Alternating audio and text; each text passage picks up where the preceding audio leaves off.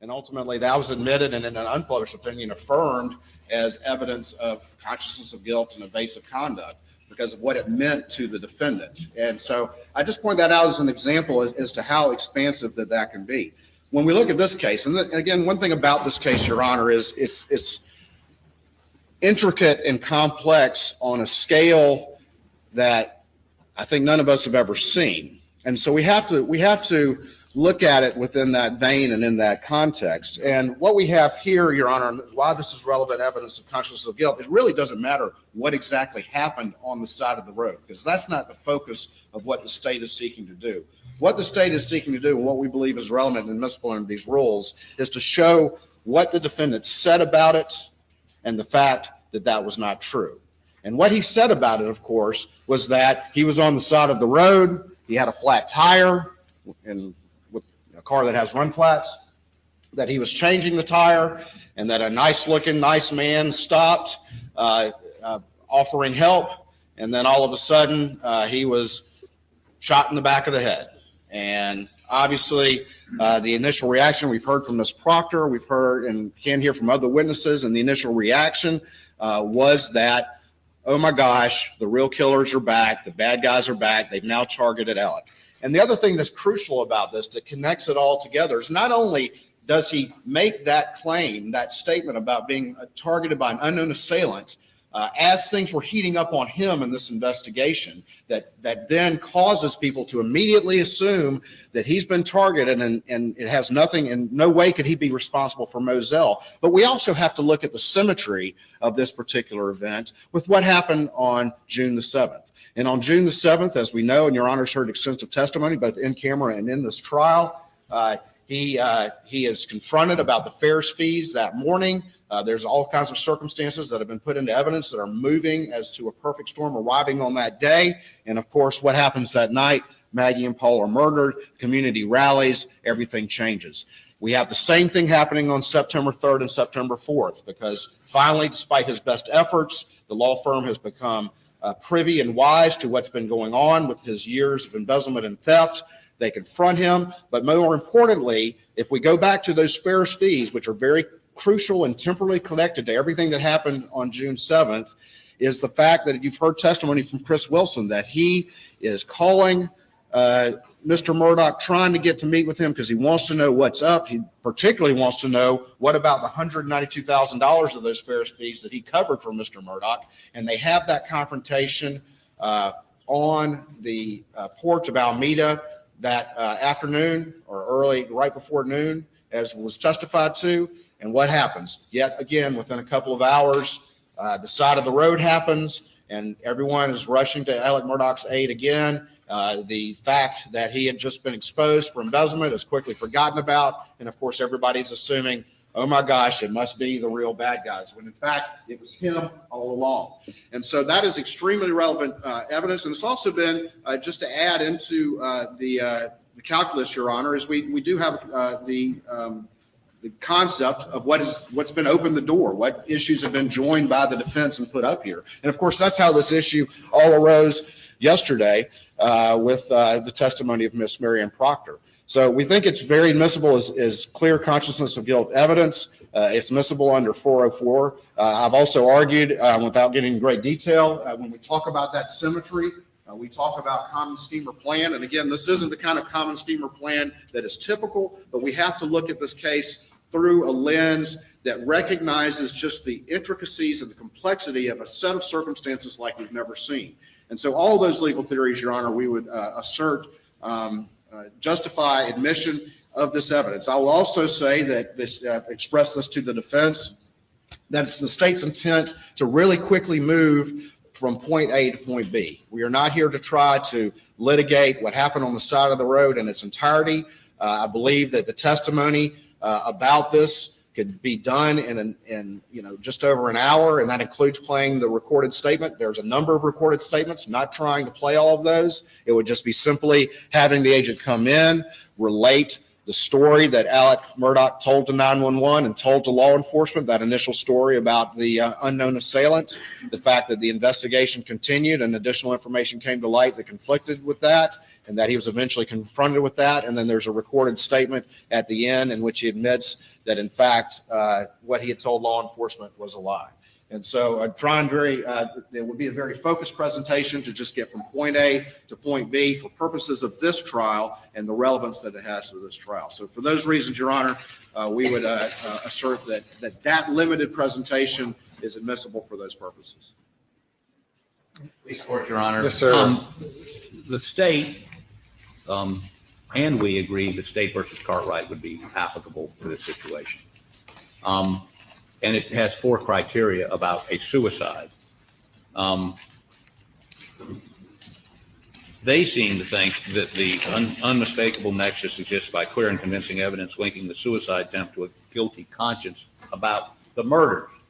The facts are that he was confronted by the law firm on Friday, fired on Friday, and then persuades, I don't know if much persuasion was needed, Eddie Smith to shoot him in the head, thinking that it would get his son, Buster Murdaugh, $12 million in insurance money that would otherwise be excluded by the suicide exemption in his insurance policy. So all this is linked to is the financial crimes, not the murder. We're here trying to murder. And yet all the evidence, not all, but a significant amount of the evidence we've heard over the last 3.5 weeks has been about the financial crimes. This is guilty knowledge of the financial crimes, not the murder. And this under 404, 403 analysis under Cartwright would not be admissible. I'd further say this: if he's looking for a common scheme, that is, that when he's about to be found out or he's being found out, he would have killed Buster, based on his theory, to distract. This isn't a distraction. This is an end. And clearly, you haven't heard the taped interview that he initiated from Detox in Atlanta, in which he explained he was killing himself to get this money for Buster because his financial crimes had been found out. This is 3 months after the murder. This is in September. It's not connected by time. It's not temporal under the 404, 403 analysis. And certainly it's not evidence of guilty knowledge about, his own statement would indicate it has nothing to do with the murder. It's only about the financial crimes. And he contacted Sweat, and on that recording, myself, Mr. Griffin, and Mr. Murdaugh from Detox. He finally had detoxed and wasn't on drugs anymore. And he has a great detailed statement about Eddie Smith buying the drugs for him over a number of years, millions of dollars worth, and how Eddie didn't hesitate to shoot him in the head on the side of the road. I don't know how that is relevant. Now, maybe the drug piece is, but they've got statements from Eddie Smith about what drugs he bought and what he did with those.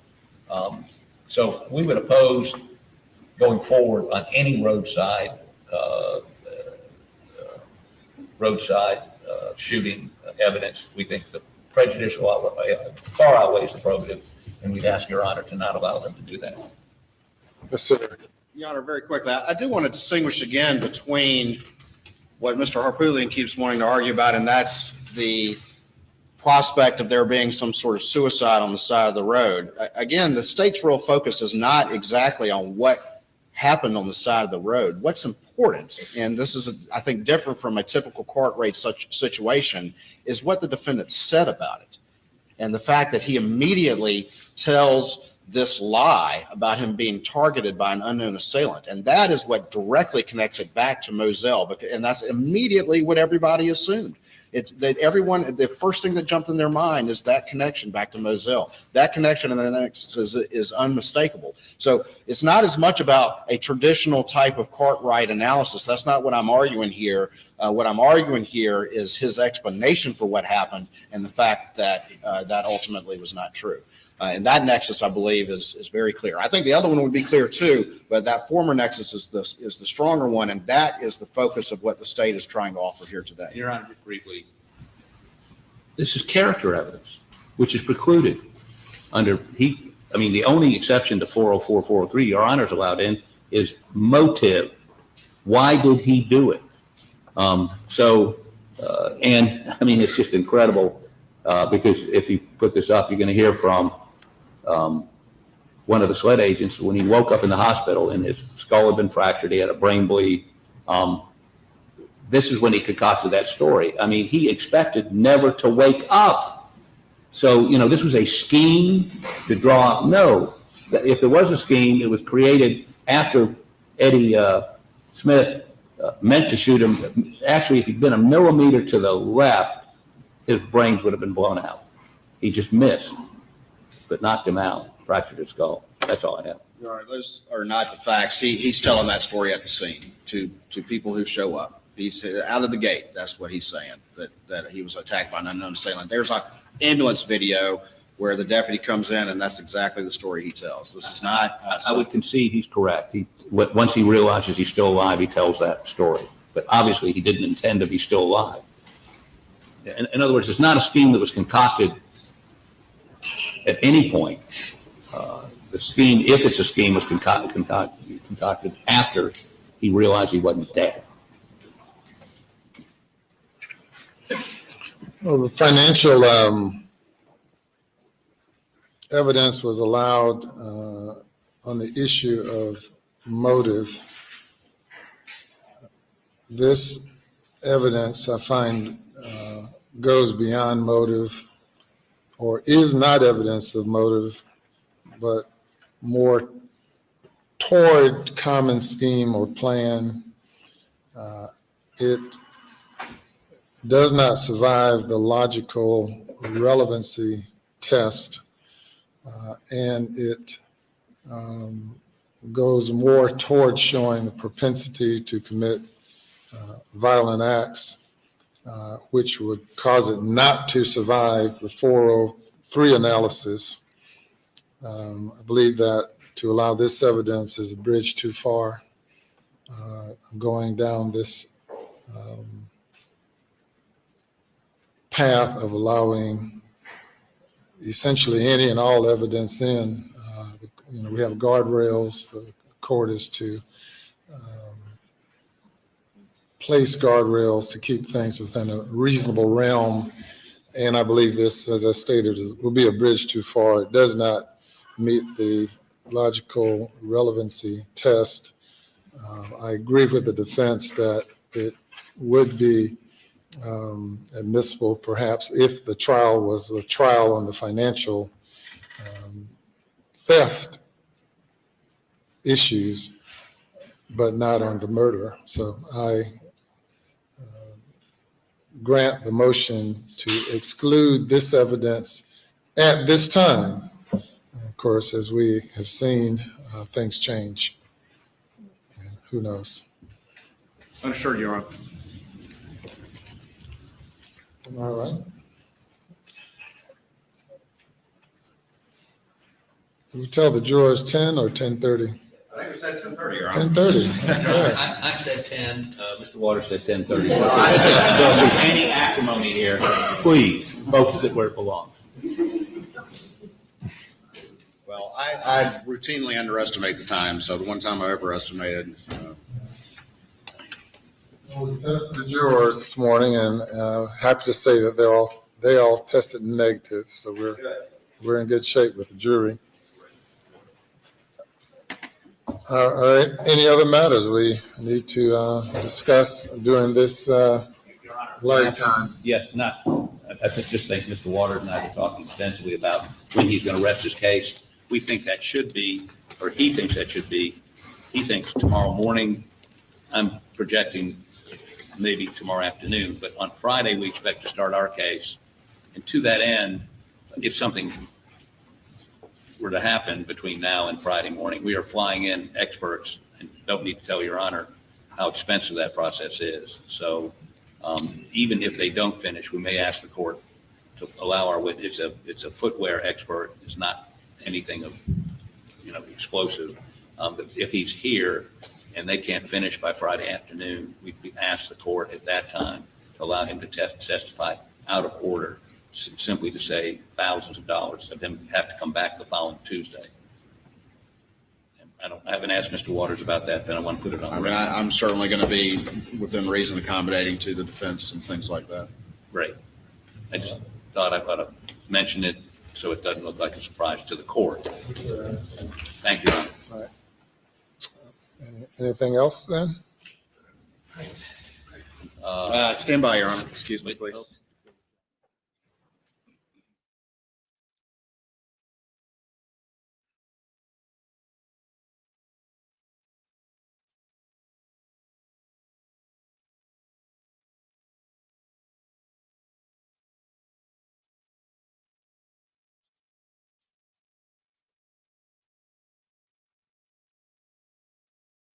We have anything, Your Honor. All right, we'll take a recess then for about 15, 20, or 30 minutes, or 37 minutes. The jury is here, so if you all are ready to go, we can start before 10:30. I mean, if they're all here, that's fine. If I can maybe just have about 10 minutes to reset and 10, 15 minutes, and then we can get started. All right. We'll take about 15 minutes then. All right.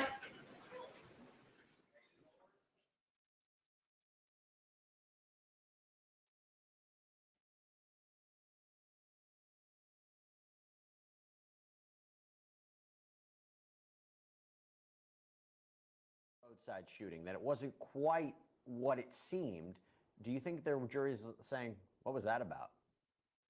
Yeah, I definitely think there might need to be a curative instruction because when it comes time to deliberations, they're going to be like, we heard testimony about a roadside shooting, but then we didn't hear anything else. I think the judge might have to be put into a position to, you need to disregard that comment about a roadside shooting. That has been excluded and is not to be considered. Otherwise, it has the ability to confuse the jury, and they're going to be feeling like, did we not get the full case, or did we not get everything, or did we miss something, and then would lead to questions and readbacks, which would unnecessarily delay deliberation. Well, it places the prosecution in an interesting position right now, because if that evidence was going to be allowed in, they could have explored that even more. This case could have gone on longer. Now it becomes a question, how much more of the prosecution's case are we going to see? We actually believe they were going to be wrapping up sometime this week. Maybe it's going to wrap up sooner than we think. We will take a break. When we come back, we'll cover all of it. Matt to Panic, thank you so much for taking the time. Really appreciate it. Stay with us here on Law and Crime. We'll be back.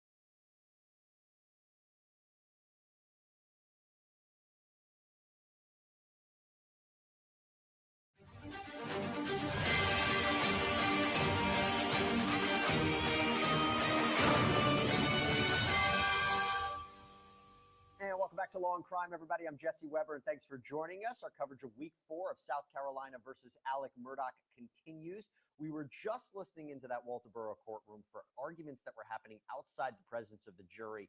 Very important. This is where the judge ruled on the admissibility of the alleged suicide scheme, aka the roadside shooting. So with us to break down what exactly happened in that courtroom, we have our boots on the ground, very own South Carolina's Gigi McKelvey, our law and crime correspondent. Gigi, what a decision by the judge. Break it down. Yeah, so Creighton Waters, the prosecutor, argued this is a conscious of guilt and that they're going to bring it in for very limited purposes. He wanted to play a recorded statement Alec gave.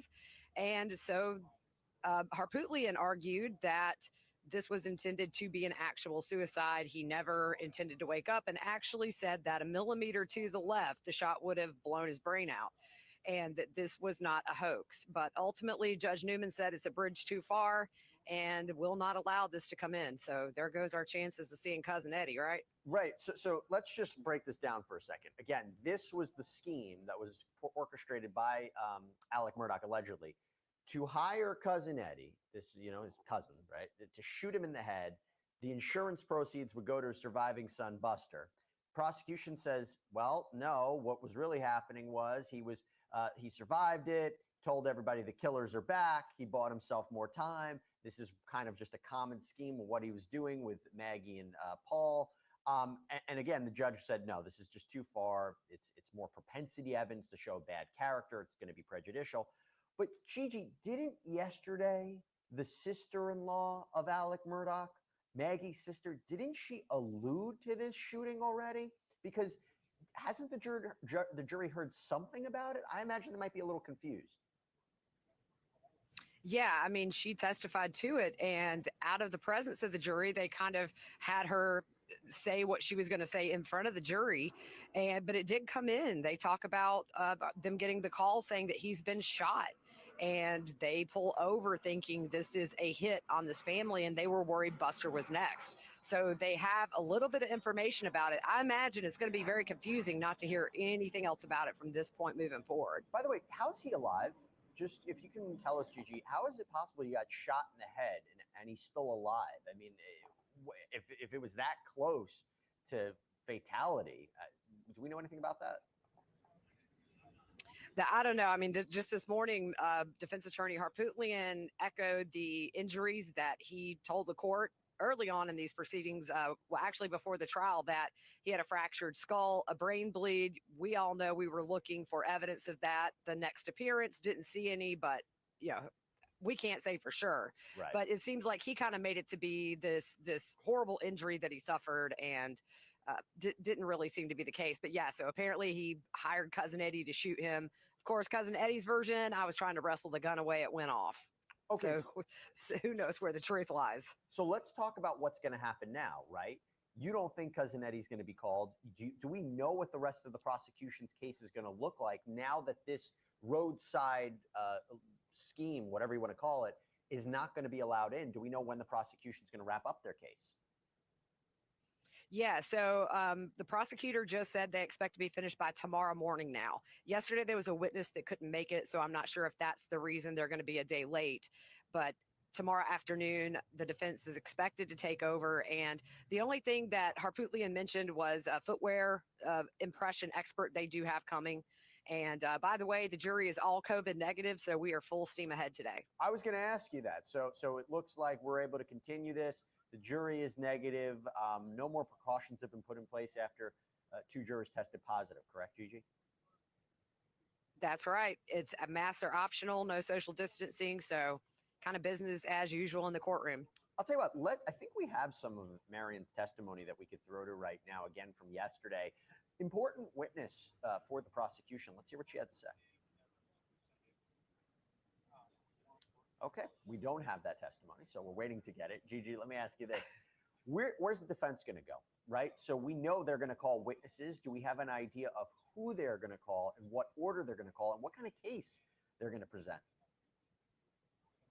Well, the only witness that I know is confirmed is what Mr. Harpootlian just said, which is a footwear impression expert. But yesterday, after lunch, right before proceedings started back, they pulled out a tape measure and was measuring how tall Alec was. So be interesting. I kind of wonder if maybe they're going to have some kind of an expert come in and talk about the trajectory of the shots as opposed to Alec's height and try to estimate maybe he's too tall to be the shooter. I've seen that a lot in cases, but yeah, they pulled out the old tape measure like they were measuring him for a suit. Yeah, let's talk about that for 1 second. But we don't. The forensic pathologist was grilled by Dick Harpootlian. What were the points that you saw that he was trying to make? You know, and I think maybe this is going to come in on the defense case, but he referred to this book and was showing her an example of a contact wound, which is pretty much the muzzle being right against the skin. And he was going with that, trying to question whether or not the large defect in the back of Paul's skull was actually an exit wound and not an entrance wound. So she kept reminding him, this example you're showing me is a contact wound. This was not a contact wound. So I'm really curious to see what they're going to put forth right now. That's kind of what everybody's wondering. We don't know which experts they're going to call. And we've seen the list, but as you know, 255 witnesses, I think the state's maybe called around 60 at this point. So they're not calling everybody. It's going to be an interesting week for sure, though. Gigi, we have that clip of Marion from yesterday. Let's play it right now. Ms. Proctor, when we left on the break, I was asking you what happened in September that caused you to change your assessment. Can you describe that to the jury, please? On September 4th, we were headed to a football game, and my husband, Bart, received a phone call from a friend saying he was so sorry to hear about what had happened to my brother-in-law. And we had no idea what he was talking about. And he said, well, we've heard, he told us he had been shot. So we pulled over on the side of the road. We were all in hysterics. We called Buster, and Buster said yes, that his dad had been shot, that he was being airlifted to the hospital, that they thought hoped he was going to be okay. So we wanted more information, so we called Jim Griffin, and he told us that Alec had been shot in the head and that he had been fired from his law firm for stealing.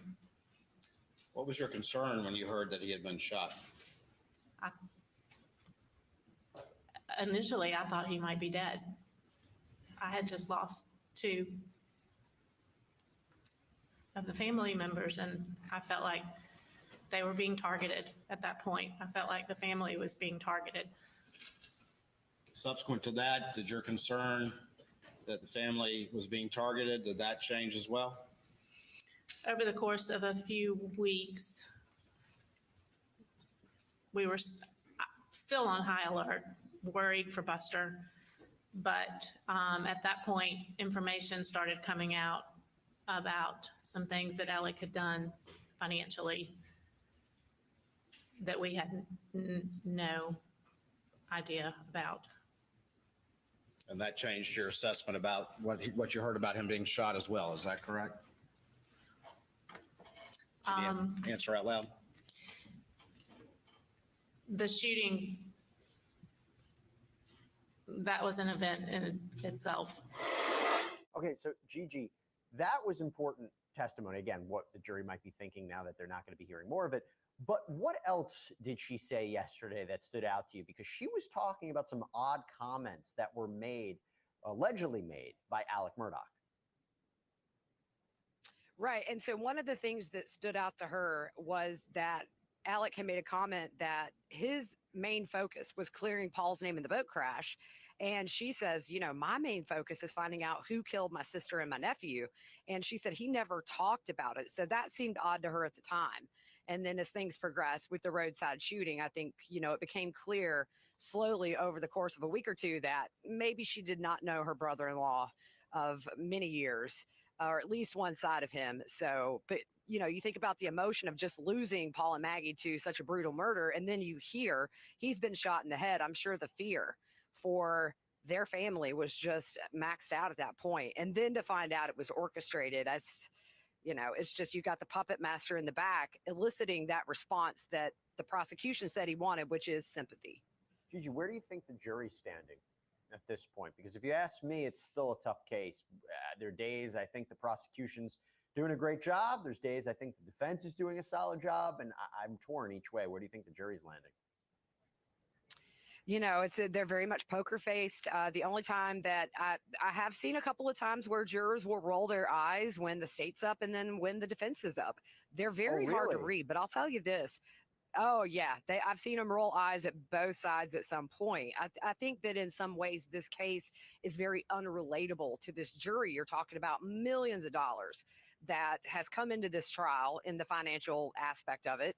So I think, you know, in a lot of ways they're not relating to him, but I just really cannot tell which way they're leaning. It seems to be kind of flip flop back and forth based on who's on the stand and sometimes just even what's said. That's so interesting. It could be. It also could be, just to flip it. Maybe when the financial crime stuff's coming in, they're like, I can't believe it. He did what again? He stole this. I mean, look, could be that. We don't know. But Gigi, that's interesting. Thanks for reporting that back to us, and great reporting as always. I know you have to get back into that courthouse. So Gigi McKelvey, thank you again. We're going to take a very quick break. When we come back, we'll see what's happening in court, although I think they're going to be back by around 10:30 a.m. Eastern time. But that's okay. It gives us a lot of opportunity to talk about what's happening in the case. Stay with us. We'll be back.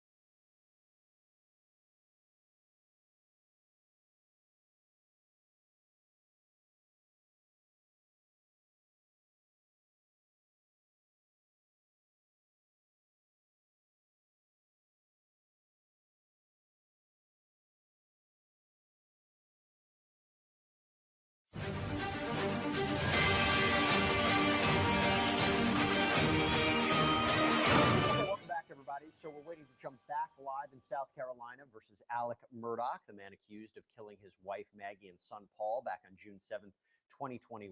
Their bodies were found on their family property, shot to death. Now, this morning, Judge Clifton Newman ruled on the admissibility of the jury hearing testimony on the roadside shooting or alleged suicide scheme. Remember, Alex Murdaugh was accused of hiring someone to kill him so that his son would get the insurance payout. Well, I have a new legal panel with me here this morning to talk a little bit more about that. But before we get to them, let's go to the judge's ruling from earlier, and we'll see how this ultimately unfolded. Financial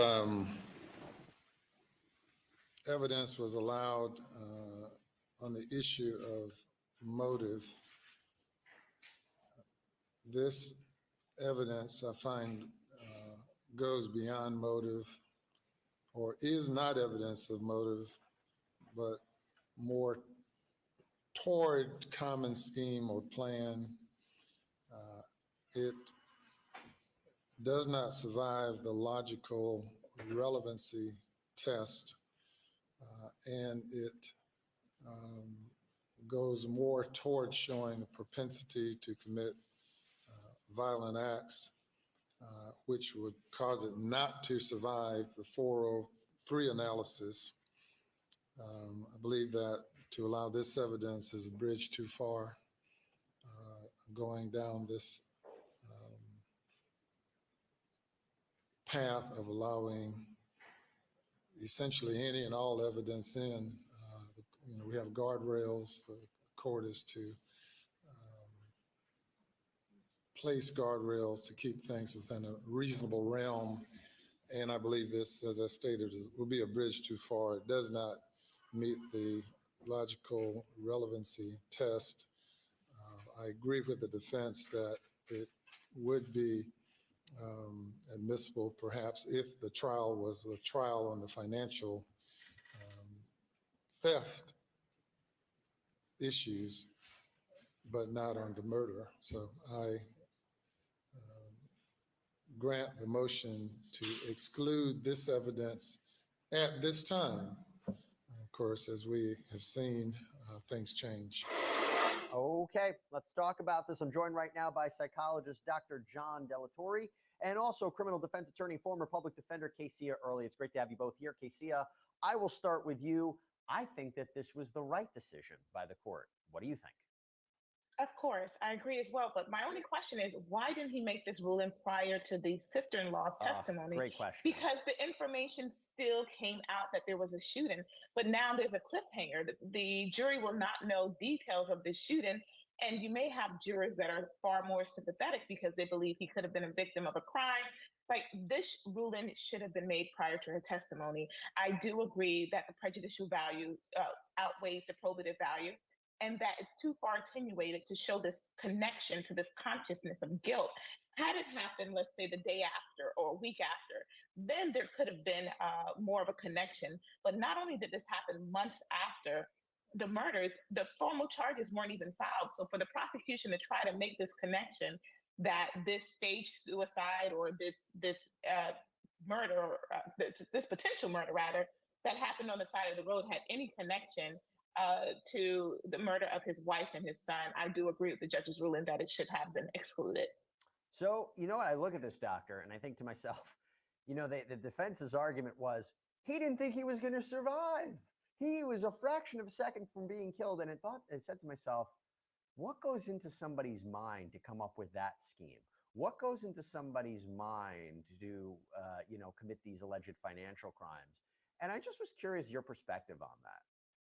Looking at it as we are from the outside, there's certainly a little bit of desperation that seems to be percolating throughout all of his decisions, Alex Murdaugh's decisions, from the financial crimes to these potential murders that he is alleged to have committed to this alleged murder that was about to happen to him. I mean, within seconds of death, I think is a little bit dramatic. But then again, that's what this whole thing seems to be revolving around, the theatrics, the drama of all of this stuff.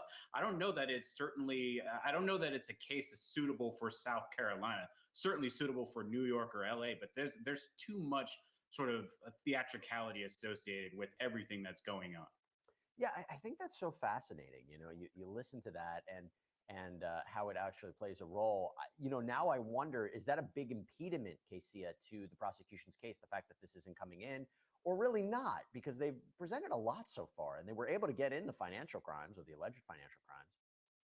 Not necessarily. The prosecution, again, has overwhelming evidence to point to his guilt. They have the connection of his financial misdeeds with the law firm, and they also have what happened afterwards. Everyone's talking about his actions afterwards that was most damning to this case. You have the change of clothes, the missing gun, but although the evidence is not there, there's so much overwhelming circumstantial evidence that it still could point towards his guilt. It's what he said on the body cam footage that came out in testimony. Were they officially dead? Who speaks that way?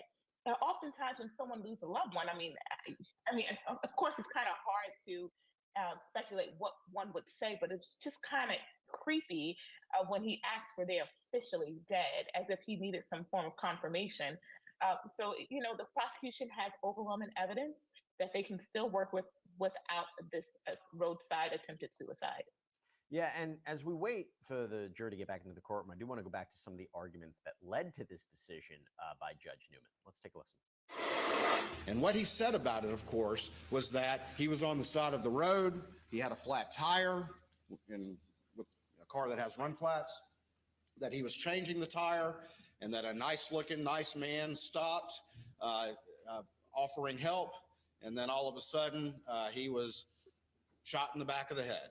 And obviously, the initial reaction we've heard from Ms. Proctor, we've heard and can hear from other witnesses, and the initial reaction was that, oh my gosh, the real killers are back, the bad guys are back, they've now targeted Alec.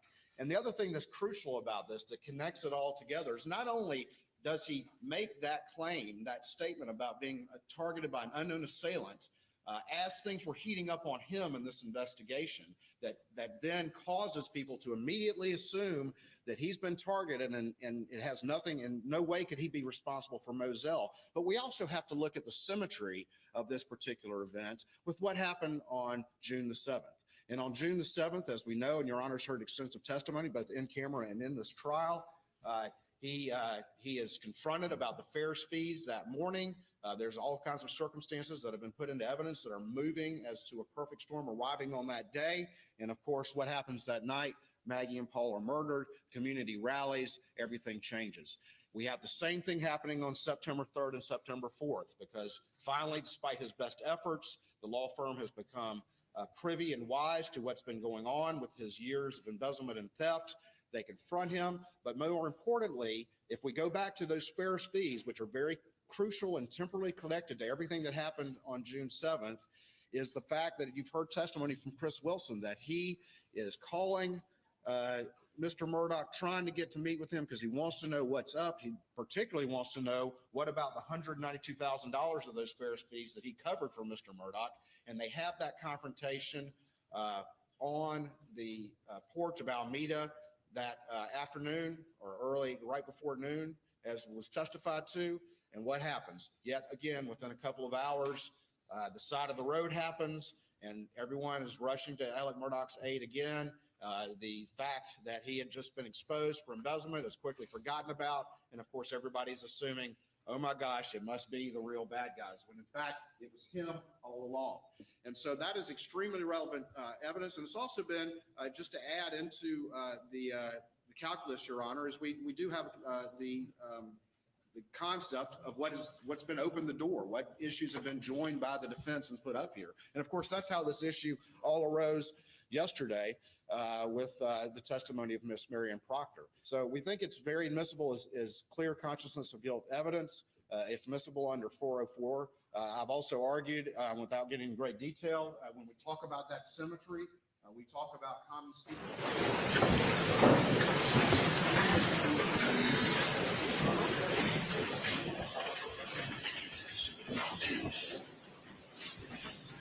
If you'd bring the jury.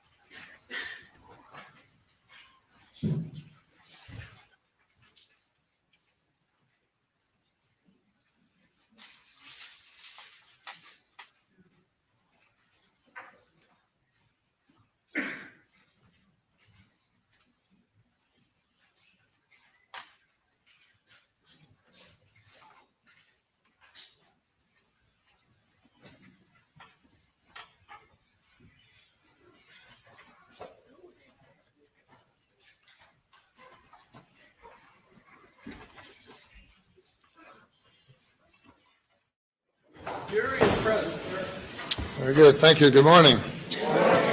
All right, day number 18, state's case. I'll call your next witness. May it please the court. State of South Carolina, we call Special Agent David Owen to the stand.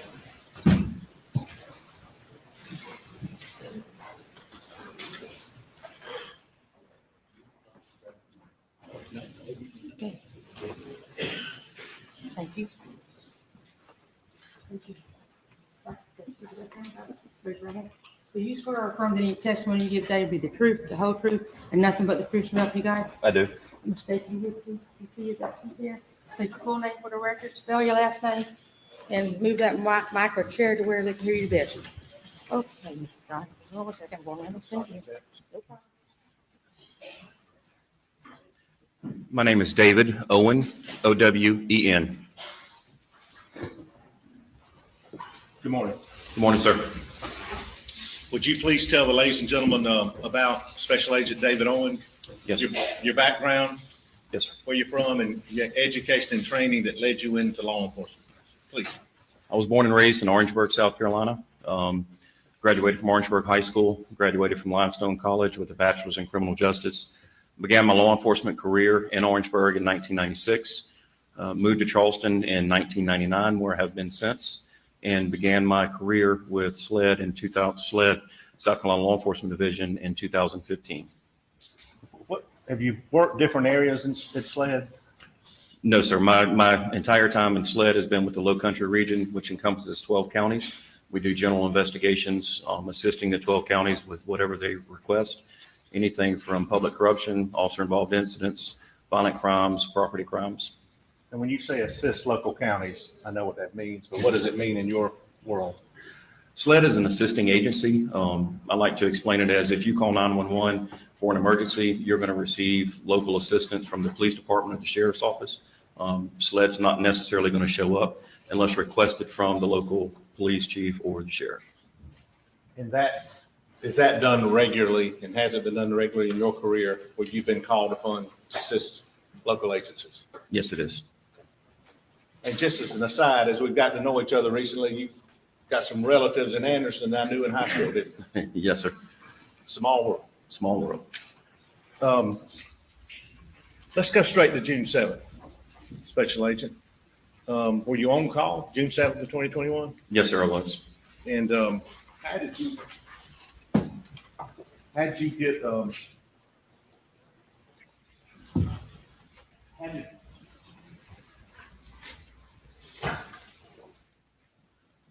specifically, how'd you get the call? I received the call approximately 10:30 that night.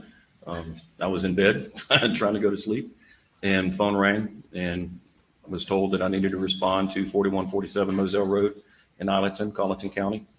There'd been the discovery of 2 deceased persons at that location. And how long did it take you to get to 4147 Moselle? I arrived on scene approximately midnight. I'm sure it's been said, but it's 4147 Moselle in Colleton County. Yes, sir, it is. Now, when you arrived, tell these ladies and gentlemen what you observed. When I arrived, there was multiple law enforcement and rescue personnel on scene. Of course, I had to find a place to park out of the roadway. Made my way up to the scene. My normal course of business, or the procedure, being that we're a requesting agency, I locate the agency that requested us, this being Colleton County, and speak with the supervisors or detectives on scene and say, hey, what's going on? What have you learned so far? What do you need from us? At that time, one of my supervisors, my captain, Ryan Neal, was on scene, and he was already talking with Colleton. So I was briefed on the situation, what was discovered and what had been done so far. And did you have a liaison, somebody that you requested or told to work with on the scene that night? Yes, sir. Originally, as I stated, we were called in to assist. So I was paired up with Detective Laura Rutland with the Colleton County Sheriff's Office, and I was to assist her in any fashion that she needed. And again, was that unusual for a local agency to call you in to help with the crime scene? No, sir. It happens very frequently. And when you got with Ms. Rutland, tell the folks when you were first at the scene, did you make observations in your mind of the scene itself? Yes, sir. I observed the scene, kind of figuring out what's going on. Started walking the outside of the scene, trying to understand the lay of the land. figuring out if anybody had been interviewed already, what methods or avenues were being taken to try to figure out what's going on, secure the area, and whatnot.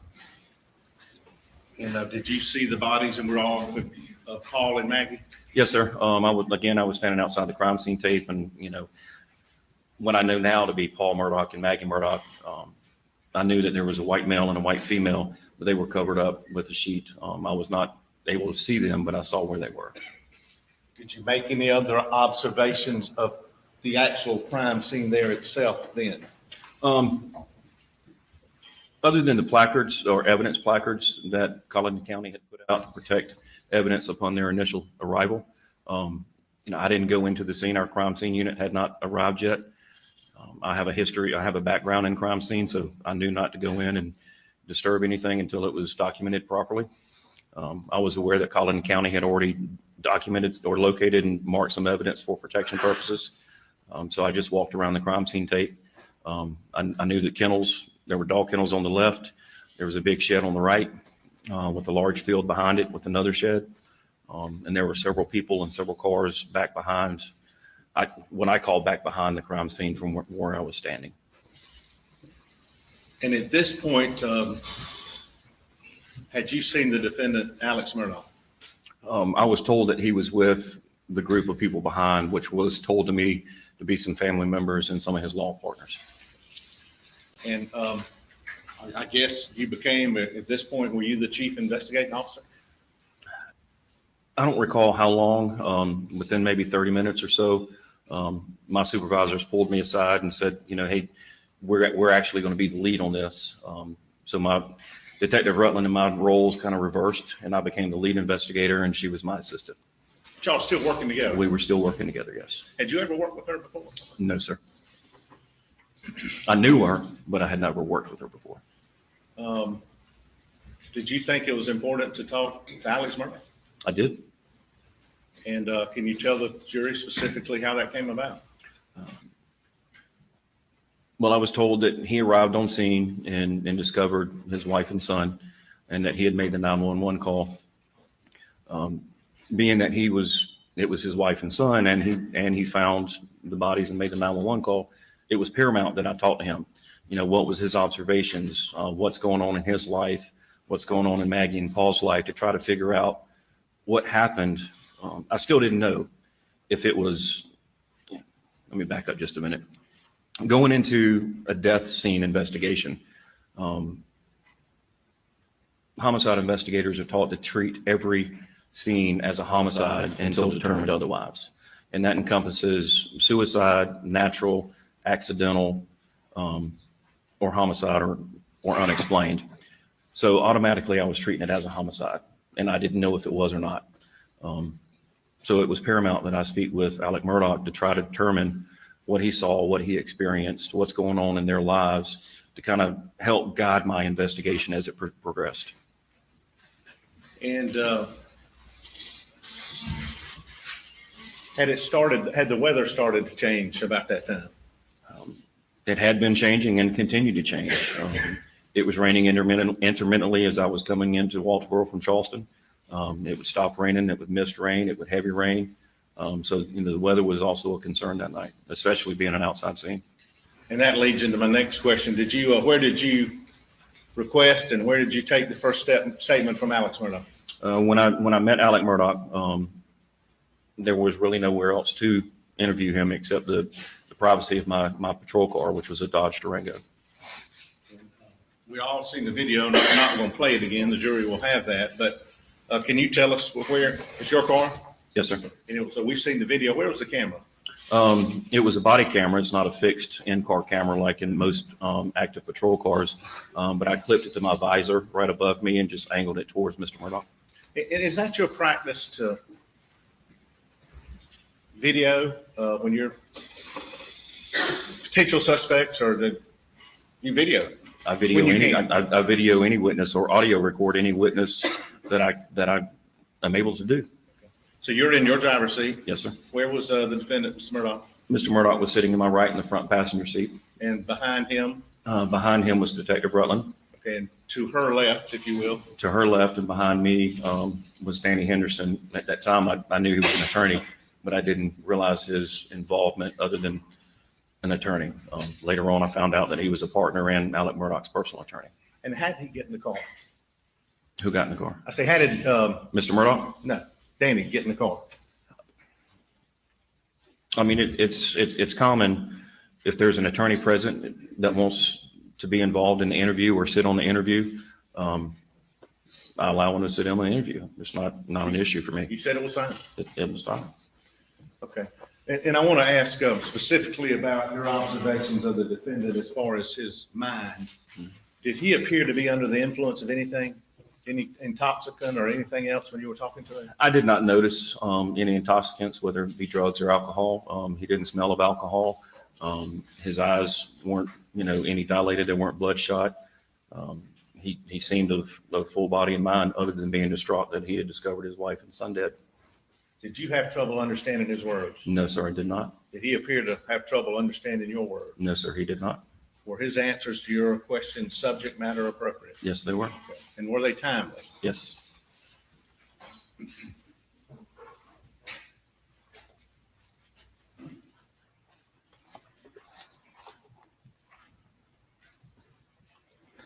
And again, without going to the details, did he tell you roughly what happened earlier in the evening, how long he'd been at the house, when he left, and when he came back? Yes, sir. We went over his evening. And after this statement, well, before that, when you were out, before you got in your car, were you able just to look at him? Yes, sir. Did you shake his hand? I did shake his hand. But did you come up to him, y'all shook hands like that? Yes, sir. I introduced myself. What did he say when you introduced yourself?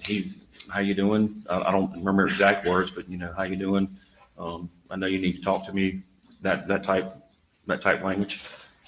And could you see anything just from your naked eye? I know you didn't have a microscope, but could you see anything that appeared to be, how did his clothes look? He had on a white T-shirt. I didn't notice anything out of the ordinary on his T-shirt. He had on green cargo khaki type shorts, and then I think bright in color. I think later I learned they're orange or pink tennis shoes. I didn't notice anything out of the ordinary about his appearance.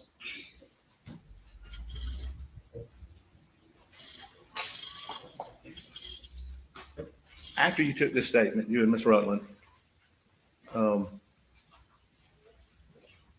did you want to take his clothes? Yes, sir. Okay. And did you take his clothes? Yes, sir. Okay. Tell the jury how that went about. Well, it was coming close to the end of the interview, and I was going to discuss collecting his clothes from him. But he had received a call that his oldest son was arriving at the home. Knowing that he needed to go be with his son, I said, I'll catch up with you later. Go ahead. Shortly thereafter, maybe 10, 15 minutes, I went up to the house and told him I needed to get his clothes. I was allowed into the house. There were multiple people inside the house. When you walk in the house, there's a foyer. I walked into the foyer. Immediately to the left, some stairs going upstairs. To the right, I believe it was a dining room, and you walk into the living area or living room. Met Mr. Murdaugh again, told him I needed to collect his clothing.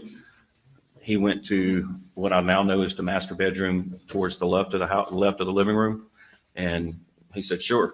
And immediately began to disrobe his clothes and hand them to me. All right. So, did you go to the bedroom? Yes, sir. I stood in the doorway of the bedroom. So if that's his bedroom, you stood right here? Yes, sir. And could you see him changing? Yes, I did. And, but did you give him a little privacy? I did. And, so did he give you the same clothes that he had on? Yes, sir. You're sure about that? He still had on the orangish pink tennis shoes, green shorts, and white T-shirt. And this is what's been entered as 419.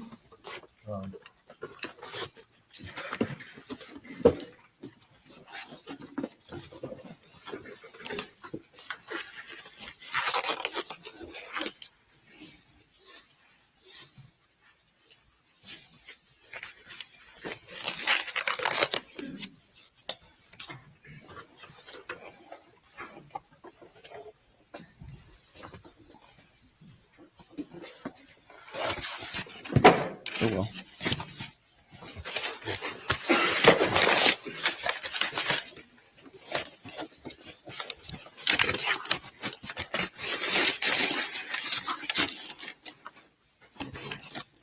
And are those the tennis shoes that you saw the defendant Alex Murdaugh in and that Yes, sir. he This- took off and gave to you?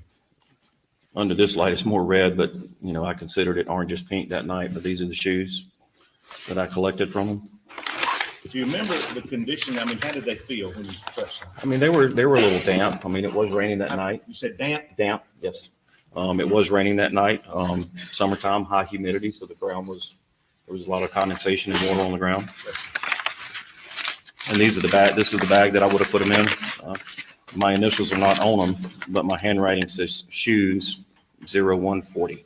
And So still- that would, it was 0140-140, which would have been the time that I collected the shoes. Is that 1:40 a.m. Yes, sir. on June 8th of Yes, sir. 2021? Yes, sir. Did you make any other observations? There appear to be any other stains to your naked eye on those shoes when you saw them at 1:40 a.m. on June 8th of 2021? No, sir, I did not make any other observations. If you'd leave your gloves on. Yes, sir.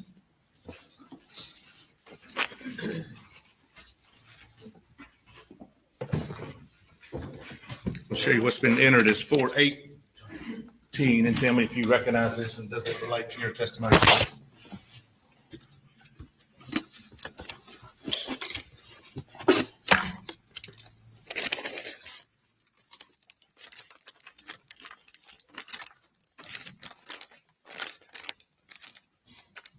This is a bag that's sealed up, but I know that it's a T-shirt. It's got my writing on it with the time of 0141 or 1:41 a.m. Again, my initials or date are not on it, but I do recognize my signature or my writing. You put 1:41 a.m. on that? Yes, sir. Now, did you package those clothes separately? Yes, I did. Okay. Why? Again, with my experience in law enforcement, my experience in crime scene, anytime you collect a piece of evidence, you keep it separate so you don't cross-contaminate.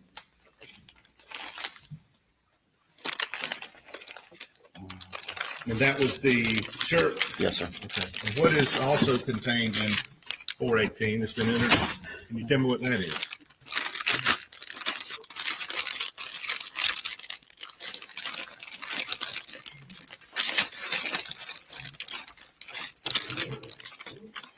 These are the shorts, 0141 in my handwriting. Again, my initials and date are not on it, but I do recognize my handwriting. Could you open those, please?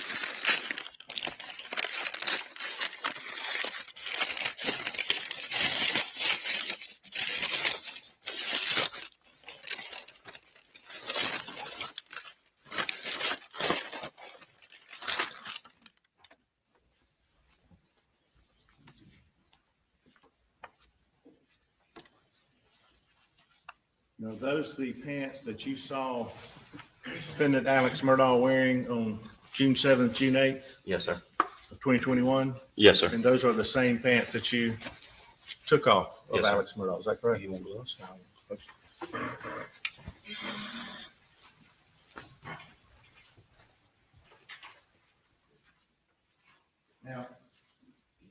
Describe when you saw these pants on June 7th, June 8th, early AM morning, Special Agent David Owen. How did they look to you? Green shorts. I didn't notice any stains on them. Nothing was very apparent to the naked eye. They appeared just to be normal, clean shorts. And we've got these cuttings in the front. Just, I mean, I know this, those weren't there, were they? No, sir. They were complete shorts. Those cuttings were done during processing, evidence processing.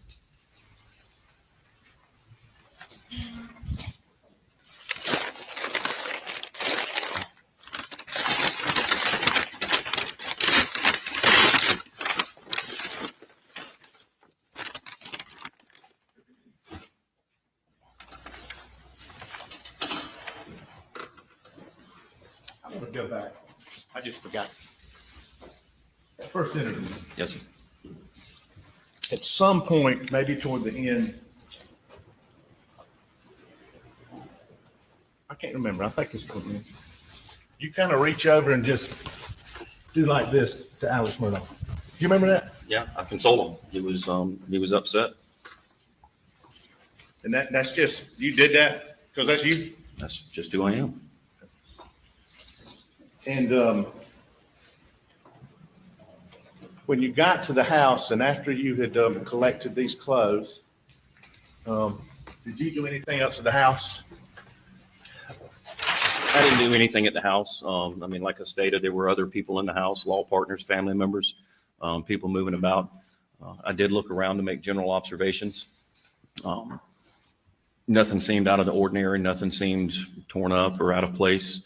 It was the first time I'd ever been in there, but it didn't look like there was a fight or a scuffle or, going in, being observant. I didn't notice.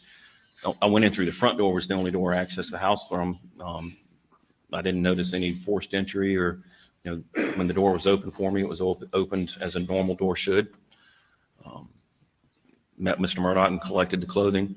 I don't know if I spoke with Mr. Murdaugh or someone else inside the house. I think it was Mr. Murdaugh, excuse me. It indicated early on in in the initial interview that he had attempted to contact some of Paul's friends, and one of those friends was Nolan Tootin. And he had indicated that Nolan was at the house during that interview. So when I went to the house to collect the clothing, I asked if Nolan was present. He said, yes, he was, and pointed to him. I noticed that he was sitting on a couch in the living room.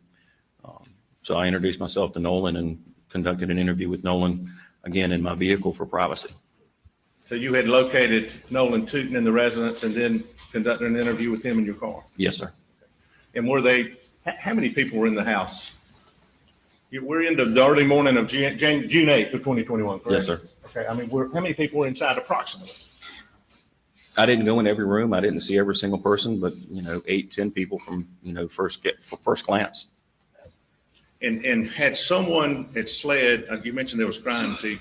Did someone from SLED arrive at the crime scene where the two bodies were, and were they processing that? Yes, sir, they were. And did SLED and/or the locals have that secure? Yes, sir. There were several investigators from Colleton County. 2 other investigators from my office, Agent Altman and Agent Wiggins were there. My Lieutenant Charles Gint arrived on scene, as well as my captain was already there when I arrived. So there were several officers, several investigators down at that scene. And was that scene secured and guarded until all the potential evidence at that crime scene was collected, as far as you know? As far as I know, yes, sir.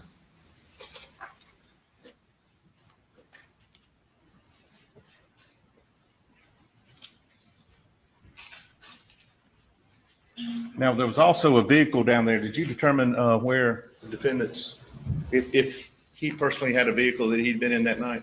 Yes, sir. There was a dark in color Chevrolet Suburban down there. What, if anything, was done with that vehicle that night?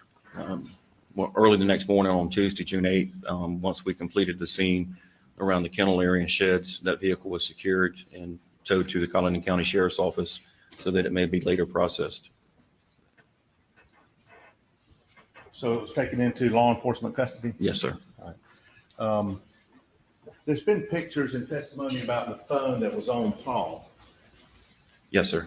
So once I left the house, our crime scene units, that what they go into a scene and they look for evidence, document evidence, and collect evidence before anybody really goes in to manipulate the scene from there, or alter the scene.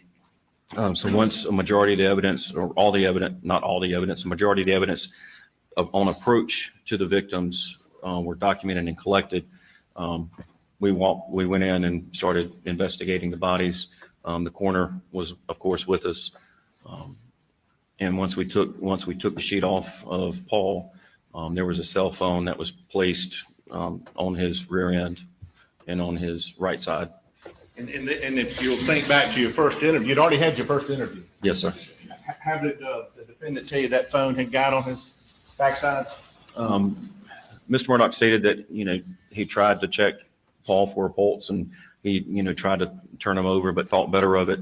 And when he did, Paul's phone popped out of his pocket. And Mr. Murdaugh had picked the phone up and stated that he thought of, not the exact words, but this is what he said, was he thought of doing something with it, thought better of it, and put it back down. Popped out of his pocket? Yes, sir. And what did you do with that phone? Once it was photographed and documented that it was on Paul's rear end, I collected the phone. Our crime scene unit doesn't normally collect electronic devices. They don't process the electronic devices. It's normally the case agent or one of the agents on scene will collect that phone. So I collected the phone. When we collect electronic devices, we normally put them in airplane mode, disconnect any power sources, take out SIM cards. Once I collected Paul's phone, I attempted to put it in airplane mode, and of course you have to try to activate it. I noticed that it had a dead battery and would not power on at all. So I secured it as evidence in my vehicle. You attempted to put it in airplane mode. Why? So that any outside sources, if someone has your access to your phone, like your iCloud account or your Google account, if you have an Android phone, you could remote access and wipe the phone, or anybody could, or some of the newer phones you can use a location service, even though the phone is off, to find where that phone is. So we put it in airplane mode and pull the SIM card out. But like I said, with the battery being dead, I couldn't put it in airplane mode. Did Paul's phone become, or was it a significant piece of evidence in this case? Yes, it was.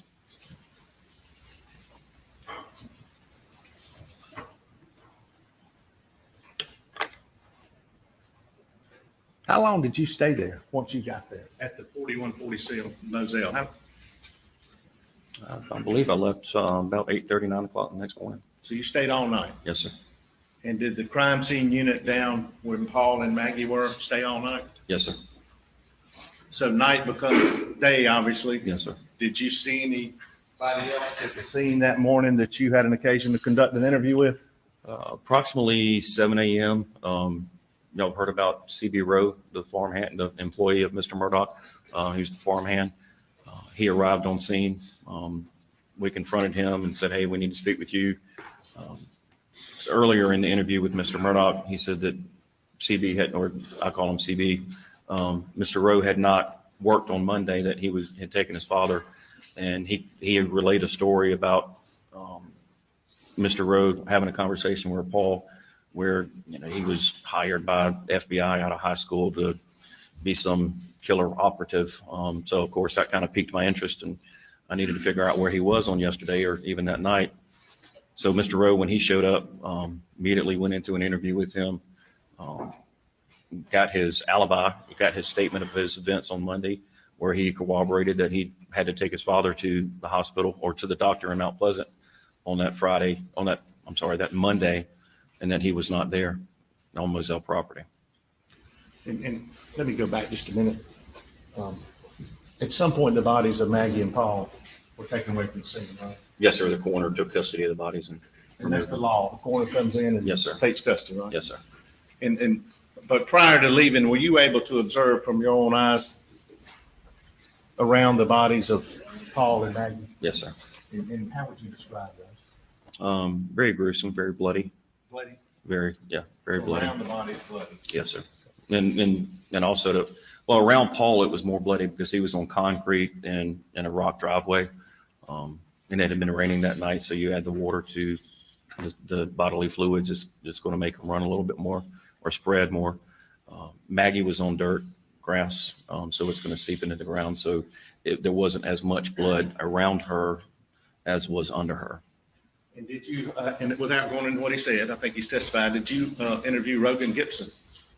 I did not interview Rogan Was Gibson. he interviewed? He was that interviewed. morning? He was interviewed on June 8th, yes. Interviewed what? He was interviewed on June 8th, yes. So y'all are investigating, Yes, sir. working with the locals, Yes, sir. interviewing people. Yes, sir. Did you try to determine, or did you request anybody to check the videos in the area? Yes, sir. Back up after interviewing Mr. Rowe, Dale Davis, who was the dog, took care of the dogs, also arrived on, and we interviewed him. Tried to get some information. Once we finished those interviews, our crime scene was done. We responded back to our low country office here in Walterboro. Collin County Sheriff's Office was there, 14th Circuit solicitors and their investigators were present, as well as most of our office and other agents that we called in. So we can relay to them what we had learned so far and what needed to be done. So we started assigning tasks to other agents in Collin County Sheriff's Office to go back out and start canvassing the neighborhood. Normally you would canvass the neighborhood when you're out there at night, and some agents were, but 2 or 3 o'clock in the morning, most people are sleeping. It's out also the country. It's dark. You don't really get the lay of the land. So you go back the next day when it's daylight. So we sent Collin County out, and they went from one end of Moselle Road to the other, attempting to locate video surveillance, talk to neighbors, see if they heard anything, saw anything, having any problems with burglaries, robberies in the area, anything to develop a lead that we could track down. You were searching for any potential killers. Yes, sir. Did the search of the videos in the surrounding areas produce anything? No, sir. Not many homes are close to the road out there, and the ones that did, not all of them had video or video surveillance. The ones that did, that we saw, were at night.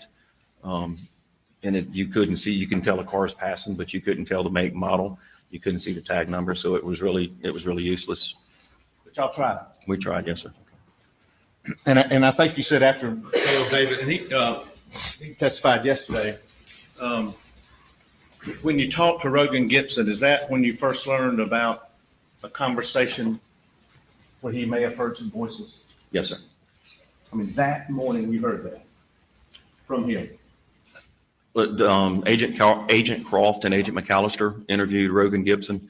I believe it was sometime mid-morning or lunchtime.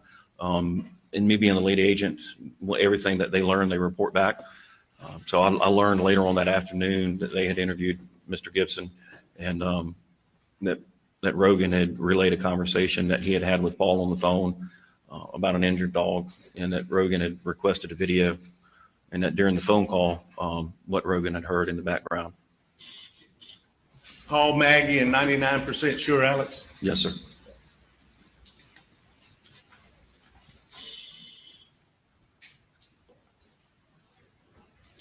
And some point on June 8th of 2021 was the big house, or the main house, if you will, searched by law enforcement. Yes, sir. Agent Croft and Agent McAllister, upon their completion with Rogan Gibson, they went back to the house, spoke with those that were present. I believe they spoke with Attorney Lee Cope, which is a law partner of Alex Murdaugh's, as well as Alex's brother, John Marvin. They told them while they were there, they wanted to search the house for evidence, and they were given consent, and that search commenced.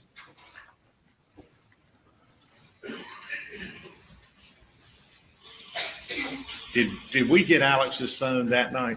No, sir. Now, June 8th becomes June 9th. You're investigating, correct? Yes, sir. Working with the locals. Yes, sir. Everybody's getting leads to follow. Yes, sir. Did you have an occasion to speak with Alex Murdaugh again? Yes, sir. On June 9th, I contacted John Marvin Murdaugh, Alex's brother, and stated that we needed to sit down and have a more proper interview. What do you mean by that, more proper? Right after a tragic event, you want to get as much information as possible.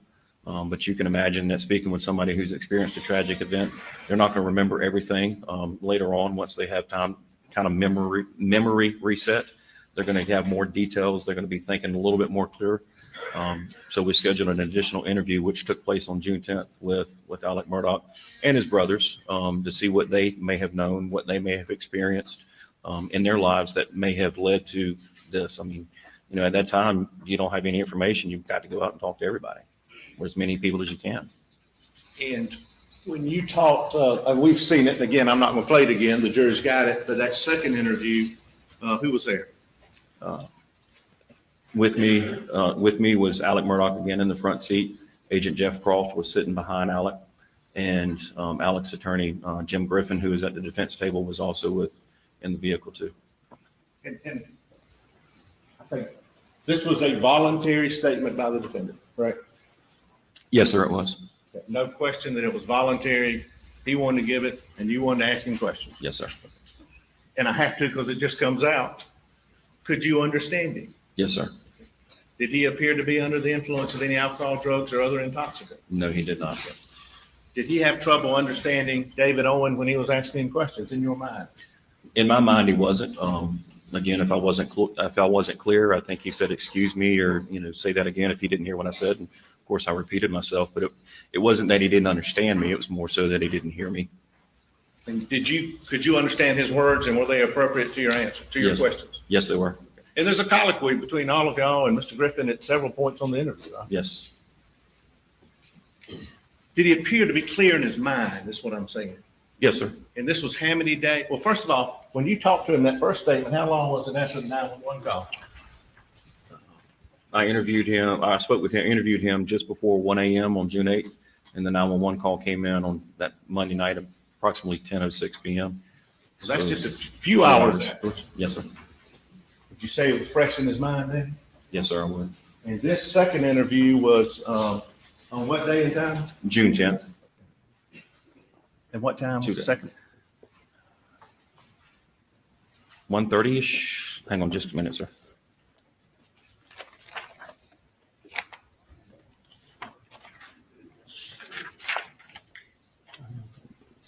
It began approximately 1:45 p.m.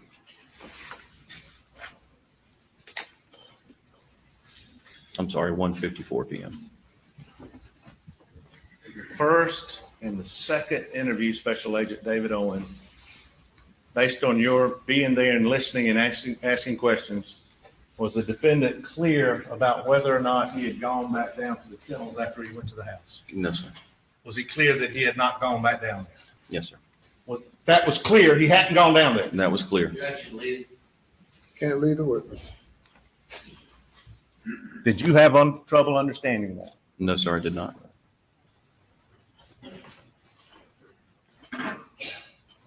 And was it clear where he'd gone after that, Yes, sir. based on your questions? Went to visit his mother in Almeda. And when he came back? When he came back, yes, sir.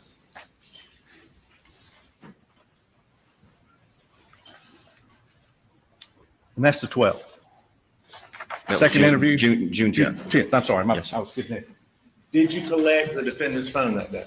I asked for consent to do a cell phone extraction. Dylan Hightower with the 14th Circuit actually conducted that extraction, and he conducted a logical extraction while Mr. Murdaugh was being interviewed. Conrad's expert on phones, but what's logical extraction mean?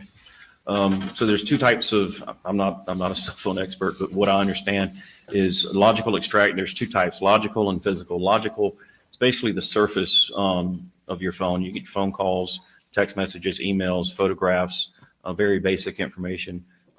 The physical extraction, you get more files on the phone, such as orientation change, your steps, more intricate, more information with the physical extraction.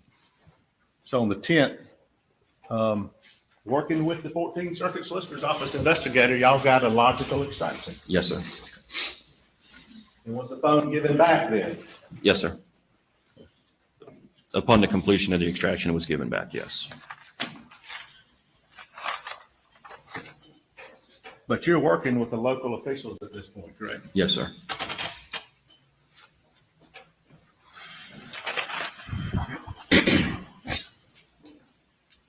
After that, did you have an occasion to talk with Marion Proctor and her family without saying what they said? Yes, sir. I'm not sure the exact date, but it was sometime that week or the following week that I spoke with Marion Proctor and her husband. And was Maggie Murdaugh's Mercedes process? Yes, it was. Okay. Did y'all obtain search warrants? Yes, sir, we did. Would you dispute if I told you that was June 15th for social media, financial records, and to search the ponds of Moselle and surrounding areas? No, sir. And did y'all do that? Yes, sir, we did.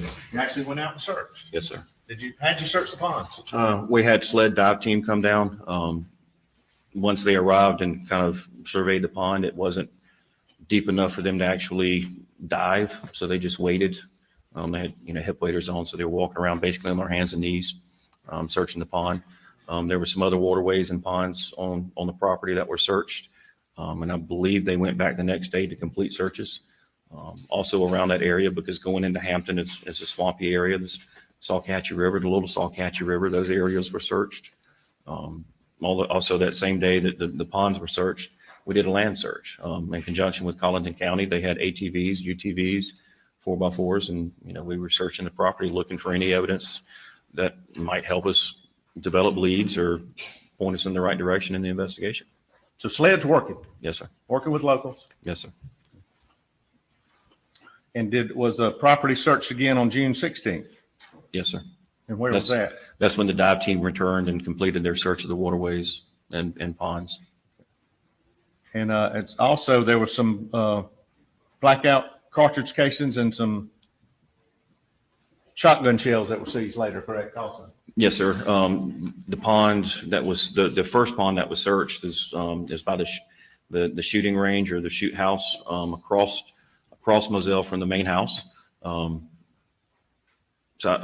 going back to June 8th, when Agent Croft went back out to the house and they conducted the search, he located some additional 300 blackout shell casings.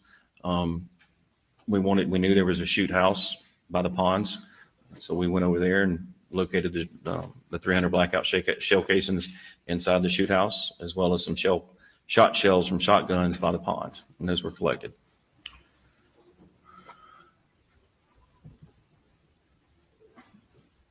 Did you end up talking with the pathologist? Yes, sir. Did you have an occasion to speak with where Maggie Murdaugh might have been on June 7th? With any place she might have visited? Yes, sir. According to the statement that Alec gave me, that she was seeing that she had been to Charleston to see a doctor, and he gave me a name. I did some research, and being from Charleston, I was familiar with the doctor and the location.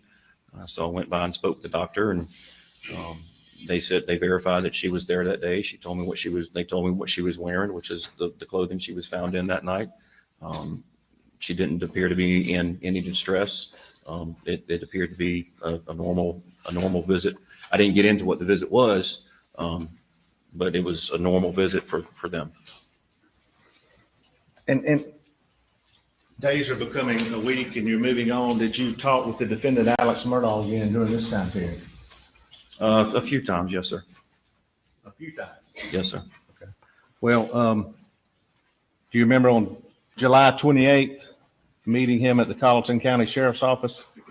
Yes, sir. I believe it was a few days prior to the 28th. He had contacted me. We still had custody of his Suburban, and he was seeking to have his Suburban returned to him. I indicated to him that it was inoperable. I was unable to return it to him. And he asked to get some personal belongings out of there. I believe he had some clothing and some golf clubs in there, and he was going on vacation with Maggie's family and needed his golf clubs. So he called about his car? Yes, sir. I mean, that was the point of his phone call? He asked about the investigation as well. He asked about the investigation later on the 28th when I did meet with him, and to, let him get some of the clothing and some of his belongings out of the Suburban. He indicated to me that he had some questions and wanted to know about the investigation. And at that time I indicated, I said, well, I have some additional questions as well. I said, I think I had another interview scheduled. I said, I can't meet with you right now. Can we meet sometime tomorrow? And he stated no, that he was going out of town. And I said, well, go with your family, take a relaxing vacation. When you return, give me a call. Let's schedule something and we'll sit down. A few days later, I believe it was August 3rd or August 4th, he returned my phone call and said, I'm back. Let's schedule something. And we scheduled a date for August the 11th. So he called, asked about the case, the car. You said you couldn't meet. I could meet with you tomorrow. And he said he couldn't. He's going on vacation. Yes, sir. When he gets back, y'all agree on a date for another interview? Yes, sir. And specifically, what had you told him about that interview, or what did he ask you about that interview prior to this? Prior to actually the interview? About setting up the interview? Yes, sir. He just stated he had some questions. He wanted to know what we were doing, where we were at, if we had any information. And I told him that we didn't have a whole lot. And I had some questions that I needed clarification on, and I needed to sit down with him. Now, and prior to this, had y'all collected a bunch of buckle swabs? Yes, sir. Okay. Why? Well, when our crime scene agents, when they process the scene, they look for touch DNA. Of course, you can't see it, so you're just thinking, okay, where could somebody have touched? I know they swabbed door handles and they swabbed different areas. Evidently, there was the shell casings and the shot shells. There were no weapons found that night by the bodies, so we didn't have those to test, other than the shotgun that Alec had taken, gone and gotten from the house during the 911 call. And at that time, you know, I wasn't familiar with the Murdaugh family. I didn't know the Murdaugh family, but I knew that there was a large boat case. There was an issue where Paul had been charged or indicted on the boat accident and the death of Mallory Beach. So, you know, that's a catastrophic event for that family. So, you know, you immediately think, okay, well, that's something big. So that needs to be addressed as well. And, you know, I have friends and family over at my house all the time. So their DNA is going to be there. I knew that Alec had friends and family at his house all the time, especially law partners. I saw them there. So if I'm going to start collecting DNA, I need to eliminate the ones that I know were there. So you start going out to friends and family, talking to people in the boat case that were on the boat that night, trying to document their alibis and getting their DNA to make sure, if we find an unknown, is it them? So you were trying to either rule in or rule out any other possible suspects? Yes. And who brought up the boat case first in this case when you got involved? When's the first time you heard about it? During the 911 call. Alec mentioned it in the 911 call. He mentioned it to Sergeant Green when he arrived. He mentioned it to me during the interview. And so you followed up on that? Yes, I did. Or yes, we did. We did.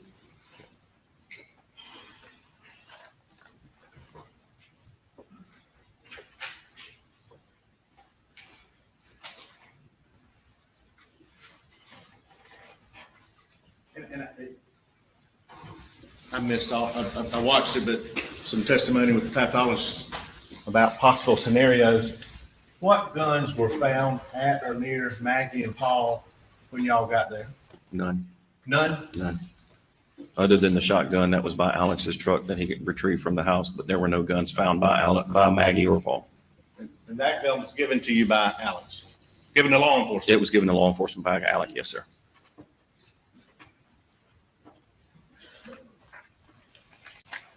Okay, let's, did you have an occasion to talk with the defendant again? On August the 11th. Okay. And tell these folks where that took place. At the Sled's Low Country Regional Office here in Walterboro. How far is that from where we're standing or sitting right now? 2-3 minute drive. If you're from Walterboro any length of time, it's the old hospital, the old mental health DSS building. They got y'all in the old hospital in the mental health building? Yes, sir.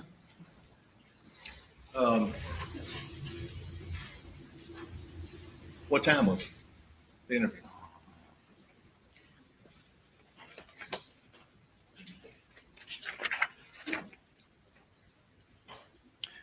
Interview began approximately 11:09 a.m. And describe the room, interview room itself. I mean, it's plain walls. There's a table, a small conference table, basically about the size of this desk, and 4 chairs. Of course, we move the chairs in and out to accommodate the number of people. There's video cameras up on the ceiling to record any interview that occurs in there. Are the video cameras visible? Yes, sir.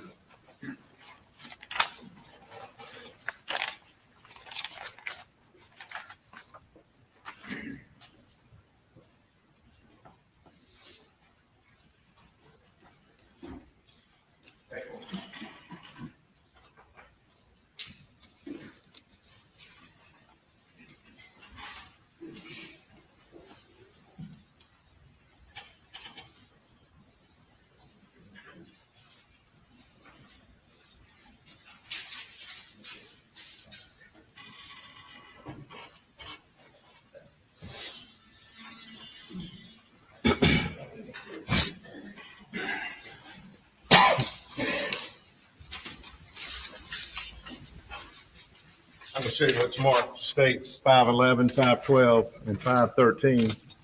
And just ask you, does that relate to what you're saying right now? Testifying to?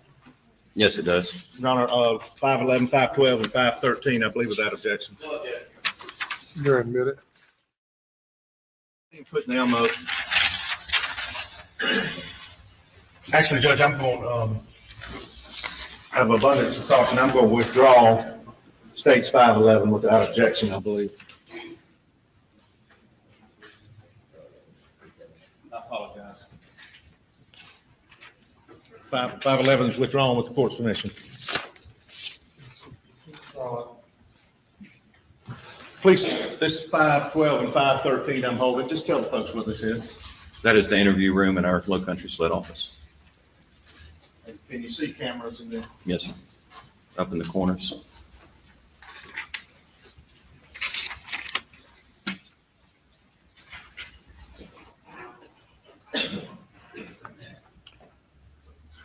Judge, I didn't know if you wanted to take a break. We're going to play the interview now, which may be semi-lengthy, and I just want to bring that to the court's attention. So I hope you don't mind me saying that. All right, thank you, gentlemen. We have you go to the jury room for a short break.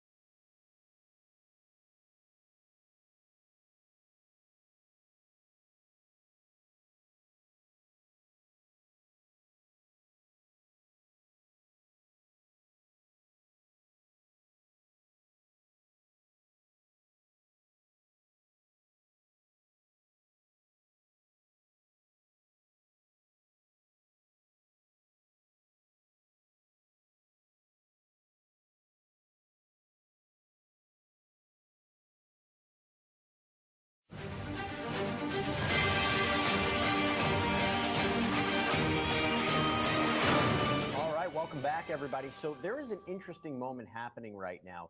The jury has been excused. We were about to hear this recording from August 2021 between Agent Owen and Alex Murdaugh. And I go back to you, Doctor, on this. It seems that there's something being built up here, right? There's something where I think he's going to be asked, did you kill Maggie and Paul? What do you think this is leading up to? Yeah, I agree. You know, this is one of those crescendo moments, right? That this is as your case is wrapping up and you have this guy, right? Usually this would be someone that you call at the very beginning to, you know, unfold your case, but this is the lead investigator. This is the guy that's in charge. This is the guy that ran down all the leads, that looked at everything else that was going on, including the boat accident. This is the guy that's looking at all of this stuff, interacting with Alex Murdaugh this entire time. he asked something or they participated in some kind of interview in which something was revealed, something that led this investigator to focus highly on Alex Murdaugh and that he committed this crime. So I can't wait to see what this interview has to show. Yeah, that's what I think too. Something is being built up here, and I'm not exactly sure what we are going to hear, but clearly they're leaving him last for a reason, or one of the last witnesses for the prosecution. I'll tell you also, let's listen a little bit more to the lead investigator from earlier on as we wait to jump back live in court. And I want to ask specifically about your observations of the defendant as far as his mind. Did he appear to be under the influence of anything, any intoxicant or anything else when you were talking to him? I did not notice any intoxicants, whether it be drugs or alcohol. He didn't smell of alcohol. His eyes weren't, any dilated. They weren't bloodshot. He seemed of full body and mind, other than being distraught that he had discovered his wife and son dead. Did you have trouble understanding his words? No, sir, I did not. Did he appear to have trouble understanding your words? No, sir, he did not. Were his answers to your questions subject matter appropriate? Yes, they were. And were they timely? Yes. And could you see anything just from your naked eye? I know you didn't have a microscope, but could you see anything that appeared to be, how'd his clothes look? He had on a white T-shirt. I didn't notice anything out of the ordinary on his T-shirt. He had on green cargo khaki type shorts, and then I think bright in color. I think later I learned they're orange or pink tennis shoes. I didn't notice anything out of the ordinary about his appearance.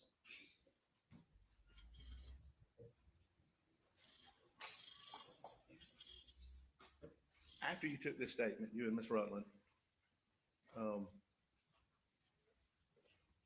did you want to take his clothes? Yes, sir. Okay. And did you take his clothes? Yes, sir. Okay. Tell the jury how that went about.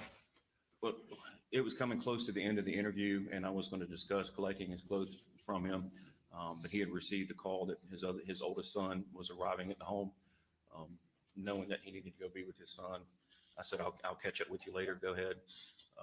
Shortly thereafter, maybe 10, 15 minutes, I went up to the house and told him I needed to get his clothes.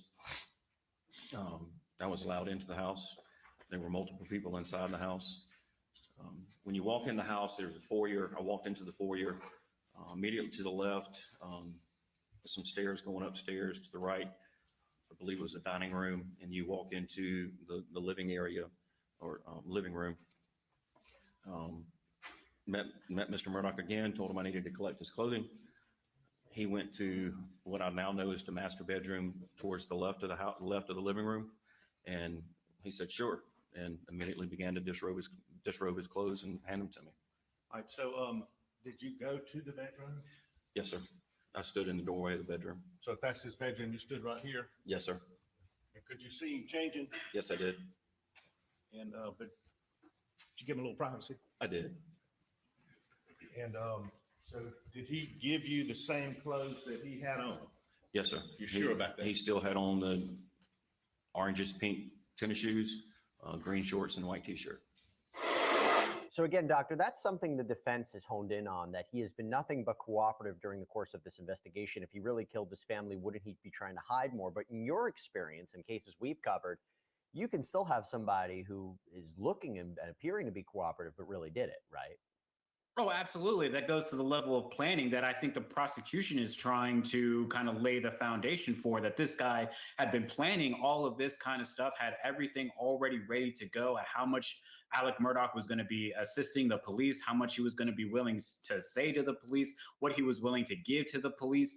I mean, all of this stuff seems to be kind of staged, that he changes his clothes on purpose and gives those clothes that would have no evidence on it directly. So yeah, absolutely. This goes to the level of the amount of planning that potentially could have been involved in this case. You know, one of the things we were struck with yesterday was with the graphic testimony of the forensic pathologist, how we would learn what happened to Paul.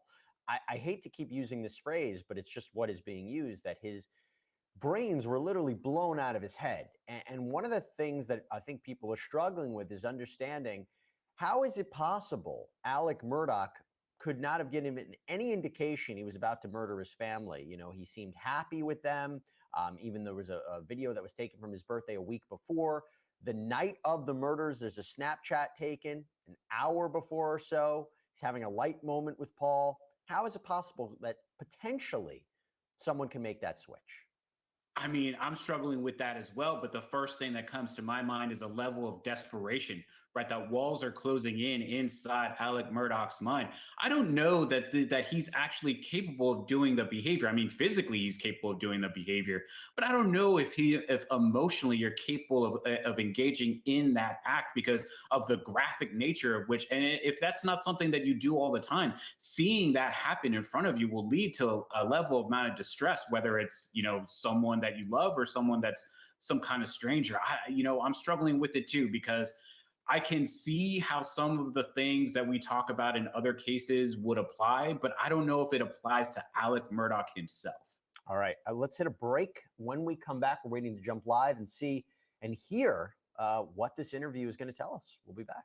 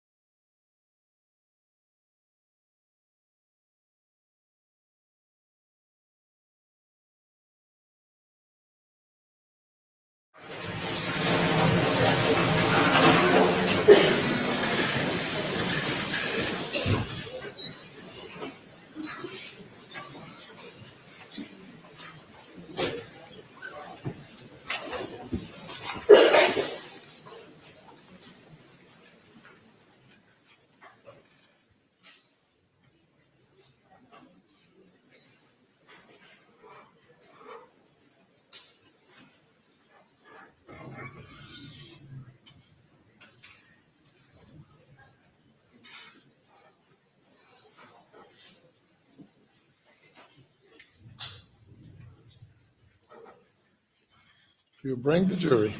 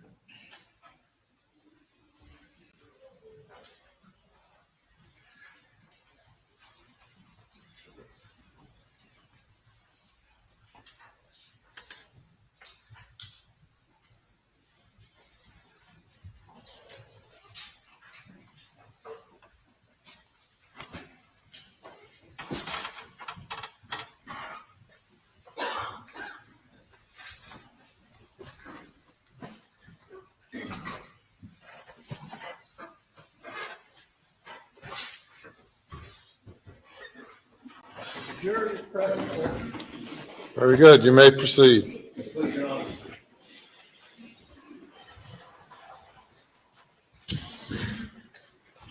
Special Agent David Owen, we stopped at right before we were talking about the interview on August 11th. Can you tell the ladies and gentlemen, the jury, who was at that interview? Who participated in that interview? Alex Murdaugh and Corey Fleming. And prior to playing the video, was this a voluntary statement? Yes, it was. The defendant was not in custody. No, he was not. He's free to leave. Yes, he was. Was there because he wanted to be there. Yes, sir. Did he tell you he wanted to ask some questions? Yes, he did. Did you tell him you wanted to ask him some questions? Yes, I did. Your Honor, I have, we have redacted the last part of this video with consent of both parties. What's contained on 517 includes the video without the redaction, and we now offer 517, I believe, without objection. It's admitted. Permission to publish, if someone would please.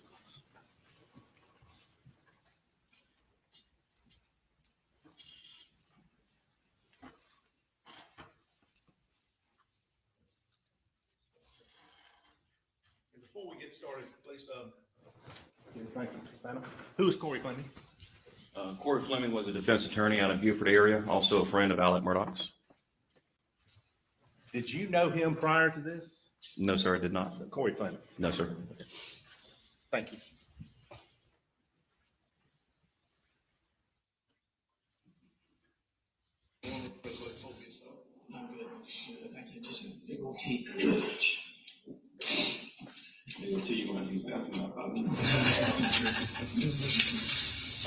Who's down to your right? Jeff Croft. Who testified? Jeff, you still in here? Is that here in the back? Yes, sir. Okay.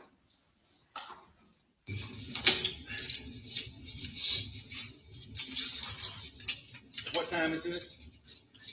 It indicates 9:50. The time was incorrect on our recording system. But my notes, my report indicates it was approximately 11:09 a.m. Thank you. I'm sorry, Judge. One of the jurors is requesting something, Judge.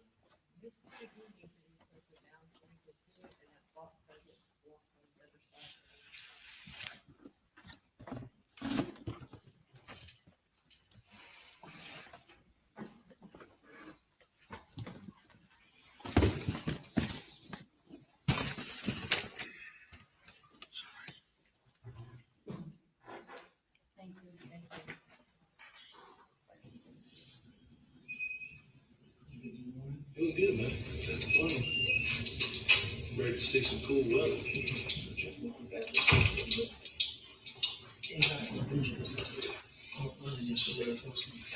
I love you, That's probably me too. To the left of Mr. Murdaugh, I know we've got an inset smaller, but to the left of Mr. Alex Murdaugh, the defendant, is that Corey Fleming? Yes, it is. Thank you. It was brutal at my house last week. Air conditioning went out. Oh, my goodness. No, you spell your name with 2 M's or one? One.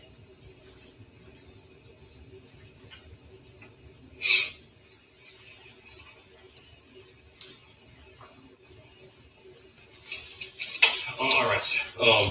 Alec, I appreciate you coming in today. I know we got a lot to talk about. You have millions of questions. But before we get started with your questions, this has been going on for over 2 months, and we've done a lot of work. I know you have. And I've got some more questions that I need to get clarifications on. Sure. Okay. So we'll start with that. Wait a minute. Yes, sir.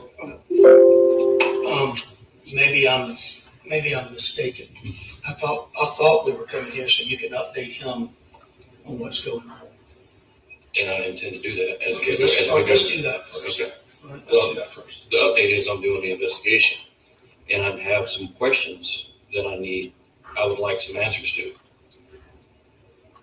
And I mean, certainly, if I ask the question, if you don't want to answer it, you don't have to answer it. No, I'm fine with that. I mean, it's more clarifications of the 2 interviews you've already given me. Totally understand. Okay. Just wait 1 second. Yeah. Wait 1 second. All right. I need for you to tell me, are you going to give us information, or are we just here for you to ask questions? I'm going to give you some information. Right. Why can't you give us information first? Some of the information that you're asking about are in my questions. And as we go through, you'll see. Okay. I don't mind it. I know you don't, but I can't. I mean, I'm a friend, but I'm also a lawyer, and I like to know what we do. I like to understand what we're talking about. I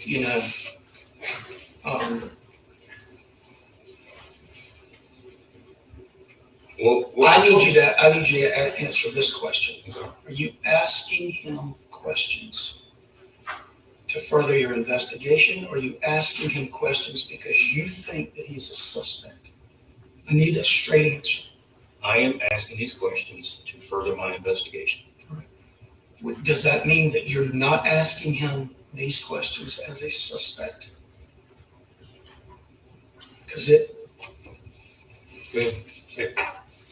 Because I'm not comfortable with you asking him questions as a suspect when I came here with the thought that you were going to be telling him where you are in the investigation, what it is you've done, seen, uncovered, whatever. That's why we came here. Well, let me respond to your question. Yeah. It may not be a direct answer that you're looking for. Mm-hmm. And I've told Alec this when we first met. Any homicide investigation, mm-hmm. you start with the closest person and or the person who found the deceased. Mm-hmm. Both cases, that's Alec. Mm-hmm. Everybody stays in that investigation until we can get them out. And right now, because of the questions that I have that I need explanations for, I cannot get Alec out. Okay. That's a reasonable statement. I don't have any problem with that statement. That's fine. I don't read it, but everybody in the United States of America has an opinion on this case. Mm-hmm. And because I know everybody, I know it's a bunch of bullshit. I can't imagine that y'all are going to be asking about nonsense in the internet. No. Well, I mean, just like you, I'm aware of what's out there. Yeah. I have not read every article. I don't care to read every article because they're not doing the investigation. That's right. I am. That's right. All right. Well, Alec, if you're comfortable and you feel okay, yes, then that's fine. But anything to help. All right, that's fine. So I'm going to go back to Monday morning, and you went to the office.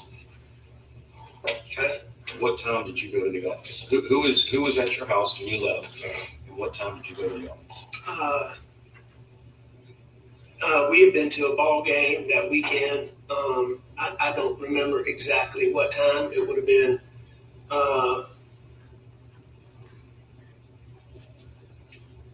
somewhere between 8:30 and 9:30, probably 10 o'clock, maybe at the latest, something like that. And when I ask about time, I'm not saying, it was 5:11 or something like that. I just Totally I understand. need ballpark. That's as close as you can get to it. And if you need to know exactly when,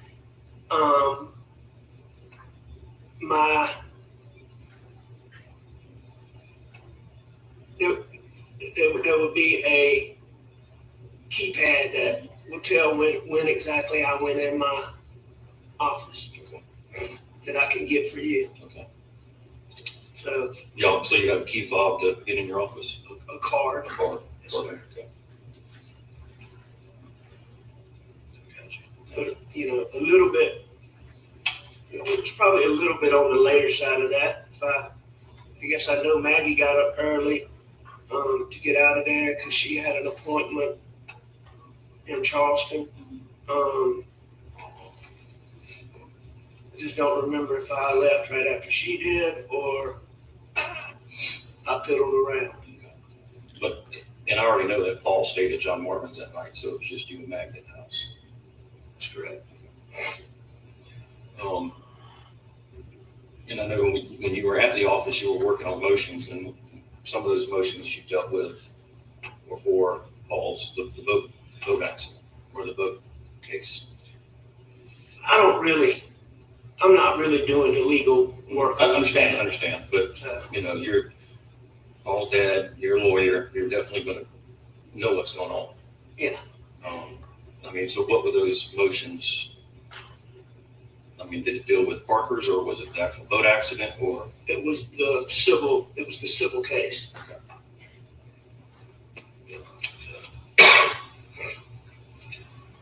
What time did you leave and get home? Earlier than normal. I'd say 5:30. So you left the office? Sir. Okay. What time did Paul get home that night? Me and Paul got there about the same time.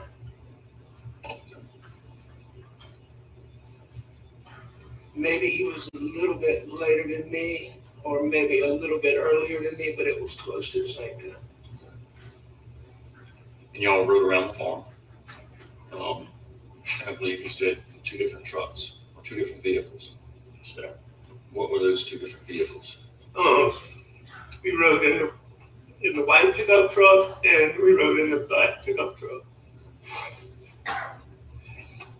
In either one of those, did you see any long guns? And take your time. It's okay. Did you see any rifles or shotguns? I don't remember seeing any that day, no. We did have pistols. Yeah, because I know you said you went target practicing. Well, not really target practice, Okay, just shoot. Yeah.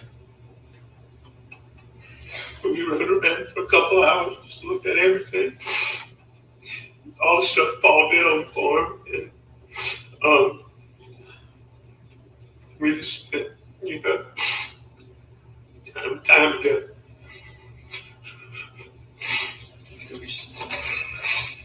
I'm sorry. No, don't apologize. Hey, you can do this? I can do it.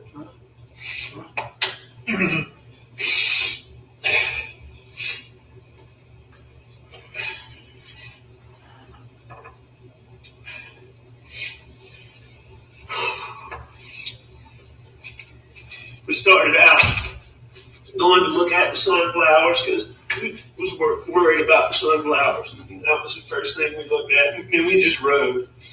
We just rode and looked at. We hadn't done it in a while. We just rode, talked, and rode, talked. What you talk about? Everything, just one of the main things, he'd been having trouble, his feet had swelled up, and we were worried about blood pressure, and stress on him. And I mean, he handled all this stuff so amazingly, but I mean, we were just so worried about it. But I mean, we talked about that. We talked about the farm. We just talked about everything. Has Paul been seeing a doctor for this feet? No, sir.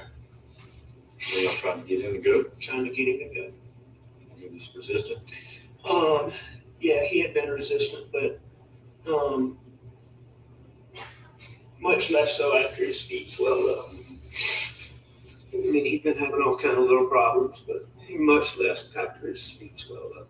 His parents, I'm sure you and Maggie stayed on him about going. How did he respond to you? To going out? No, going to the doctor. He did. When y'all talked about it. He's very resistant. Very, very resistant. I mean, we talked to him about seeing a doctor, about stresses of everything with the boat wreck. He didn't think he needed to do that. I mean, we tried to watch him really closely. But he was resistant. What time did Maggie get back home that night? Later.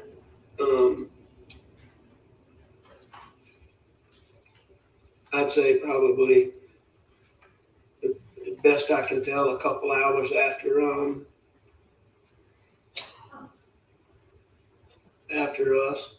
we got there. When you and Paul returned back to the house, was Maggie there? I can't remember if Maggie came by the shed when Paul and I were up there, or if we met her at the house. But, you know, it's not unusual for her, if we're messing around, for her to swing through up there. Mm-hmm.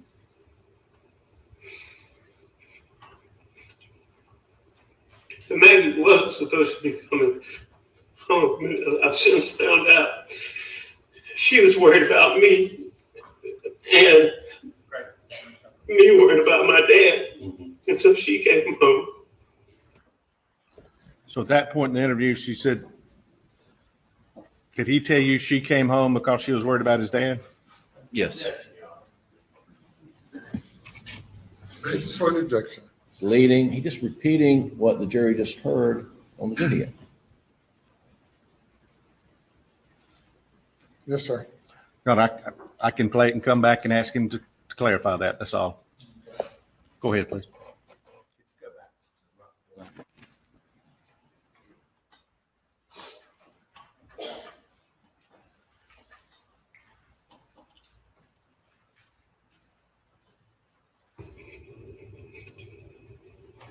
But Maggie wasn't supposed to be coming home. I've since found out she was worried about me, and me worried about my dad. Mm-hmm. And so she came home. Where was she going to stay that night? At Edisto. We were having work done down there. And I wasn't 100%, but it's pretty well she was going to stay at Edisto. So it kind of surprised you that she came back? That didn't totally surprise me. She'd let me know earlier that she was coming home. But then I found out later, wow, she came home. She was concerned for you. Sure. What time did y'all sit down and eat dinner? Not too long after that. Blanc had made dinner. And so the three of us ate dinner together. What was the conversation around the dinner table? Normal. Regular stuff. I mean, I can't tell you exactly, but. How was Maggie's appointment in Charleston that day? I think it had gone good. We didn't really get the chance to talk about it in detail. She's been having a couple little medical issues. I can't even remember which one. It wasn't anything huge. I can't remember exactly which one she went for.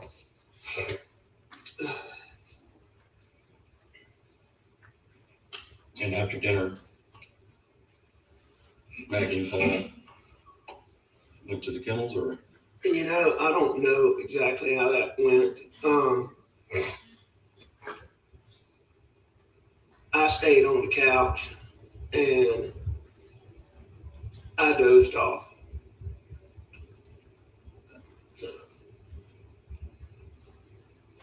And then I got up.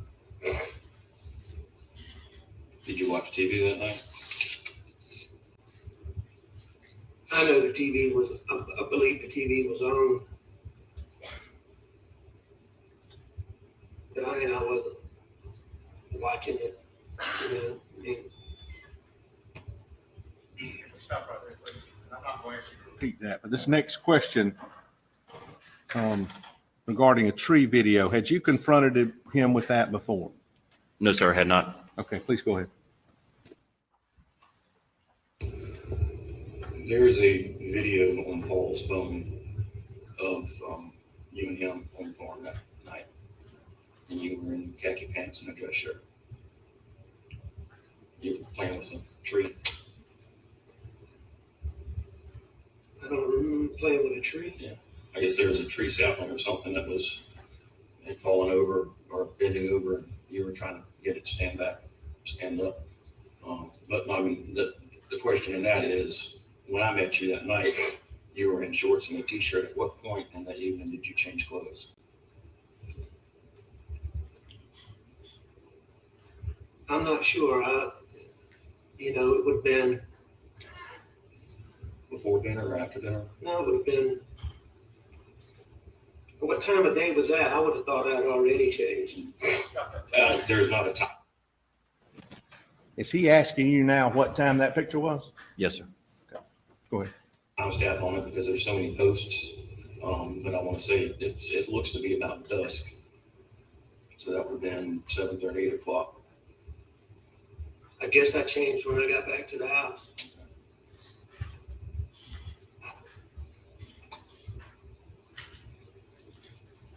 Earlier when we spoke, and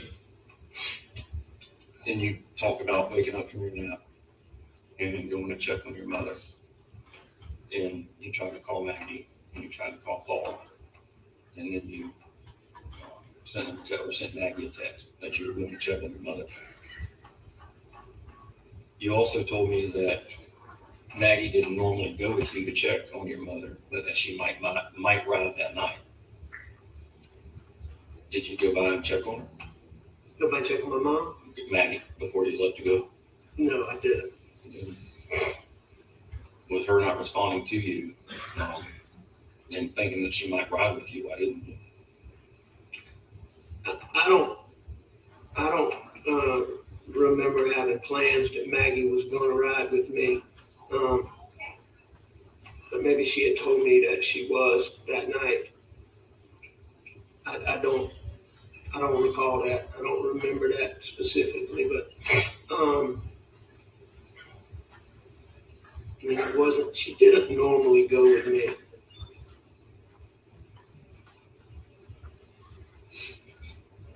I mean, it's not like we had plans that she was going to ride with me, but she was going.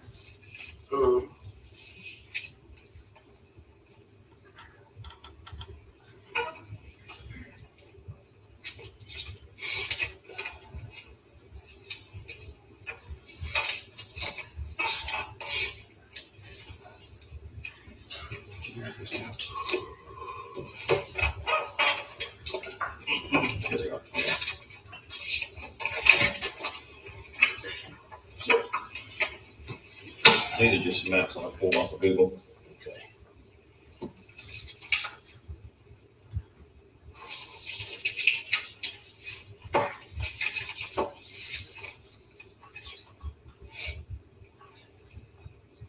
What route did you take from Moselle to your mom's? I would have gone to the right on Moselle Road, 63, into Barnville, turn left on the road, right before 278, 601, and then in front of the school, turn right. That's how I believe I went.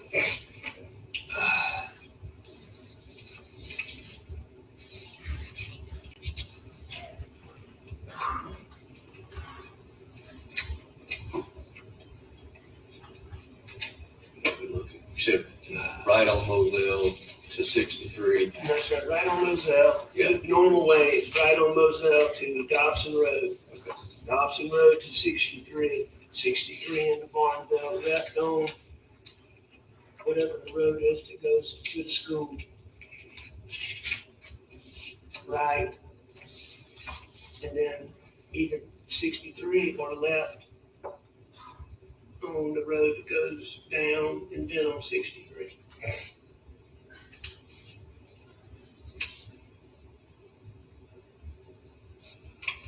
How often did you go visit your mother that night? I mean, it wasn't infrequent. It wasn't all the time. I mean, visitor, you know, all times a day. Just checking on her, especially with your dad being short. She had been having a particularly, you know, she's got Alzheimer's really bad or pretty bad. And she had been particularly agitated.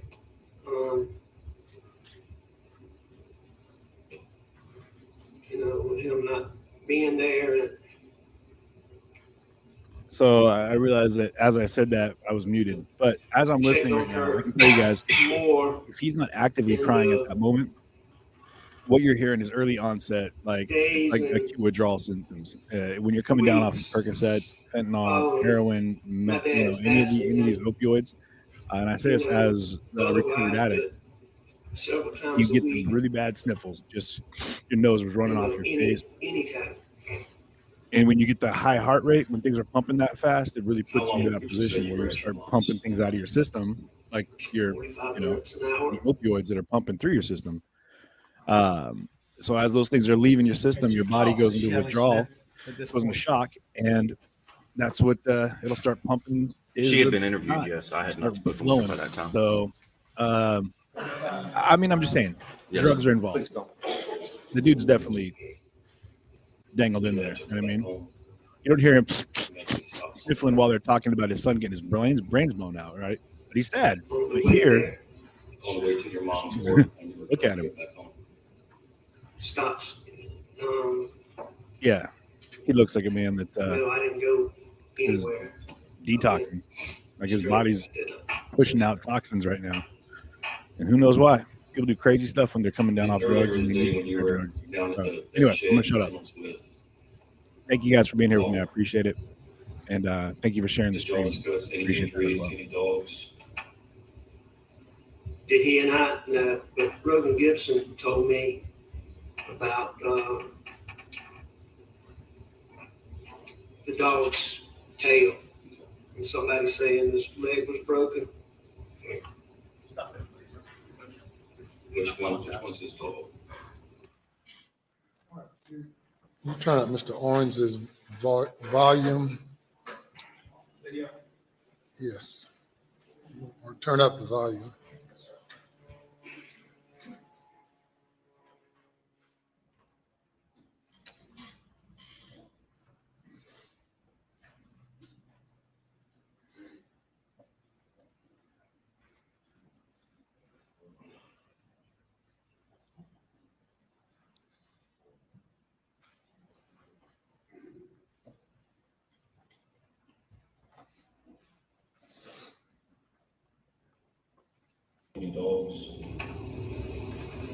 Did he and I? No, but Rogan Gibson told me about the dog's tail, and somebody saying his leg was broken. So right here in the interview, your question was, did Paul tell you that? So did he deny that he'd had a conversation with Paul about that? He never said he had a conversation.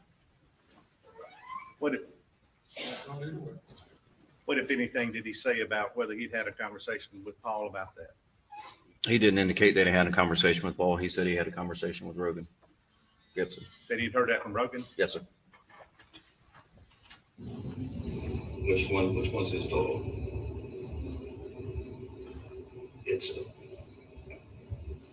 chocolate puppy, I think. Leg, was the leg broken? Not that I know of. I can certainly see why something might be wrong with his tail, because when I was out there, he was chasing his tail and looking through the fence and trying to grab it. So that was a lot of puppy energy. When you got back to Moselle, which driveway did you enter? I went into brick gates. To Maggie and Paul, weren't there? Were there vehicles at the house? Yes, sir. How did they get down there that night? I was hoping you were going to be able to tell me that. The only thing that I can come up with is that black truck. Is that Buster's old black truck? Yes, sir.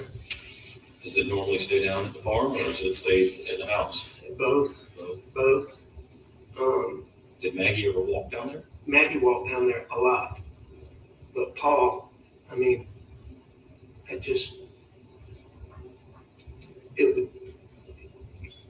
would, if you showed me some proof that Paul walked down there that night, I would be surprised. Absolutely surprised.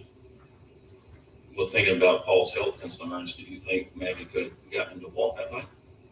Say, come on, let's walk with me this one time. You know, it's possible, but again, that would be highly, highly unusual. He would have talked her into ride.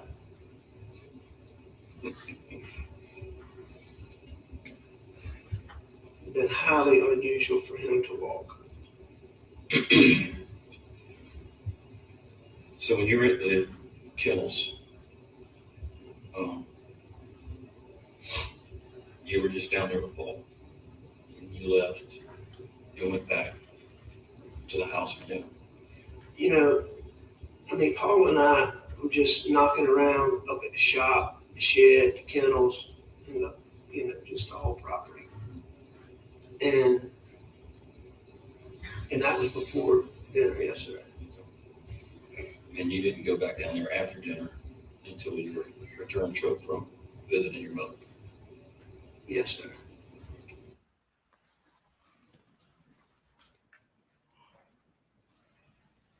That's it. Keep going.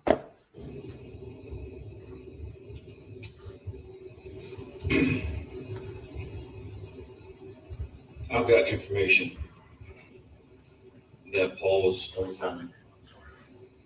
Had you confronted him with what you're about to ask him prior to this? No, I had not. And the question you had just asked him, did that deal with whether he went down to the kennels or not after supper? Correct. And he said he had not. He had not.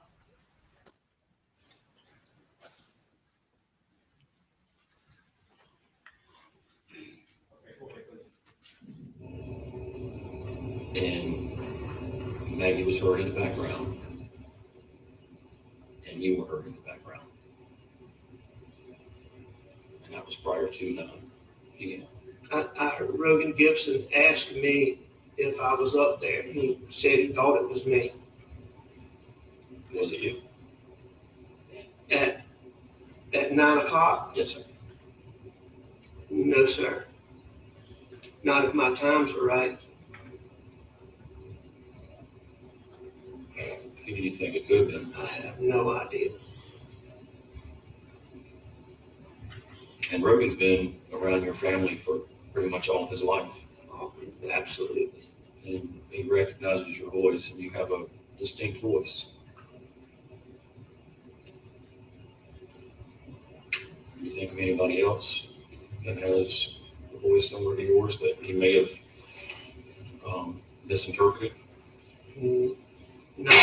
No, sir.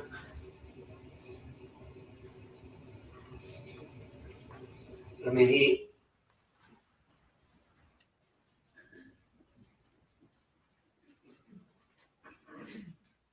when we were talking, he had asked me that. So, I mean, he had told me that he thought I was up there.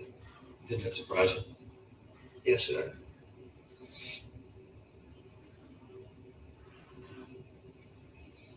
So when you returned back to the kennels, when you returned home from your mom's, where were the dogs? They were like they were when I didn't put dogs up. Okay. So they weren't running loose. However they were. Okay. At one point in the 911 call, you say here, like you're talking to somebody else or something else. I say here? Here, yes, sir.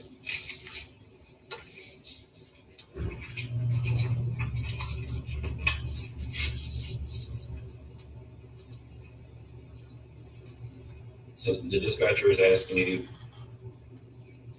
if they're breathing, and you said no. And she asked did you see anyone else in the area, and you said no. She asked about guns near them, and you said no. And then you kind of stutter and start moving around, and you say here.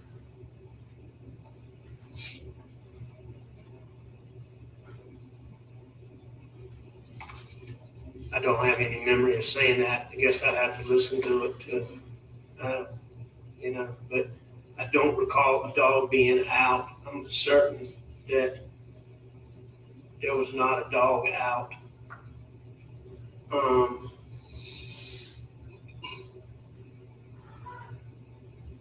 There's other things people have told me about that 911 call that I don't remember.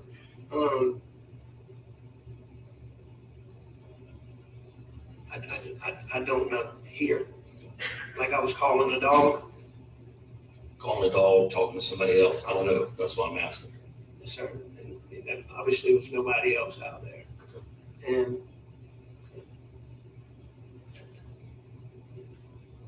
I'm certain that there was not a dog loose. But I don't remember saying anything about Buster would know. Something about threats. I was asked about that later. If I had information about, or if Buster had information about threats that I said he would know.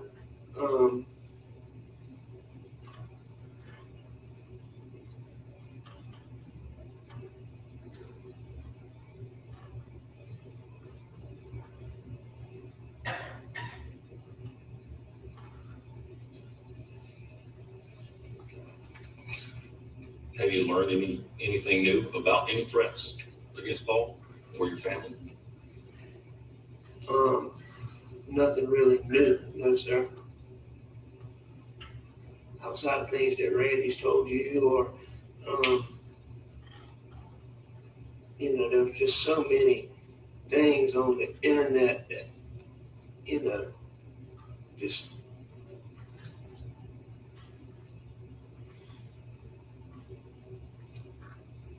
but nothing new, no, sir.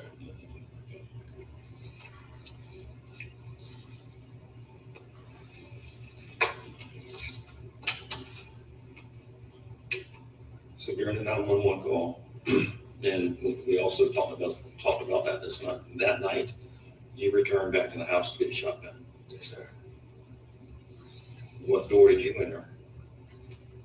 The best that I can remember, I went in the side door, and I went straight to the gun cabinet. Were you focused on any particular shotgun, or you just grabbed one? I just grabbed one. How do you normally load your shotguns? Avid hunters load shotguns special ways, different types of munitions, and I'm just asking you how you load yours. I normally put it in the chamber and push the button. What type of shot do you load? All kinds. I've loaded birdshot, buckshot, slugs, skeet shot. At the same time? I mean, would you load like a bird shot and a buckshot in the same load? Not normally. I mean, normally you're putting in, a load for whatever you're hunting. Mm-hmm.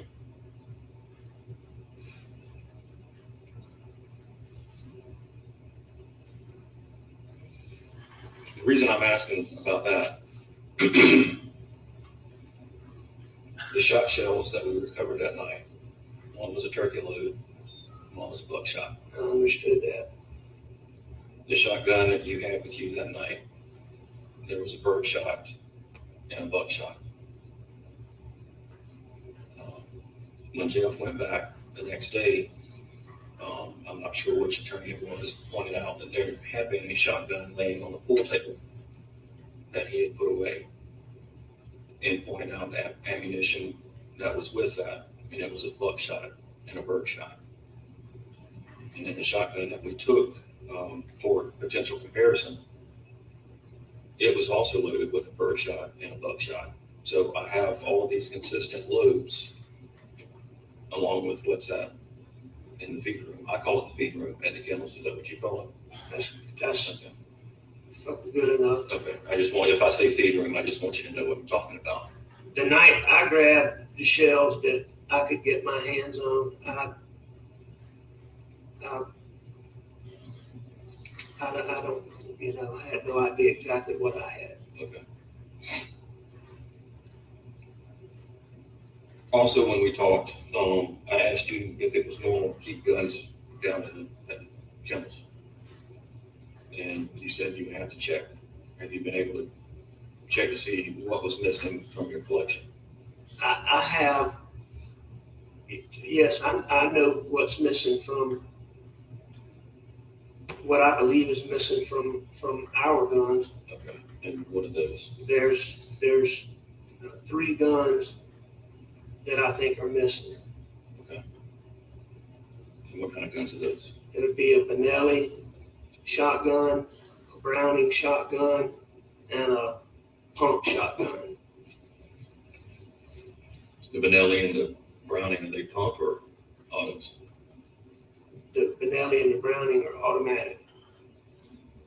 And the pump shotgun, what brand is that? I believe it's a Remington, but I'm not positive. Are they like standard brown and black, all black, or camo? The Benelli is black. The Browning is camo, and the pump is camo.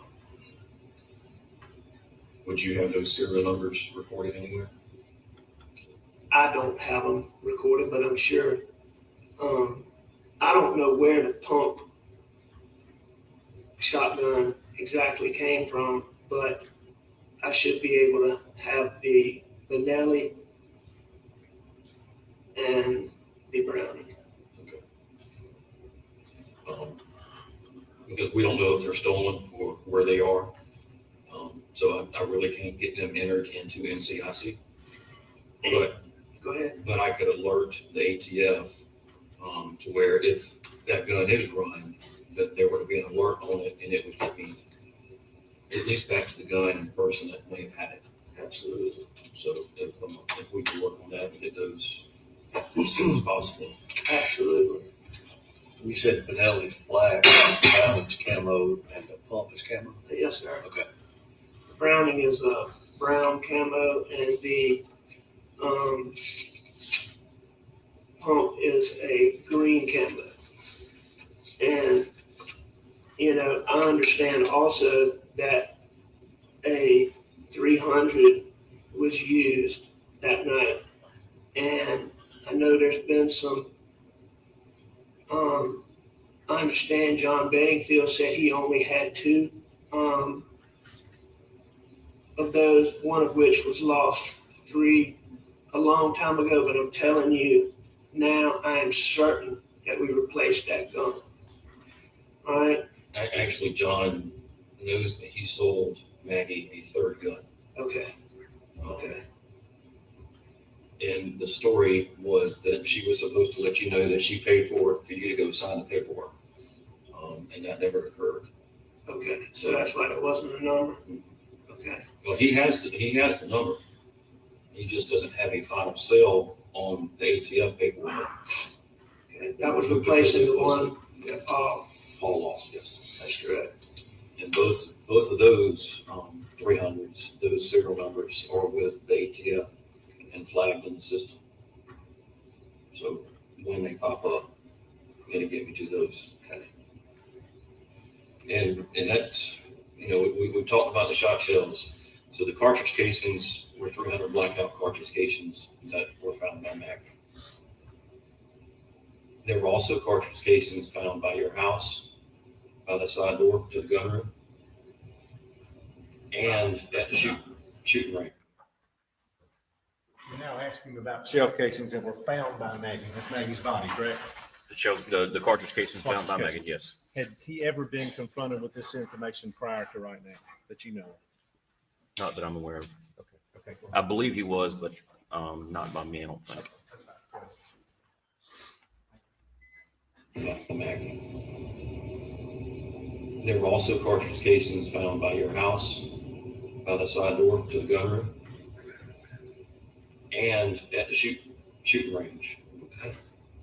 And the ones by the house and some of the ones found at the shoot range are confirmed matches to the ones found by Maggie. Okay. So, which gives another concern. I've got the same load as the shot shells in multiple guns and 300 blackout that match ones found on your property. So you now believe that those guns, that Paul's guns were used? Yes. Okay. And missing.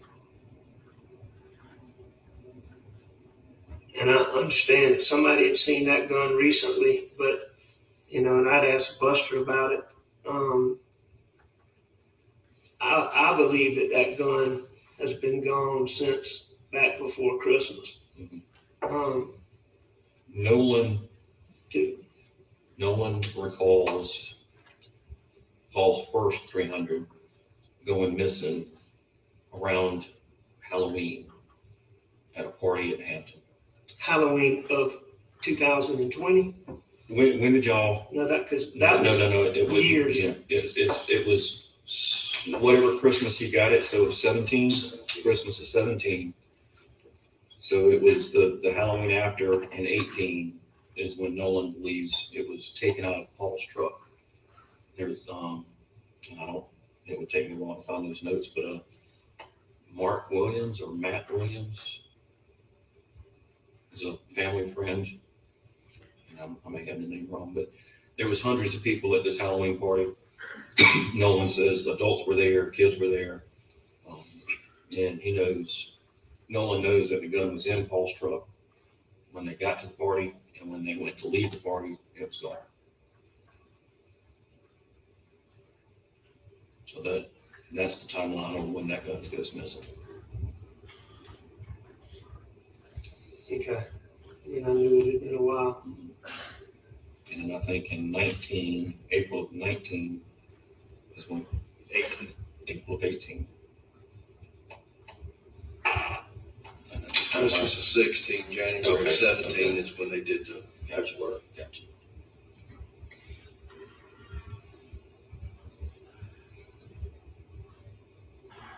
Another part in the 911 call, you made the comment, I should have known.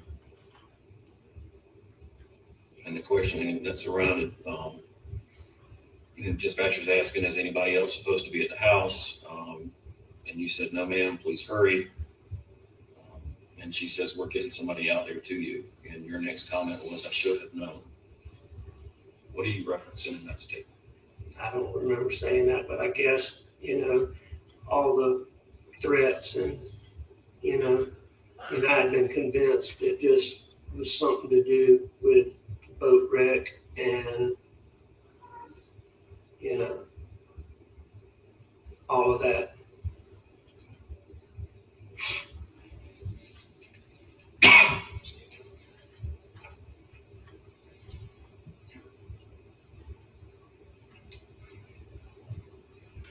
Paul ever get physical with you? Ever get into a heated argument and get physical? One time, I mean, a little bit where he wouldn't listen to me. Did you ever get physical with him? No, sir. How about Maggie? Did Paul get physical with Maggie? No. So she probably wanted to at times. I'm sure she wanted to with all of us. Yeah.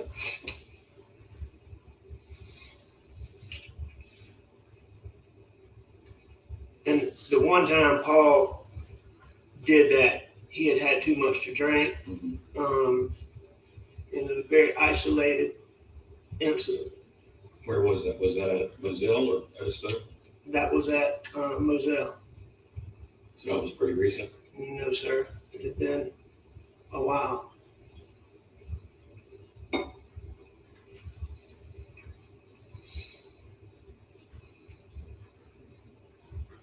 When you turned Paul over and his cell phone popped out and you picked it up, and your statement was something like, I thought about doing something, but then I put it back down.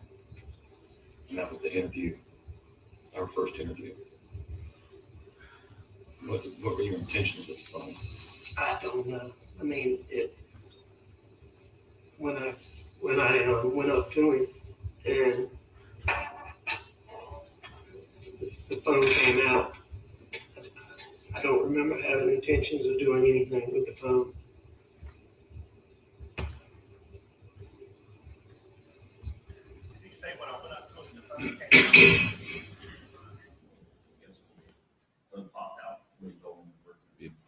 Okay, thank you.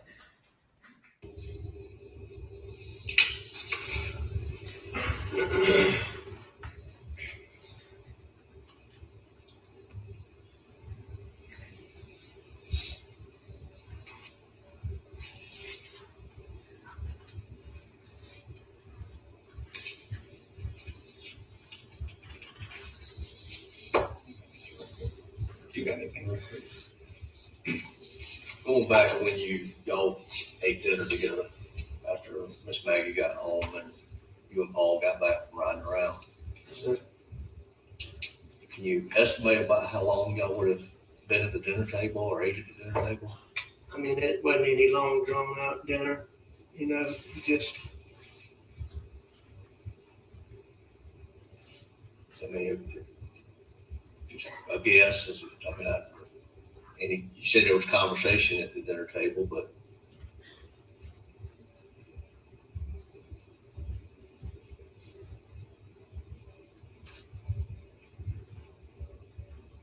15, 20 minutes. How long it takes to.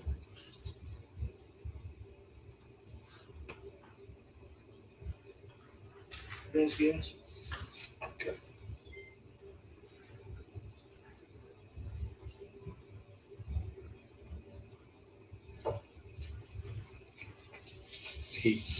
David asked you just earlier about when y'all were riding around the farm. And you said y'all had the pistol in the truck. Y'all had shot a few times, really not target practice, but shot a few times. You said that you had, on that day, you didn't see any long guns, rifles or shotguns in the vehicle. Prior to that, how long prior to that do you recall seeing guns or any guns in that vehicle? I mean, Paul always had guns. Okay. So, I mean, it was very unusual for Paul not to have guns. And when you say gun, rifles or shotguns or everything? Both?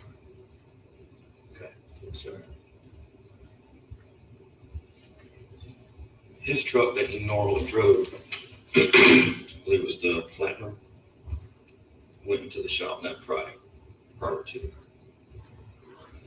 I think Mark Ball went and got some video from Jimmy Butler's that shows Paul dropping the truck off and not removing anything from it. So basically, he would have taken the rifles out at home. Do you know what he did with those rifles if he would have put him in a different truck, or if he put him in the house, or would he have? So the truck that he drove, where was it parked on that Friday? So where would he have swapped everything out? I'm not sure. I'm not sure where the truck that he drove on Friday.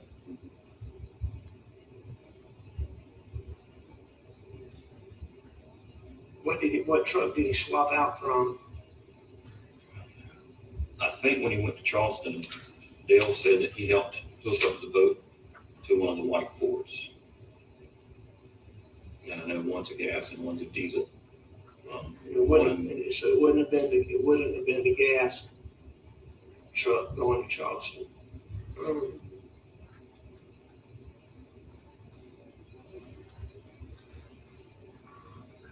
I'm not sure. So this occurred the Friday before everything happened? Yes, sir.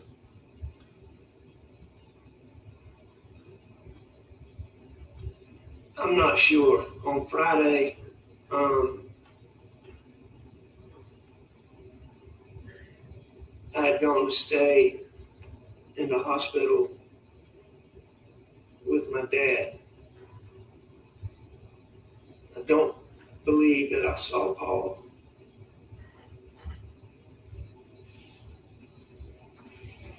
on Friday. When did y'all go up to Columbia? On Saturday. Why didn't Paul go with you? You know, I mean, Paul, he liked to go to sports when there was a crowd, but that wasn't his thing to go. Is that always how it's always been, or because of the boat incident? No. I mean, he wasn't into ball as much.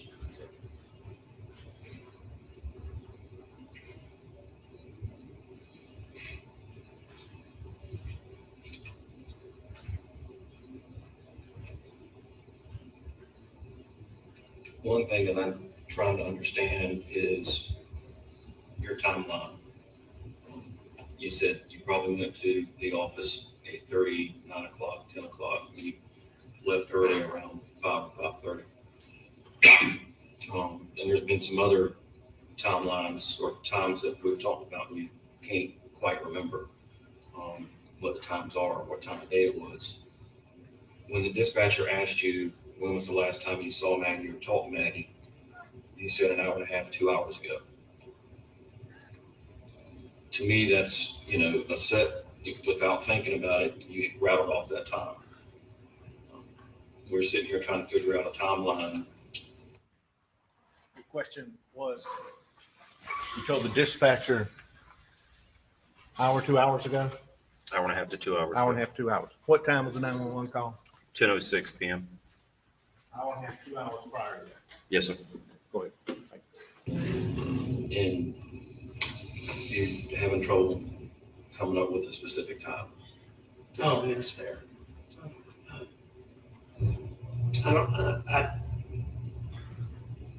Tell me again what I said to the dispatcher.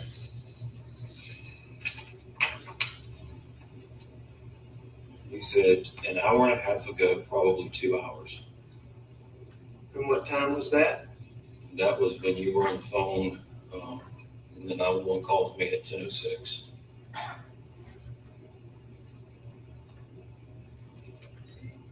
So given 2 hours back, that would have been 8.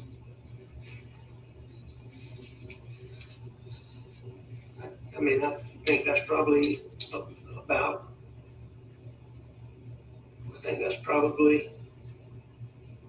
right.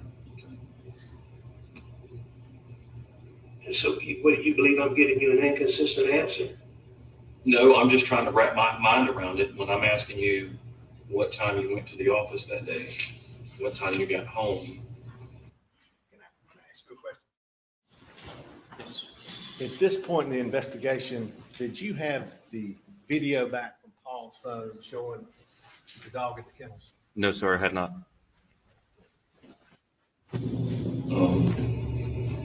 you send 5 to 5:30. I've got the card readout from the law firm, and it shows you going in at 5:30. Going in the door? Yes, sir. And Randy says when he left about 6 o'clock, you were still there. So the times aren't matching up. And I'm just trying to get an understanding of why. I believe I left. So that's not the first time I was at my office that day. There were several readings, but your card wouldn't work. Somebody actually had to let you in. Okay. But I've got your card opening the door at the law firm at 5:30.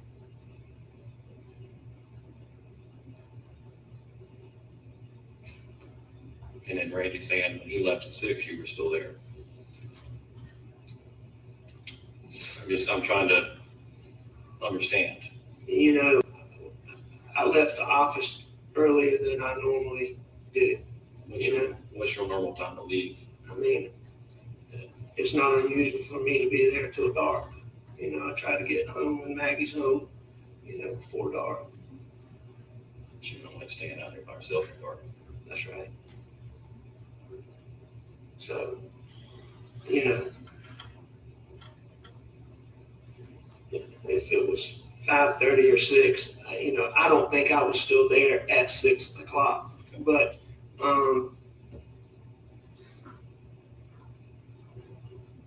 if I was, it wasn't long after that. Just looks guilty as hell, guys.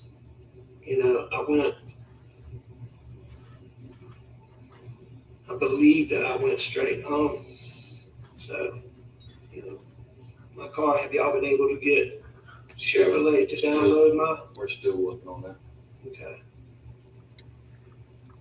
It's a long process. I mean,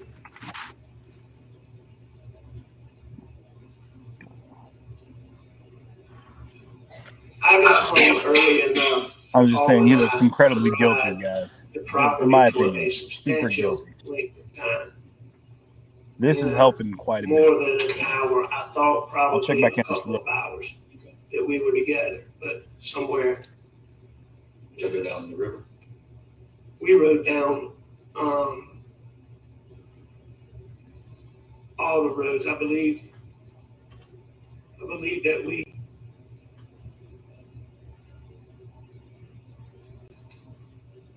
rode all over. We rode all over.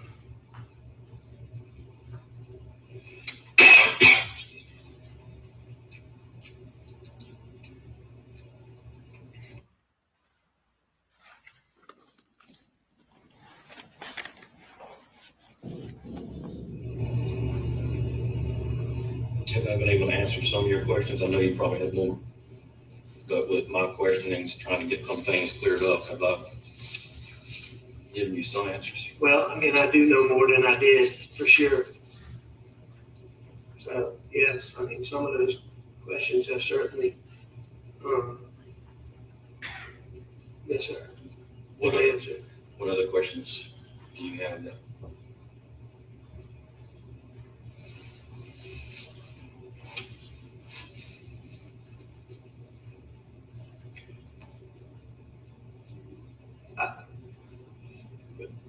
I would like to know exactly what happened.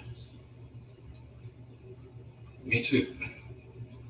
The best that I've been able to put together. Looks like. Go ahead, I'm sorry.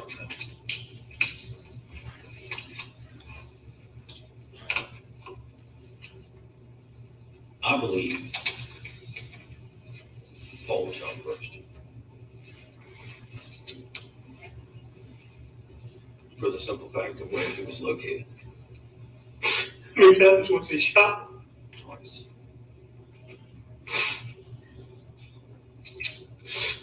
I thought he shot Maggie first because they could tell he shot her in the back of the head. What, you said he thought they shot Maggie first, or Maggie was shot first?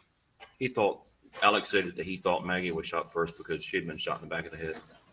Go ahead.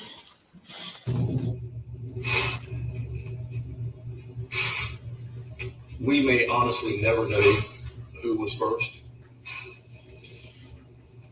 But I think it was Paul, for the simple fact he wouldn't have, if he saw his mother getting shot, he wouldn't have run to that feed room. Unless that's where one of the guns was. But, we've already established family guns were used. And if they came from Paul's truck was at the house. So where were they? And how did they get down there? And how did they get down there? Did you just ask him, we've established family guns were used? Yes, I did. Objections overruled. Proceed. What was his response?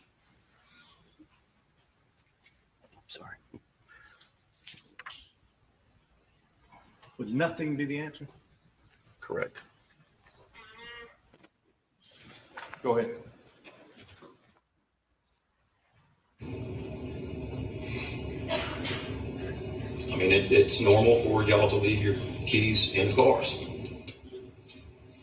However, if somebody showed up and did this, you're not going to take Paul's truck back to the house and leave the key in it. And do you,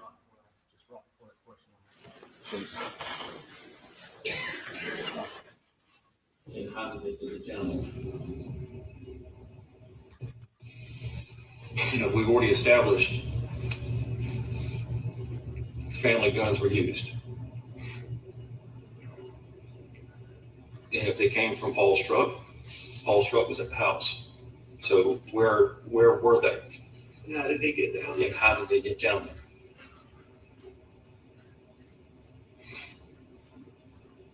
I mean, it's normal for y'all to leave your keys in the cars.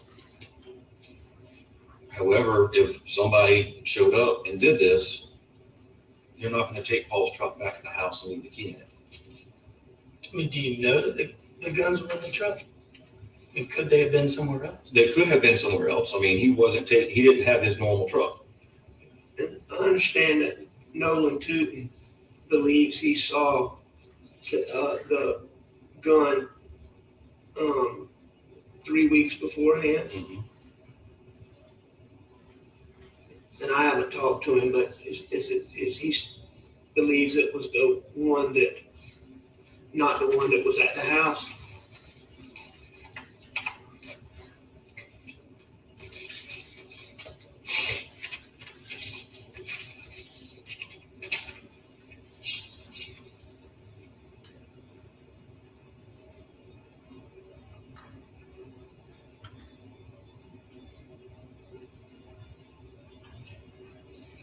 I think it was a Benelli was his shotgun that he always kept, that Paul always kept with him.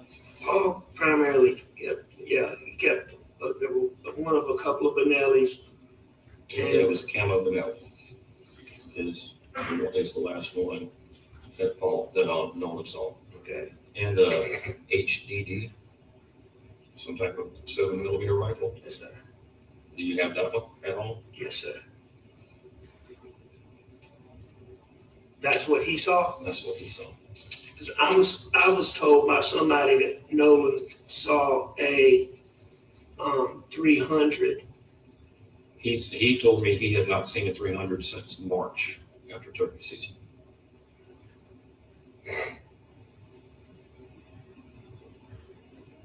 Okay, well, somebody.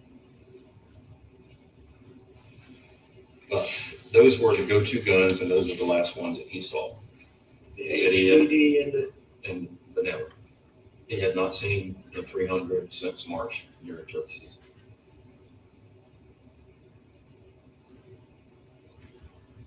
and he definitely saw it during turkey season. Yes, sir. Because there was some point, back when it was missing at Christmas time. The third one's missing at Christmas time? Yes, sir. So, anyway, if he saw it in March,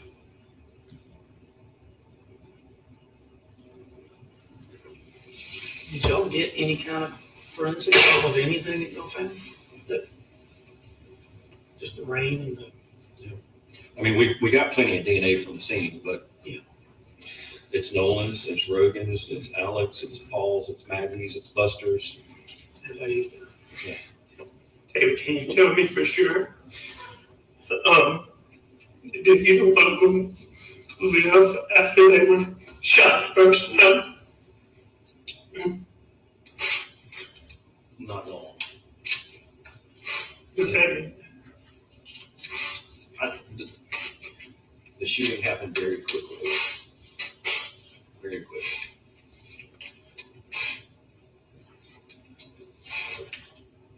Is this one person, two persons, three persons?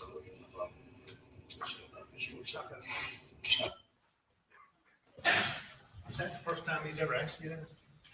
Yes, sir. Ever? That I recall, yes. In the whole investigation at this point? Yes, sir. Go ahead. I got 2 guns. I got 2 different types of ammunition. It's hard to say. It is hard to say. No, neither one of them suffered very long. Matter of seconds. If that.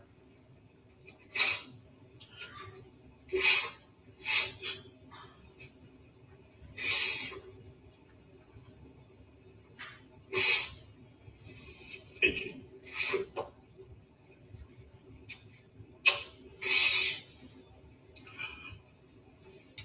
Have y'all been able to get anything in Paul's phone that might lead to anybody with beef?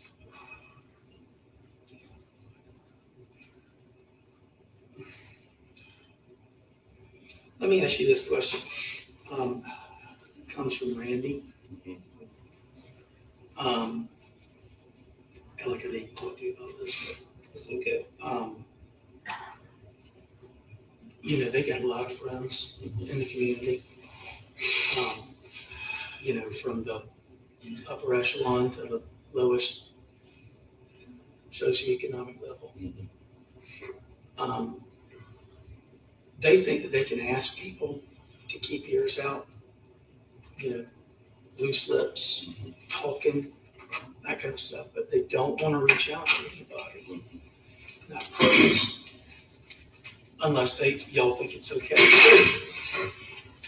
I'm not talking about paying people to do stuff, investigators.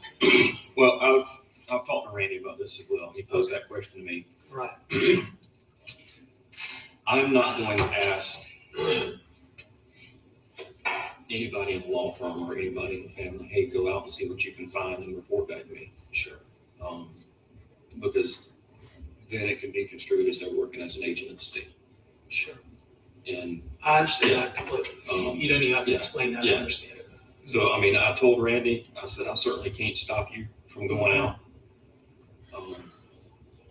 But I wouldn't ask them what they know and then report back to me. Tell them to call me. Tell them to call the tip line we have still set up. Or if you hear somebody talking about it, encourage them to call. Or give me the name and I'll go call. I hear what you're saying. So David, we don't have not anything substantive that really makes you think, hey, this is a good. Yes, we, like I said, the only DNA we have are family and close friends. We don't have any fingerprints. We don't have, unfortunately, we don't have any shoe wear or tire wear impressions because it rained that night.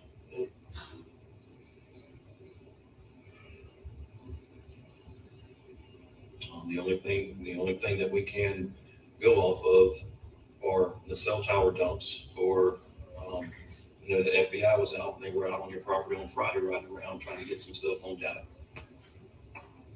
Unfortunately, all of that takes time.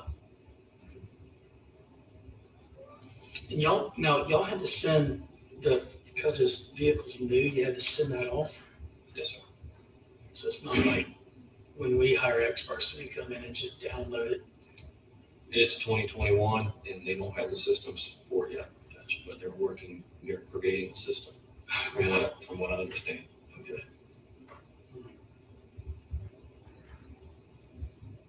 Now, I don't know exactly how the OnStar thing works. I know how the control module works. But this is something different, right? Or is it all contained in the same thing? There are two different systems that we took out. Yeah. One, or the other one is the telemetry system or infotainment center. Yeah. And the FBI says there is information there. Yeah. They just have to be able to extract it and put it in a report. Sure. So you're just waiting for that? I'm waiting on the search warrant from OnStar to see what kind of information they can give me. There's You need if us signing something expedites that. I told you we'll get. I don't own the car, but whoever we need to will sign whatever authorization you need.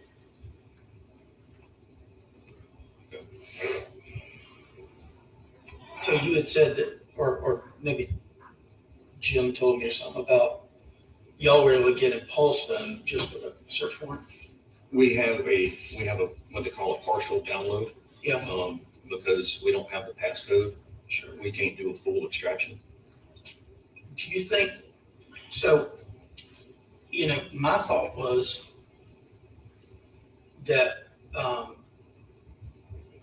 don't know who's required to authorize Apple to open it. Mm-hmm. I know there was that big thing where they weren't going to do it for whatever case. But I thought that if we, I think Maggie owned the phone. I think it was in her name. The account was in her name. But you have to have your own separate iCloud account for each phone. And we've done that for Maggie's, Paul's, and Alex. Okay. iCloud accounts. Yeah. To see if there's anything in there. Yeah. There was nothing in Paul's. I'm still waiting on Maggie's. Maggie did back hers up and stuff. I know that. Does that mean Paul didn't back his up? Probably. But what my thought was, and I don't know if this is even possible, but if we get the estate and we get the personal representative who is now the authorized person to authorize it to be opened. I mean, surrounded by 100 lawyers. We get a probate done like that, and I can have the powers of appointment done in 2 days, and we can authorize whatever it is you need to open. And that might be beneficial. So I think Randy and I, or somebody and I talked about that before. Yeah, well, and I said I'd do it if any of us could. Yeah. Who would be the representative? Just somebody at the law firm. Probably one of your brothers, I would think. For Maggie and Paul's estate? Yeah. Probably me or one of my brothers. But whoever it is, it doesn't matter. Whoever it is will do whatever y'all need to do to. No, it won't be anybody that'll be uncooperative. Okay. Well, if y'all would go ahead and start working on that, then we'll reach out to Apple and figure out how we get that accomplished. All right. Because gotta be something there. Gotta be something there.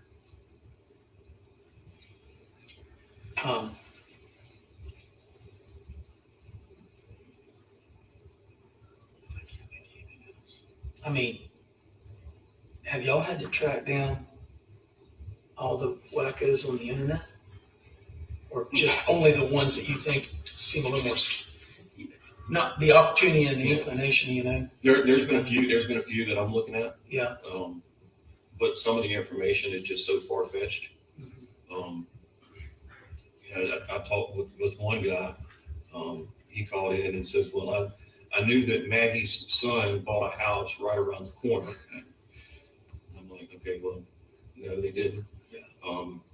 That Maggie had left her husband some time ago and was going to move to Florida to be closer to her father because the mother was dead. And I'm like, okay, thank you, God. So it's a lot of that stuff. Yeah, people that want to get involved. Yeah. People that think they have some information. Especially the matter of death. They're all over the place. Well, I mean, yeah, y'all been taking a licking in the press about not disclosing stuff, but Jesus Christ, man. I don't have anything to disclose. Well, and you know, why are you gonna tell the bad guy what you got? Thank you. You know, I mean, I just don't understand it. I mean, look. Nobody wants to know more than this man right here and this man right here. I know. Everybody I else. believe that. Everybody else. David, how far apart in time were the the shots? And did one of them know the other one was dead or been shot? I think it's impossible to answer that question.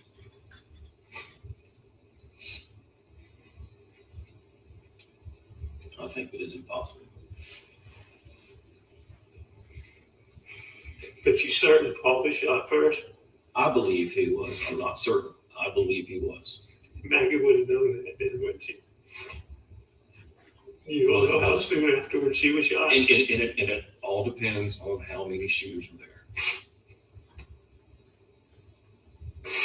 I mean, if we're looking at two shooters, it could have happened at the same time.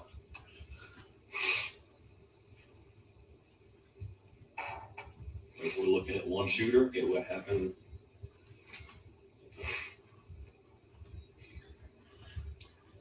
And I know you can't help but think about it, but don't beat yourself up over getting the answer. It's not going to do anything for you.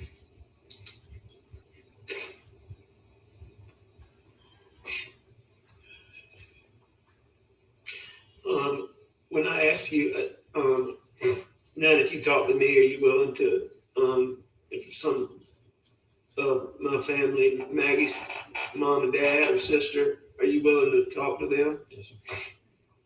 Okay. And I'll meet them wherever they want to. It would be easy if you could meet them faster than that. Yeah. No, I mean, I live in Charleston, so it's nothing for me to shoot up to Somerville and meet with the Brandsters.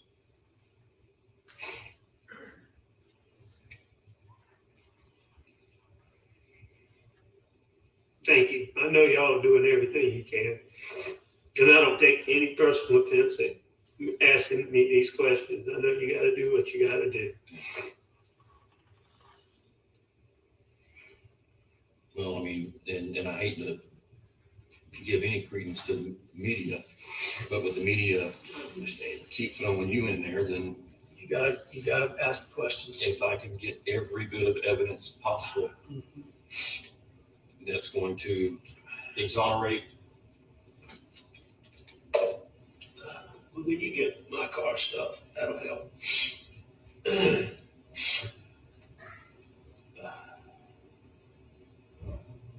Al, you said earlier Maggie didn't like staying out there by herself. Yes, sir. Was there any kind of, I know we asked you once before in one of the earlier interviews about cameras, and have y'all talked about doing any kind of camera system out there, stuff getting missing, Maggie talking about stuff getting missing. We're hearing that type of stuff, so. We never really had problems with stuff missing, but we still talked about getting, cameras and, doing all of that, but we just haven't done it. We talked about it for a while. But not really any conversation about stuff up and walking away or getting missing between you and Maggie. Any conversations between me and Maggie about stuff? You and Maggie, or you and Paul, either one about stuff that had been missing, or had somebody came up and taken from the bar or from the house or anything like that? Only thing that I can remember being discussed missing was some drills and some Milwaukee tools. How long ago was that?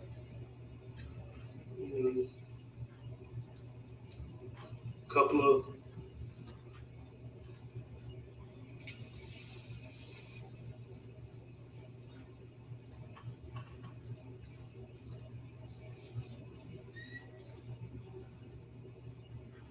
it was since CD got hired, I'm pretty sure. Okay. Because that was one of the things Paul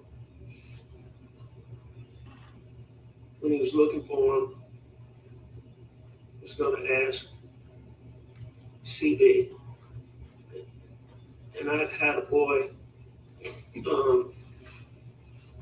working out there. And he basically did what CB does now? No, Or something? he came in and was, just trying to, because I didn't have anybody working out there, just to kind of keep things from getting totally out of control. He came in and, he does that for another friend, works with another friend, and he's just kind of coming in to help me, probably,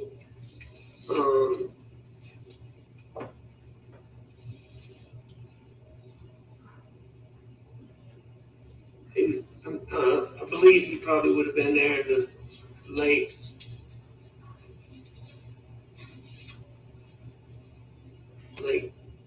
fall, probably, I'm guessing.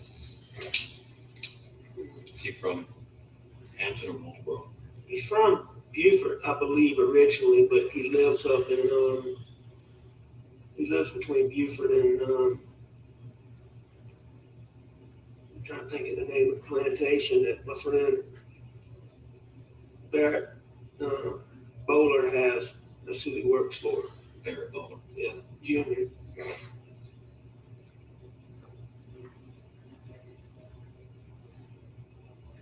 Yes, it's Bo Ware is how he looks. B-O-U-L-W-A-R-E.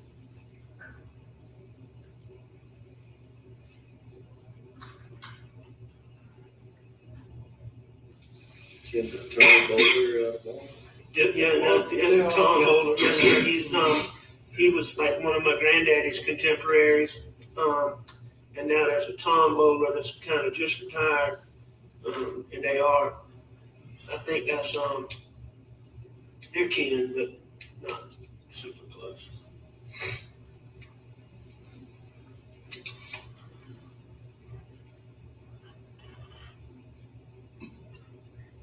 How old is Matt? Ish. I'd say he's 35.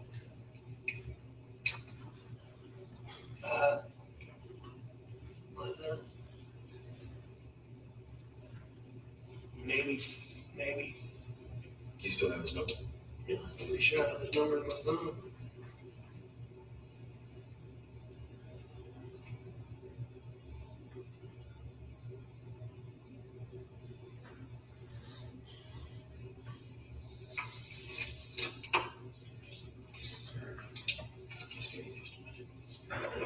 Yeah, I'll get it, but I can get it.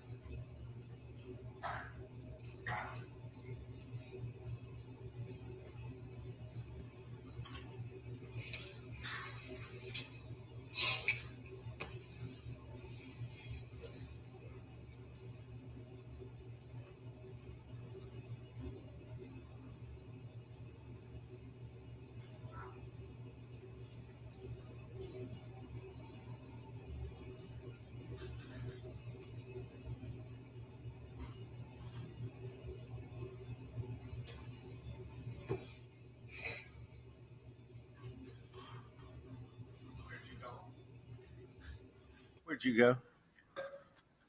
I had to step out and use the restroom. Okay, sorry. Go ahead.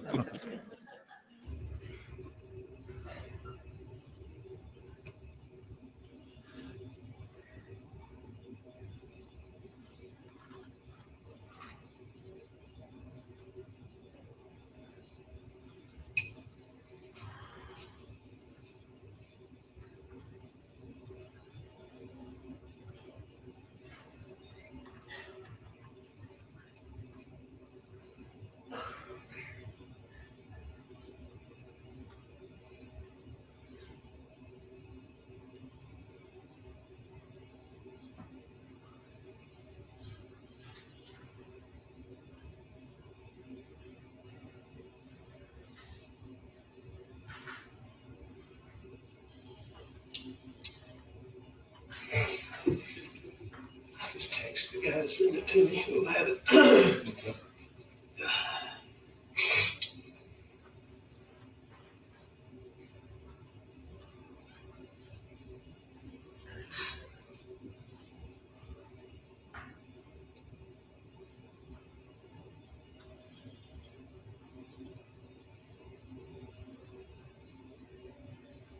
Do you think anything else you want to ask questions about?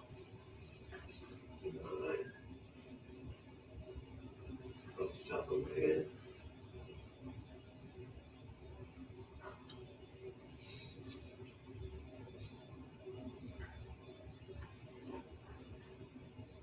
The pair of guns that you bought for Christmas presents, they were matching set, right, other than color. All right about that? Yes, sir. They were exactly the same. With thermal night vision and stuff like that. The one that you purchased to replace the lost one, did it have any kind of optics on it? Night vision scope, anything like that? It doesn't have a night vision scope. And I don't know if Paul has put something on it. He would move scopes around from gun to gun to gun, but I'm not. Oh.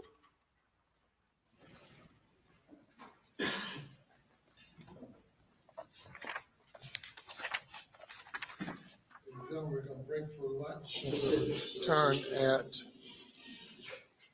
2:20.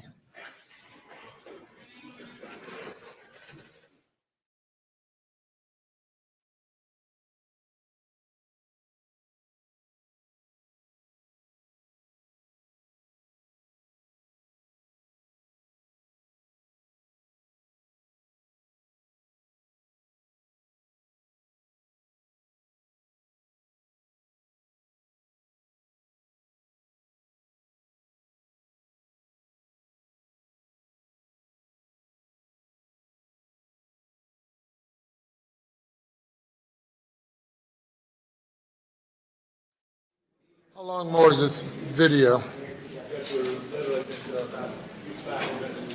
right.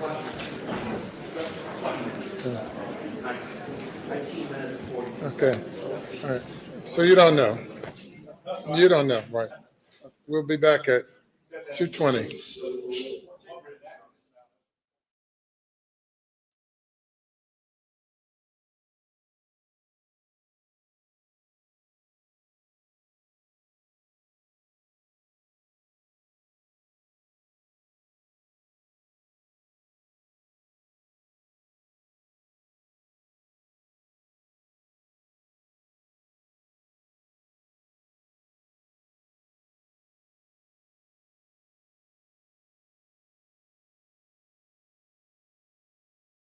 Compare what he's saying in this setting to what we now know to be true. The interview starts off poorly for him. Where were you at the time? Well, I wasn't at the kennels. I had gone back to the house and had taken a nap. Well, we know that not to be true. We know that he was there within 15 to 20 minutes of the time of the murder. So it's those little inconsistencies that give the jury the chance to seize on something. And if they want to convict, they will convict him because they believe he's being dishonest. Right. As a matter of fact, I have been telling everyone, and I think I gave a pseudo closing yesterday, very short, that to me, it is the video, that 844 video that Paul took that he did not know had been taken but that's the turning point. And you're a trial attorney, I'm a trial attorney. Cases, I tell trial teams, turn on one or two facts. I think that is a very important fact, along with what we just learned right now, that all the shotguns in the house were loaded with that buckshot. That was a fact that had not come out. Your thoughts? Yeah, I agree 100%. I think the state's case looks completely differently if we don't have that 844 video, because then his story about his whereabouts is hard to rebut. But to have been there at 8:44, and we know what takes place afterwards, it appears the shootings were sometime 9:02, 9:03 in that range. The idea that he was there, within a few hundred yards of where these kennels were located, even if you accept that he had gone back to the house, it is impossible to believe that he didn't hear World War III breaking out in the side yard. And then what follows appears to me to be someone who's trying to create their own digital stamp, their own digital timeline with calls and texts that he knows are going to be unreturned because he knows where Maggie and Paul are and he knows what's taken place. So everything after that to me feels very manufactured. And if a jury reaches the same conclusion, he'll be in deep trouble. And one of the things he just did in the interview is at the very end, he was asking, do you have anything substantial? I actually wrote down and starred that on my notes. He was asking questions of the SLED agents. Now, we do know that except for some minor alleles under one fingernail of Maggie, which is meaningless. And I don't think the prosecution did a good job explaining that, by the way, but that the shotgun shells only had Paul's DNA, the shells, the birdshot buckshot that were loaded into a shotgun that actually killed him. I think that's also very important. Your thoughts on that? Yeah, I got to tell you, I'm disappointed overall with the DNA evidence. You know, for this jury, the evidence is so circumstantial. When you consider this crime scene and when you consider the way this family lived, I mean, of course, there's DNA everywhere. But to announce to the jury, we're going to get into some forensic DNA evidence. You know, if I'm in the jury, I'm on the edge of my seat. I'm waiting for the first time to hear that I have something concrete, something scientific, something that's going to tie Alex to the crimes. And the entire DNA presentation for me just fell short of that. So I don't know that you don't even do the DNA unless you have it in a format that's going to tie Alex directly to the crimes. Yeah, or explain to a jury that in shotgun shootings, long arm firings, you don't usually get DNA. It's only in the hand-to-hand shootings or somebody who's standing really close and there could be a possible blowback, but not in a long gun shooting. Okay, talk to me about the GSR and your thoughts of the GSR that was on the inside of that raincoat. There's no wearer DNA. I kept asking, are they doing wearer DNA? Which sounds like the raincoat was pristine, had just been bought. Talk to me about the effect of that. That was found at the parents' house, the mother's house in September, not in June, because it wasn't searched till then. Talk to me about that. Well, again, I think here the defense did a good job of making the point that GSR is potentially forever. I remember the questions, you know, if it had been 4 years ago, and the evidence had not been disturbed, would the GSR still be there? And the answer from the state's agent was yes. And so here again, it's the kind of evidence that you would like to be able to give to the jury if you can make that direct tie. There wasn't impressive GSR evidence on Alex himself. You know, given the number of shots that were fired, one would expect that he would have GSR on his own person. So yet another piece of evidence that they introduced that I thought was unimpressive and that I thought failed to make that direct connection. Well, let me ask you one final question because I know we have to go to break soon. Again, I watched your client, one of the the gentleman, Gloria Satterfield's son, testify. I thought he was tremendous. How are they feeling? How are the sons of Gloria Satterfield feeling about the presentation or this case where it's at? Well, I appreciate you saying that. These are wonderful people, you know, and I think the power of that evidence was just to prove not that Alex is a murderer, but that he's a monster, right? I mean, this Gloria Satterfield is an extension of the family. Whether you think that there was any foul play in her death is not the issue. For her to have fallen down the steps and for him to see this as a profit opportunity to take money from that young man who testified makes him a monster. And if you're capable of doing that, I don't know what else you're capable of doing. Yeah, that's one of the things I thought, and I thought that will lead into the prosecution theme that, you know, people can turn into monsters no matter what. We see it every day here in the Law and Crime Network, and that's what I thought the prosecution will take back from that. But again, I know you're staying with us, but I did want to, again, thank you and also just again repeat to our viewers how great your client was on the stand, because I know it's very hard for everyday people to get on that stand and tell the truth and not be horrified. I would be in terror. Thank you, Mr. Richter. You'll you'll stay with us. We're going to take a quick break here on the Law and Crime Network. We're going to be answering your questions pretty soon with our own Anjanette Levy. So stay with us when that happens.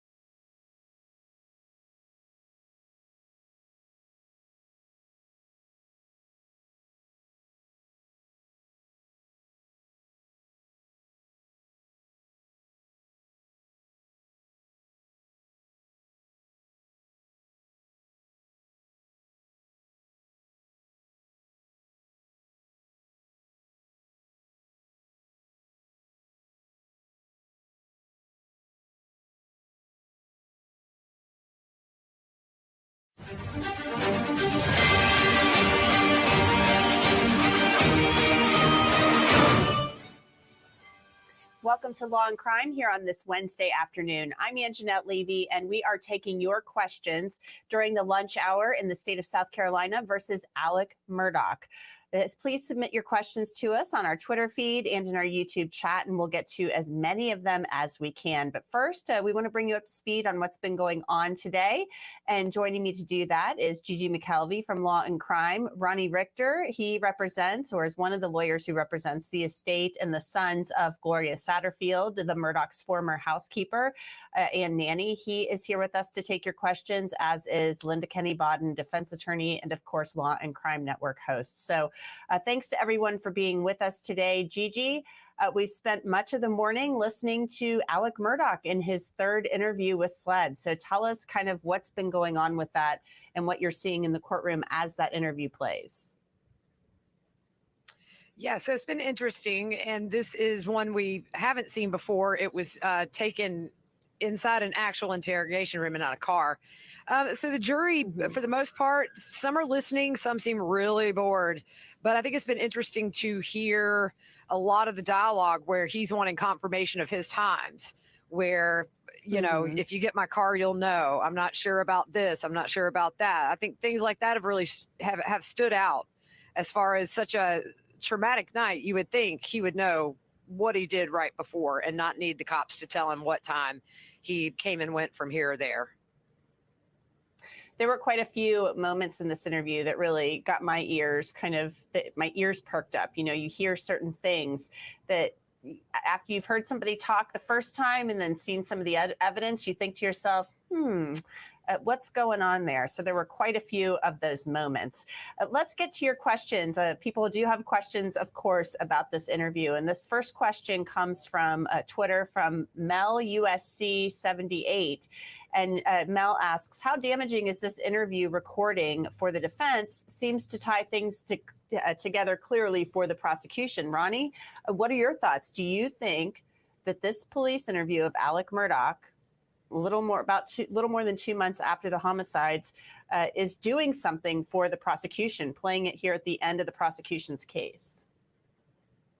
Yeah, I definitely do. You know, in a perfect world, your defense client never would have spoken at all. And the question's been posed, does he testify, which I think would be absolute suicide if he did. But we have his testimony. Effectively, he's given multiple statements. This one, I don't understand at all. This one is voluntary. It's months after. You know, maybe before the jury, you could explain away some of the emotion of the night when he's describing what he saw. But he's had time to think about this, and it's very bothersome that he doesn't know his timeline. This is a lawyer. He keeps trying to turn the interview away from him and turn it into an interview of the police. That seems clear. He's trying to verify his positions before he takes one. And then he's had a couple of major gaffes. His timeline is off. He has forgotten about the video that took place. And the biggest gaffe that I heard was, I thought I heard him say that he had not been at the kennels, that he'd gone back to bed and had taken a nap, which we know demonstrably not to be true. Not only is it not true, but he's there in very close proximity to the time of the murder. So yeah, I think this is great stuff for the state.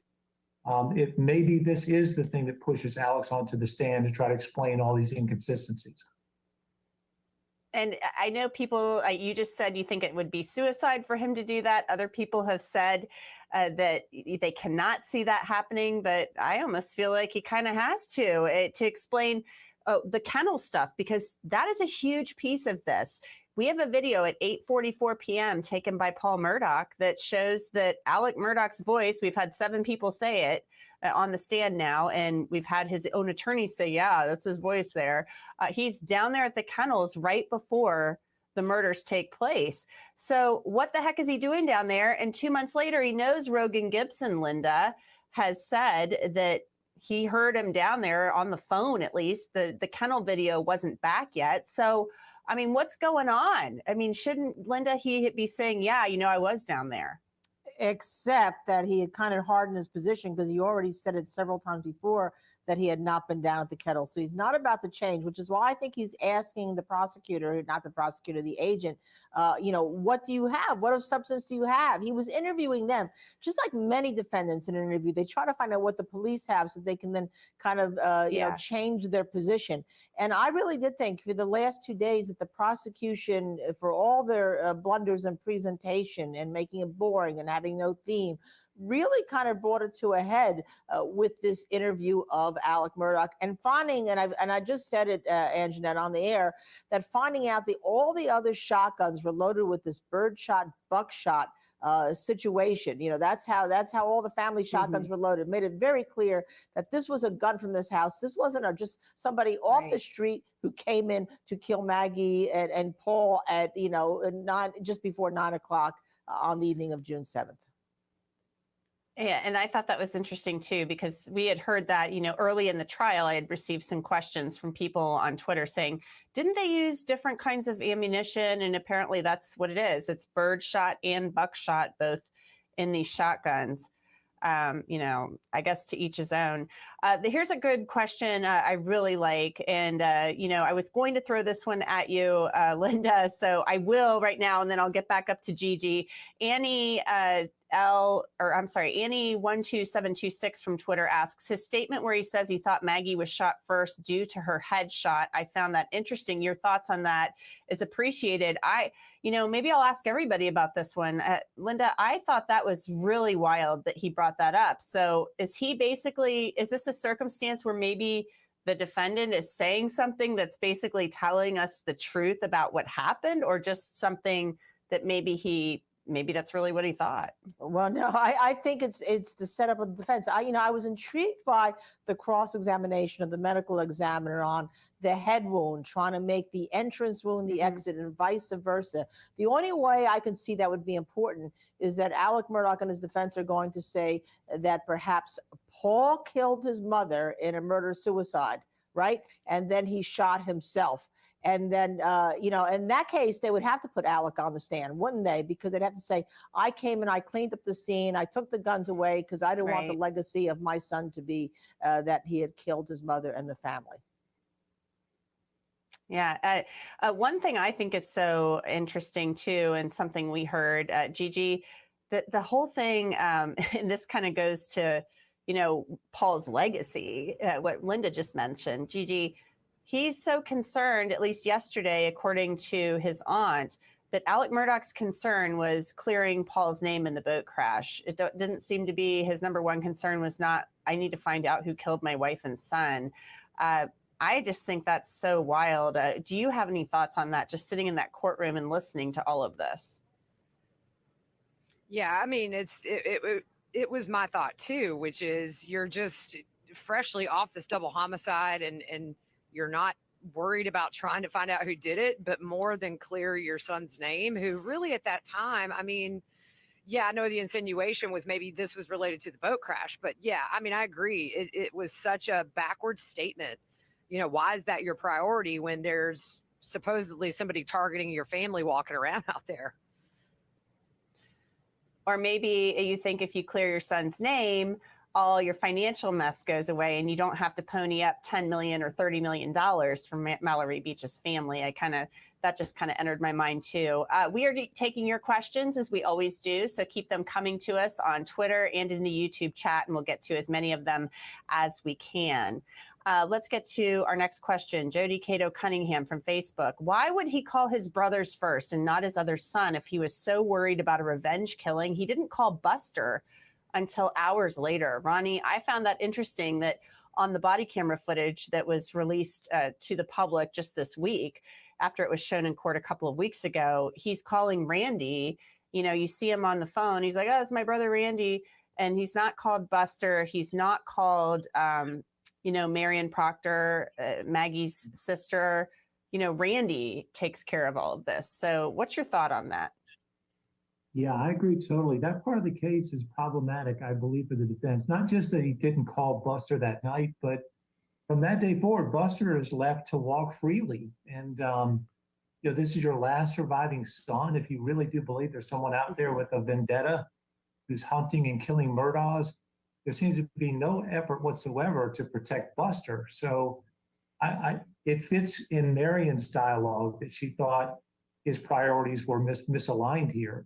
And it makes little common sense. Ultimately, the jury's going to fall back on what makes the most common sense. Makes no common sense at all if you truly believed that there is a Murdaugh killer on the loose, that you take no effort whatsoever to protect your only surviving son. Yeah, I found that astonishing. And why Paul and Maggie? You know, why not the whole family? I mean, or why not? Why wasn't Alec killed? If you're looking to avenge this, I mean, it doesn't make any sense. Carol Heister from Facebook asks, "Does anyone think the theory of two shooters is the best way to sow reasonable doubt to the jury?" Linda. Obviously, that's what the defense has to go on, because I don't think they're going to say a murder-suicide, but you never know. But that there was two shooters, and that's why there's two separate guns. The problem you have is that, you know, as I said before, you don't usually get DNA with long shot guns. However, there's no indication that anybody else was there at the scene. And everyone says, well, you know, the other way to sow like a defense reasonable doubt is, why would a father blow his son's head off? And the defense has been very graphic about the child's brain being on the ground. But, you know, when you kill somebody, you don't necessarily expect that to happen, because you're not, you know, this is not a movie, right? And you wouldn't Right. expect maybe that Paul had turned his head away from the gun, and that's the effect. So it's just, you know, we see family members being killed every day by people supposedly love them. It doesn't surprise me that that could happen. All righty. And we've got one more question before we take a break. Gigi, I'm wondering what you think of this. Ginger Merritt from Facebook. What would Alex's life look like today if Paul and Maggie were not married? Would he have to? Oh, okay. I think it means if Alex and Maggie were not married, he would have had to pay millions for Paul's defense. Paul would have to go to jail, and or a huge settlement would have to be paid to victims of the boat crash. So financial crimes would have been exposed. He would be disbarred and fired. What do you think about that, Gigi? What would Alex's life look like today if Alex and Maggie were not married? I don't know. I mean, I think he might be in a really bad spot. He might be in a bad spot, and I think he probably would still be awaiting trial, but maybe not for double murder, because the financial crimes were coming out. I mean, the worms were crawling out of the can. So I think that it was just a matter of time before all of this had legal ramifications for Alec as far as financial crimes, and for Paul. You know, I think there were so many eyes on this boat case, and there was so much backlash in the community. I'm not convinced, had Paul not been murdered, that he would have gotten off of this. I think he would have faced some consequences, which would be prison time. So very different, but you know, yeah. I still think for Alec, jail. Yeah, most definitely. He was going to be in a world of hurt, in the soup, as they say. So keep the questions coming to us on Facebook, Twitter, and in the YouTube chat. We'll get to as many of them as we can. But for now, we have to take this break. If you're watching on YouTube, stay with us. It'll just be a few minutes. We'll be right back. I'm Anjanette Levy, and you are watching Law and Crime.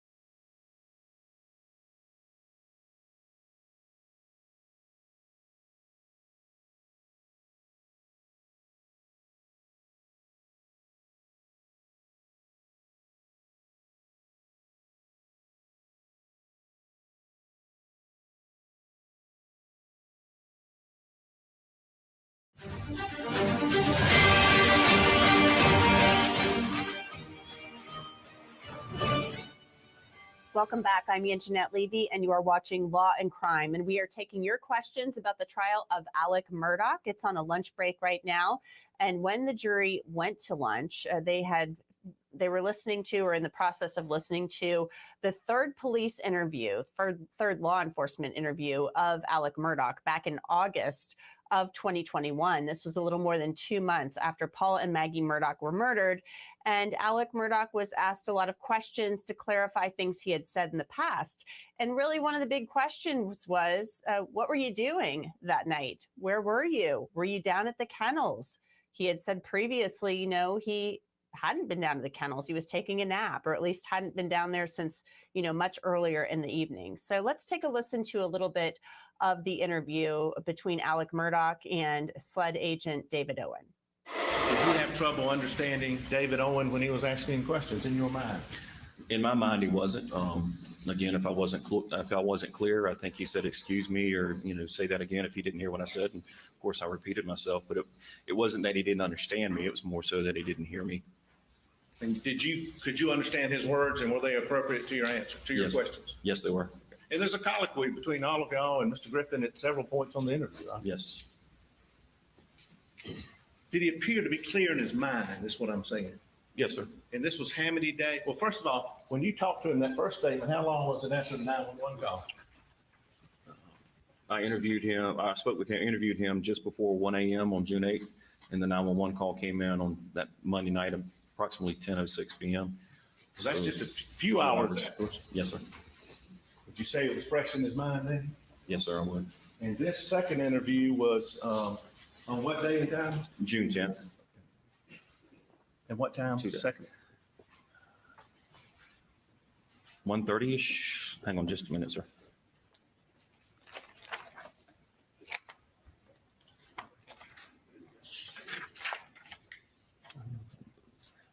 It began approximately 1:45 p.m.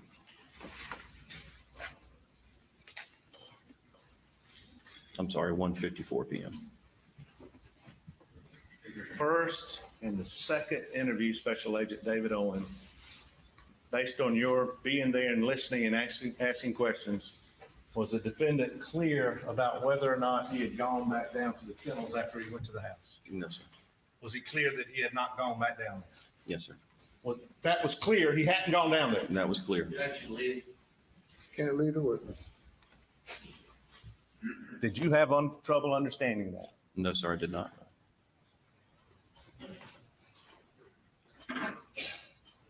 And was it clear where he'd gone after that, Yes, sir. based on your questions? Went to visit his mother in Alameda. And when he came back? When he came back, yes, sir.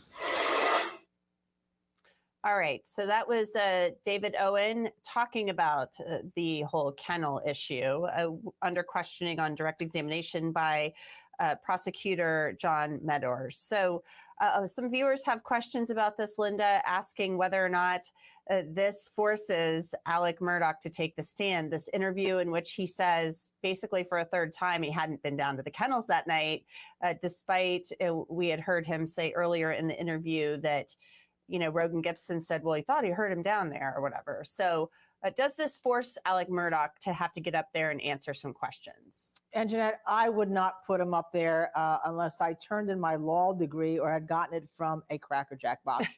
Unless, of course, your theory is that this was, a murder-suicide, because he's already under, he'll be under cross-examination. Everything will be free game. I think the better likelihood is perhaps the defense has an expert that's going to say the timestamp on the video, despite what's been testified to by the prosecution witnesses, is not absolutely accurate, and to raise reasonable doubt that way. Okay, and that question that I asked you, Linda, came from Lucinda Davis 63 from Twitter. So just to clarify there. Our next question, I'm going to send this over to you, Ronnie Richter.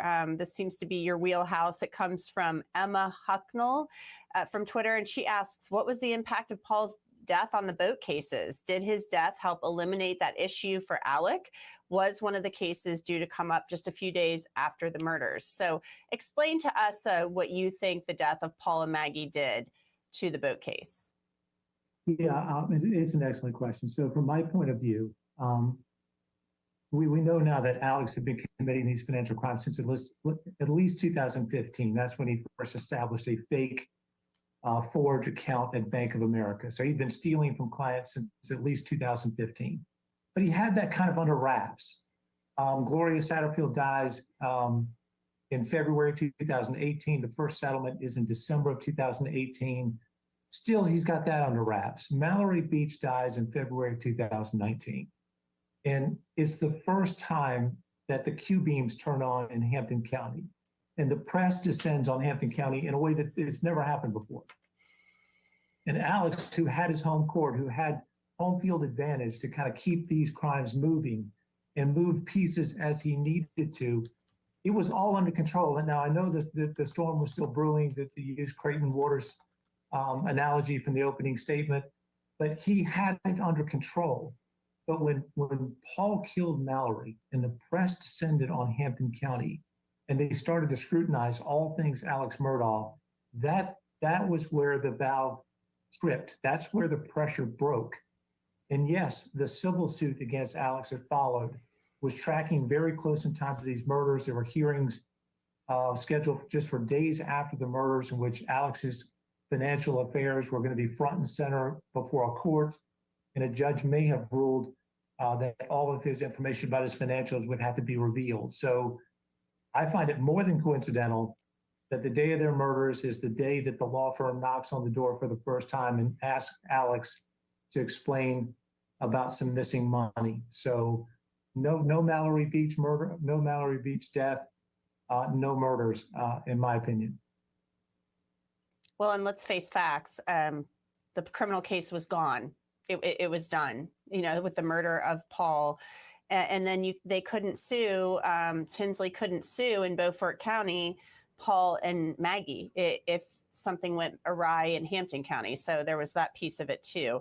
Ryan Seacrest from YouTube. We always love it when Ryan Seacrest tunes in. I'm a big fan of the New Year's Rockin' Eve. He asks, what was the jury's reaction, Gigi, when the video caught Alec in multiple lies? So Ryan Seacrest from YouTube thinks that this video has caught Alex Murdaugh in some big fibs. So did you see any visible reaction from the jury?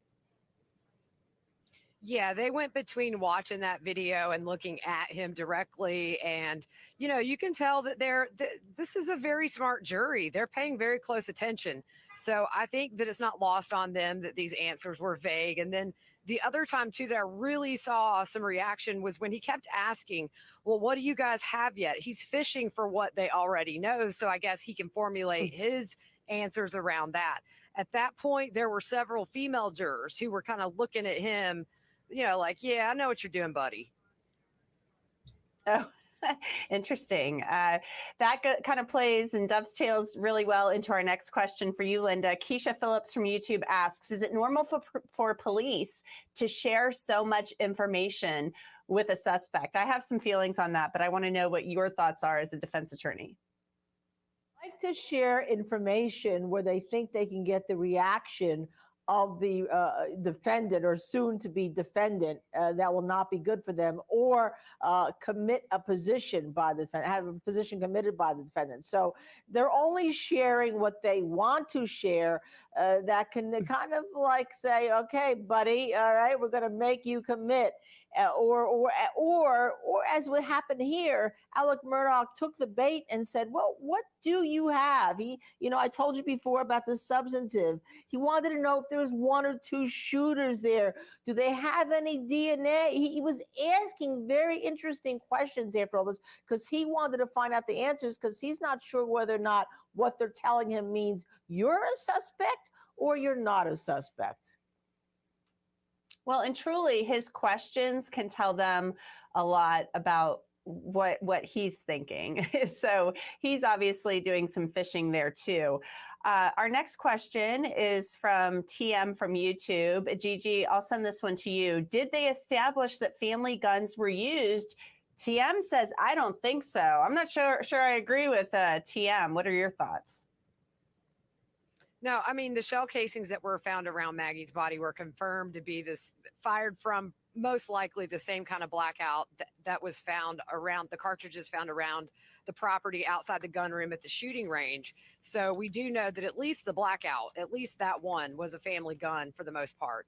As far as the shotgun, I don't think they've ever really confirmed that that was a family gun that was used for Paul. But for Maggie, it seems like they're pretty certain. Mm-hmm. I think this whole buckshot thing kind of, maybe lends to that, but we'll see what the jury has to say about it. And one more question before we take a quick break. Ronnie, I'll send this one to you. Tracy Williams actually, no, let's skip that one. Murphy, Lana, and Cassidy. Tracy, we'll get to you when we come back. Asks, what is circumstantial evidence? An example of circumstantial evidence. So Ronnie, why don't you handle that one quickly, if you would? Anything other than direct. So direct would be an eyewitness who saw it, DNA evidence that confirms that a suspect is tied to the crime. Circumstantial is what you're seeing here, that we have no eyewitnesses. We don't have the direct evidence. So it's the things that tell us in our mind that we can reasonably deduce that something happened while we don't have that direct evidence to prove it, right? So the classic law school example is I went to bed at night. The sky was clear when I went to bed. When I woke up in the morning, the ground was covered in snow. I didn't see it snow, but I know that it snowed last night. So that is the difference. We don't have direct evidence in this case. So I always find when you don't have direct, the circumstantial has to be A, pretty compelling to one truth, and B, pretty plentiful, frankly. So I think more is better in a circumstantial case. If only dogs could talk, then we would have some direct evidence because they were really the only witnesses to all of this, which was a sad and horrific crime. We're going to take a quick commercial break. If you're watching on YouTube, stay with us. We always have to do this for the network.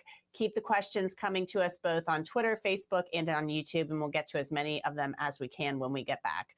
I'm Anjanette Levy, and you're watching Law and Crime. Stay with us.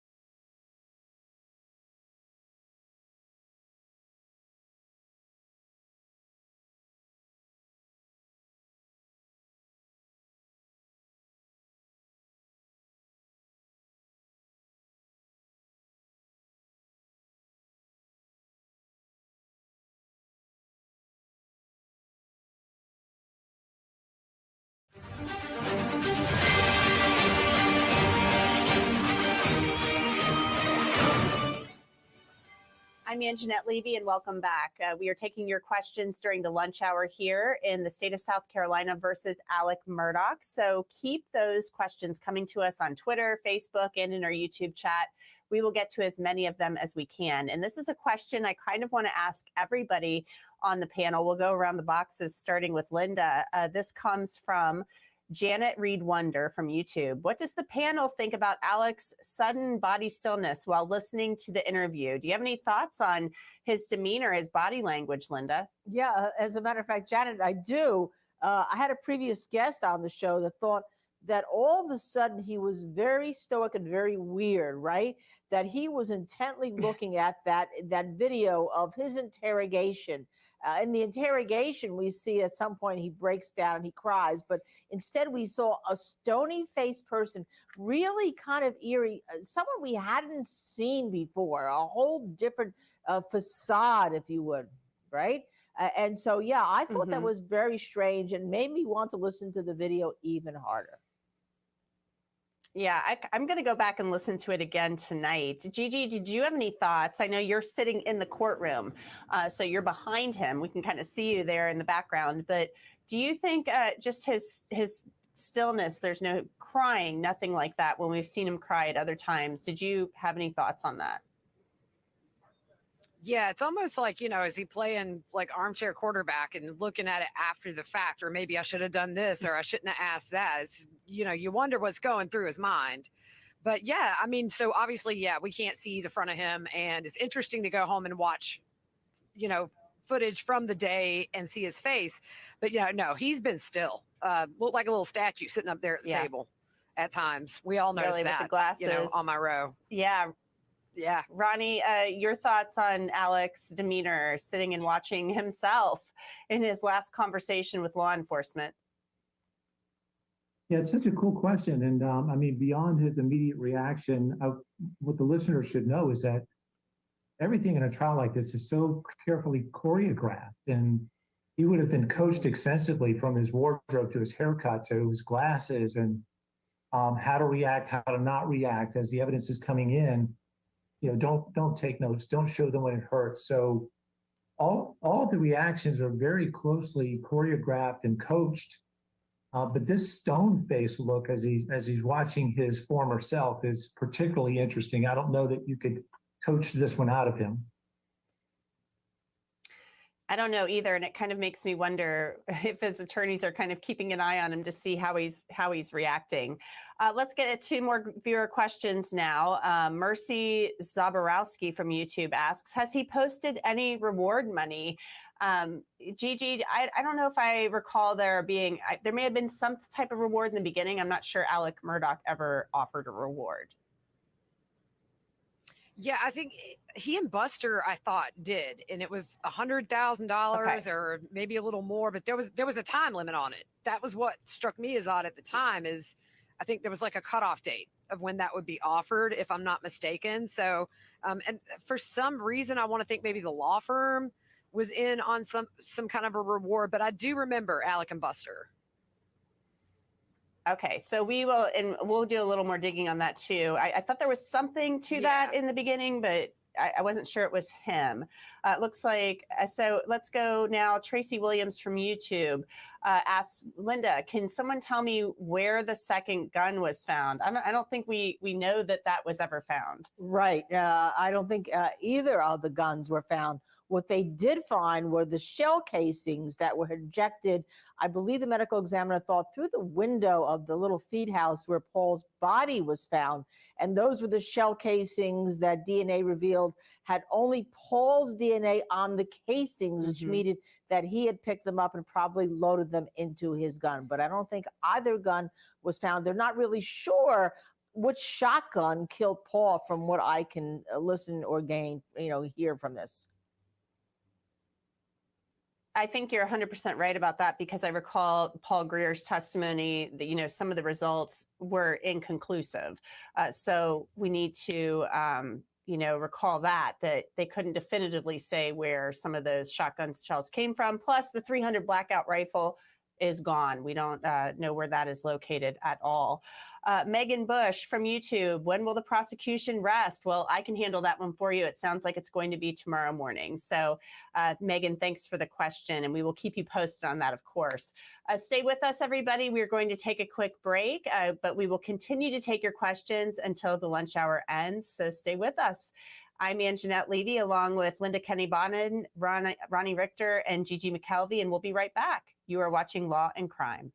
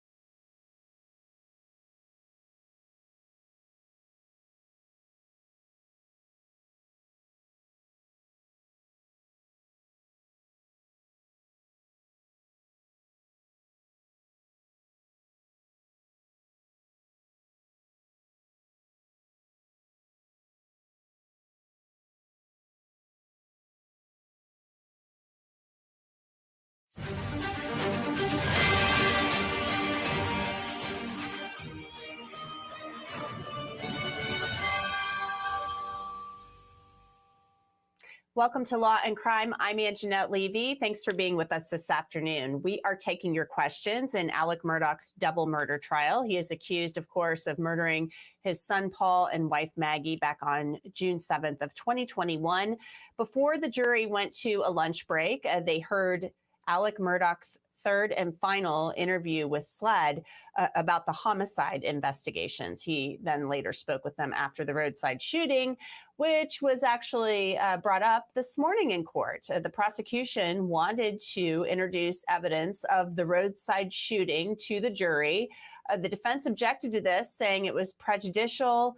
They're saying Alex Murdaugh was legitimately wanting himself, trying to commit suicide with the help of cousin Eddie, Curtis Eddie Smith. So let's listen to Judge Clifton Newman as he said, no dice. The jury is not going to hear any more about this. Take a listen. Financial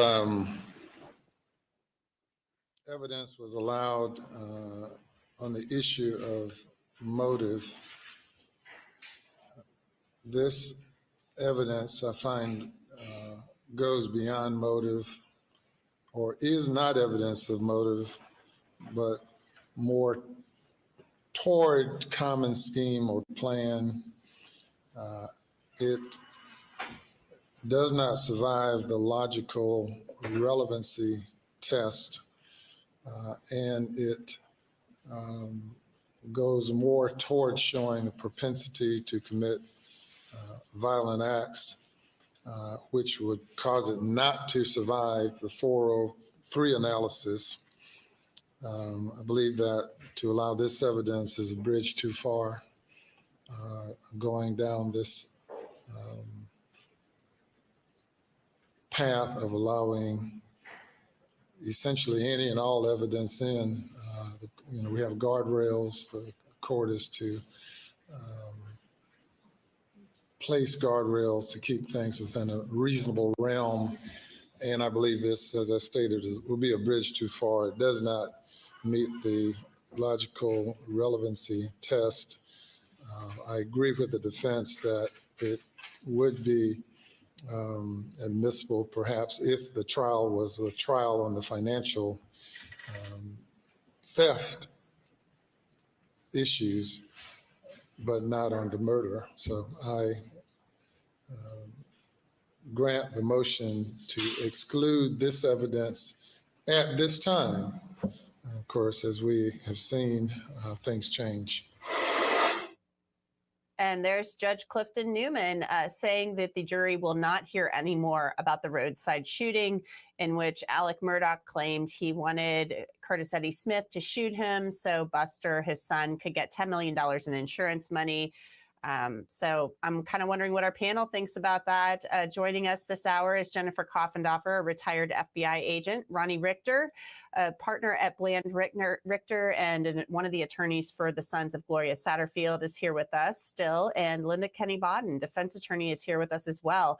Linda, you're a defense attorney. Was this the right call? Yes, I think it was. And one of the reasons why, Anjanette, is yesterday we know that Marion Proctor's cross-examination opened the door to that incident, correct? But the prosecution didn't drive the truck through, never asked the final question. What was it about that incident that changed your mind that you believe that the family had been targeted by outside killers? So quite frankly, the judge at this point is saying, you didn't do it when I told you you had the opening. I'm not going to now let you do it by having the whole case possibly put asunder by now beginning to put the incident in completely. So I think the judge was ruling correctly based on what the prosecutor didn't do yesterday, Anjanette. Yeah, and that probably was the time. And there were a lot of people saying that they saw kind of Alex Murdaugh kind of smiling at that point because he probably realized that they missed their opportunity, or at least should have asked then. And I think all of us wondered that. Let's get to some more of our viewer questions now. So let me get to a couple of these. Viewer Jeff Nee from Gainesville, Florida asks Jennifer Coffendorfer, why weren't Alex Murdaugh's eyes red and puffy, tears while crying to the cops? What is your feeling on that? Why didn't he have puffy eyes or tears and crying? Because I don't think he emotionally was. Did I hear that correctly? Yes, that was the question. Yeah, my belief is because he wasn't overwrought with emotion. I think it was a lot of crocodile tears. I think it was a lot of staged crying. I don't believe it was from an internal place of emotion, at least based on the interviews I've done when I've seen somebody that is truly overwrought with emotion as opposed to somebody who is feigning emotion. All right. Our next question comes from Karen from YouTube. Ronnie, I'll send this one to you. As a lawyer, why would Alex Murdaugh submit to a police interview? He should know that he would be the prime suspect. I have no idea, Karen, because doctors make the worst patients, lawyers make the worst clients. Maybe he still thinks he's on his home court, that to not cooperate somehow implicates him or speaks to his guilt. But there's no set of circumstances where he should have submitted himself to these voluntary statements. Not that I could see, and no one would know that better than Alex Murdaugh. I mean, his family had held the solicitor's seat for 100 years in that county. So if there's a fundamental rule here, it's you don't talk. You can only talk your way into trouble. The fastest way to get a fish out of water is for the fish to open its mouth. So keep your mouth shut. You keep swimming. I have no earthly idea why he would have submitted to this. It's an interesting thing because he'd already spoken to them twice. I do think it's interesting, though, it didn't sound like he was calling them consistently and asking, hey, is there any news? So I found that to be a pretty interesting lack of contact with the police on his part. Rewind Radio from YouTube asks, why was audio forensics not used to voice match the kennel recording? This would clear up whether Alec was there or some unknown. Linda, I'm wondering what your thoughts are on that. I don't even know if that would be necessary. Well, if you have people identify the voice, you don't really need to do that. And they did have, I was told, 7 people total by now. However, that does not mean that the defense is not going to try to do that. We don't know. I looked at their witness list, and they have a lot of experts on that witness list. So maybe they're going to say that you can't identify a voice, and that maybe they did a quote, a match, quote, scientific, I'm going to put that in quote, match, and they say the person cannot say it's Alex's. I don't know. I'll wait for the defense to see. All righty. At Bailey Barfield, sorry about that, Jennifer, from Twitter asks, why did Alec go to the house to get a gun when he kept one in his truck? That's a really good question. We had heard some discussion about him possibly keeping a pistol in his vehicle, but why go to the house then to get a shotgun? Really makes sense. And I describe it like this. He gives all these statements that I believe are just not true. And his whole accounting of everything, really, that he's taking a nap, that he's at supper. In other words, he's dealing with untruths. And the fact he says he went to the house to get a shotgun and came back, I guess, to protect himself from the person who did this, is that even true? It's really a mess. The lies that he's woven, and now he's caught up in different people trying to figure out what was really the truth from his statement, and that's not going to be possible. Mm-hmm. Our next question is from Twitter. Stolen Mangoes. It asks, do the defense and prosecution know what the experts are going to say, Ronnie, or is it as much a surprise to them as it is to us? Well, you know what's on the witness list, and you can kind of forecast from there. I think it's pretty predictable from some of the questions where we're going to see some expert testimony. I fully expect to hear from a ballistics expert on behalf of the defense, and I don't know what that testimony is going to be, but if I were going to call a ballistics expert, he would say the AR-300 is one of the most common guns sold in America. That the markings that are made on the shell casings. It's not like a fingerprint that it's consistent with the markings that would be made by a weapon of this nature. So you can't say that it came from one of the Murdaugh's weapons just because other shell casings on the property demonstrate similar markings. I mean, that they've already announced they've got a footwear expert who's coming. So I think, the prosecution, knowing the case they put on, knowing who's on the witness list, can reasonably forecast what's coming. Definitely. And there's discovery. So a lot of times these reports obviously have to be sent back and forth, or at least turned over from one side to the other. Jackie Lowe from YouTube asks, call logs show someone attempted to unlock Maggie's phone with Face and failed, and then a few minutes later unlocked the phone. He deleted 3 calls he made to her. Why? I don't know if they actually attempted to unlock the phone with the Face ID. It just says the camera was activated. But why do you think maybe deleting these calls, Jennifer? Why would that have been done? Because you can delete them from your call log. They're not going to disappear from your phone records. Yeah, it's very interesting, I think, that Alex Murdaugh seemed to not understand what truly could be gained from the digital evidence from all of these phones. It seems as if he really underestimated that it would put him in a particular place, or at least the phone, his movement of the phone or movement of the phone. I think he just underestimated and didn't really understand digital forensics of phones. Our next question comes from Cheryl Loicono from Facebook. Linda, would Paul's death negate the suits against him from the boat crash? As in, if he's dead, the suits are null? We know, obviously, that if Paul is dead, that the criminal charges, the criminal case is gone. But really, I mean, does it really damage or get rid of or eliminate the civil suit? Well, Ronnie can talk more about the law in that state. Where I practice, the civil suit then gets converted to the estate suit, right? But you can't seek punitive damages against an estate where you can in a civil suit when somebody is alive, usually. So it would negate a large part of punitive damages against Paul, if that's it. And also, remember, the estate then is in a bad position because they can't be called. I mean, there's no discovery that's going to go forward, right? To even defend him. Mm-hmm. So I think Ronnie can talk more about the law in South Carolina, but from where I'm from, that's usually the case. But Ronnie, Alec was the one being sued at that point. Paul wasn't. So there was just a threat to possibly sue Paul and Maggie.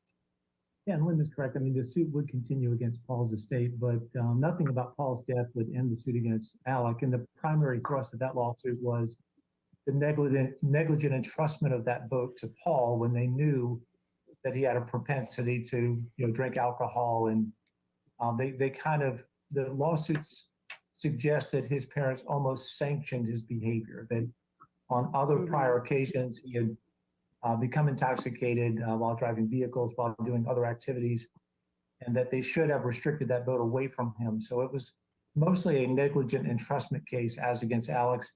Nothing about Paul's death would have stopped that lawsuit. And we should mention too that Buster was actually being sued as part of that because his fake ID, or his ID rather, was used by Paul to purchase alcohol that night.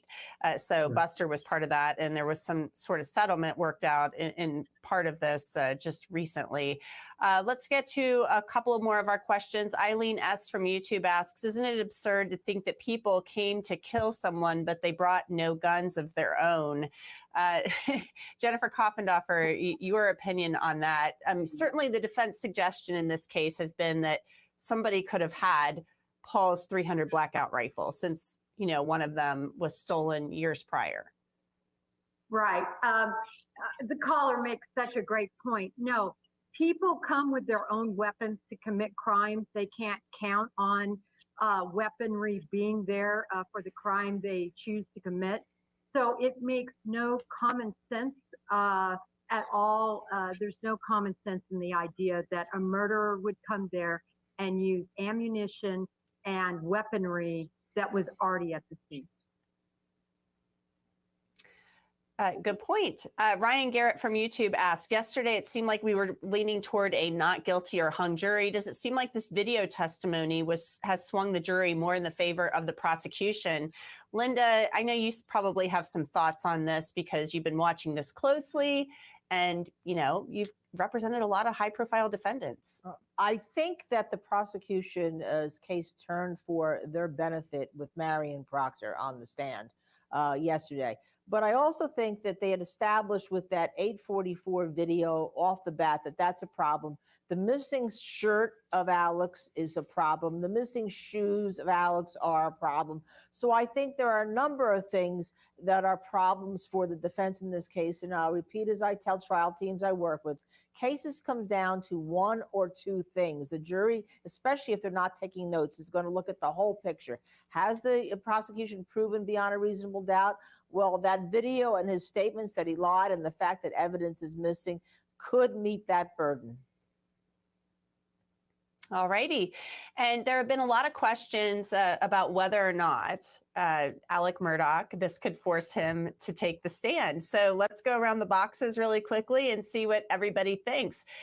Jennifer, do you think that this third police interview, this third SLED interview, is something that maybe forces Alex Murdaugh to say, you know what, I need to get up there and talk about what I was feeling and what I was doing?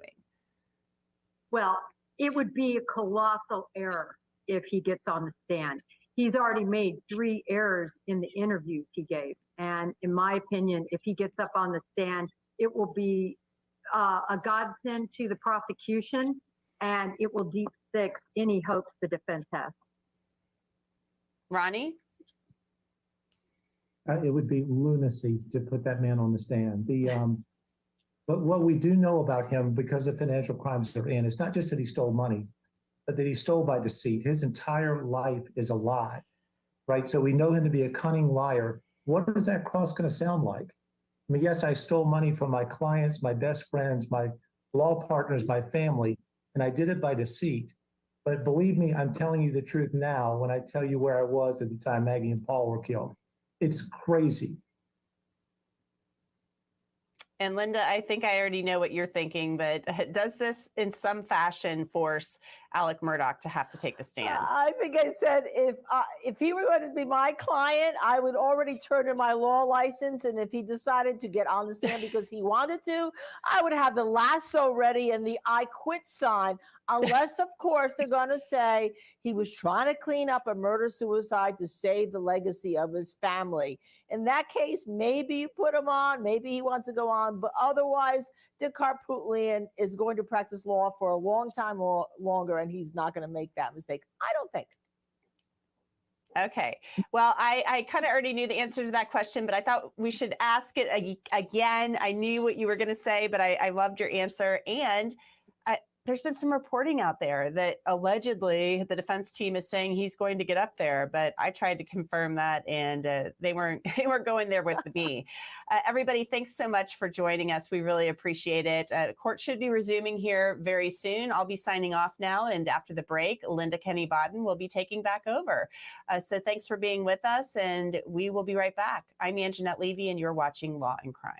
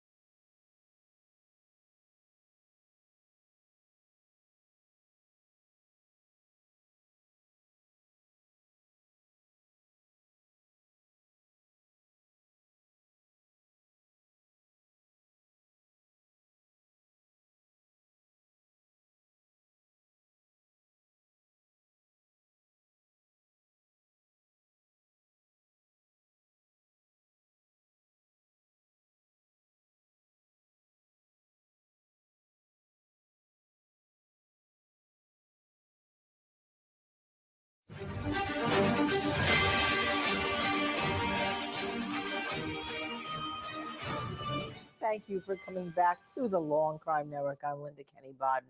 Well, we're waiting for the trial of Alex Murdaugh to come back after lunch to have more testimony from David Owen before the jury. Now, David Owen is the SLED agent that we were watching who interviewed Alex Murdaugh in August or so, several months after the shooting, for a sit-down interview in an interview room.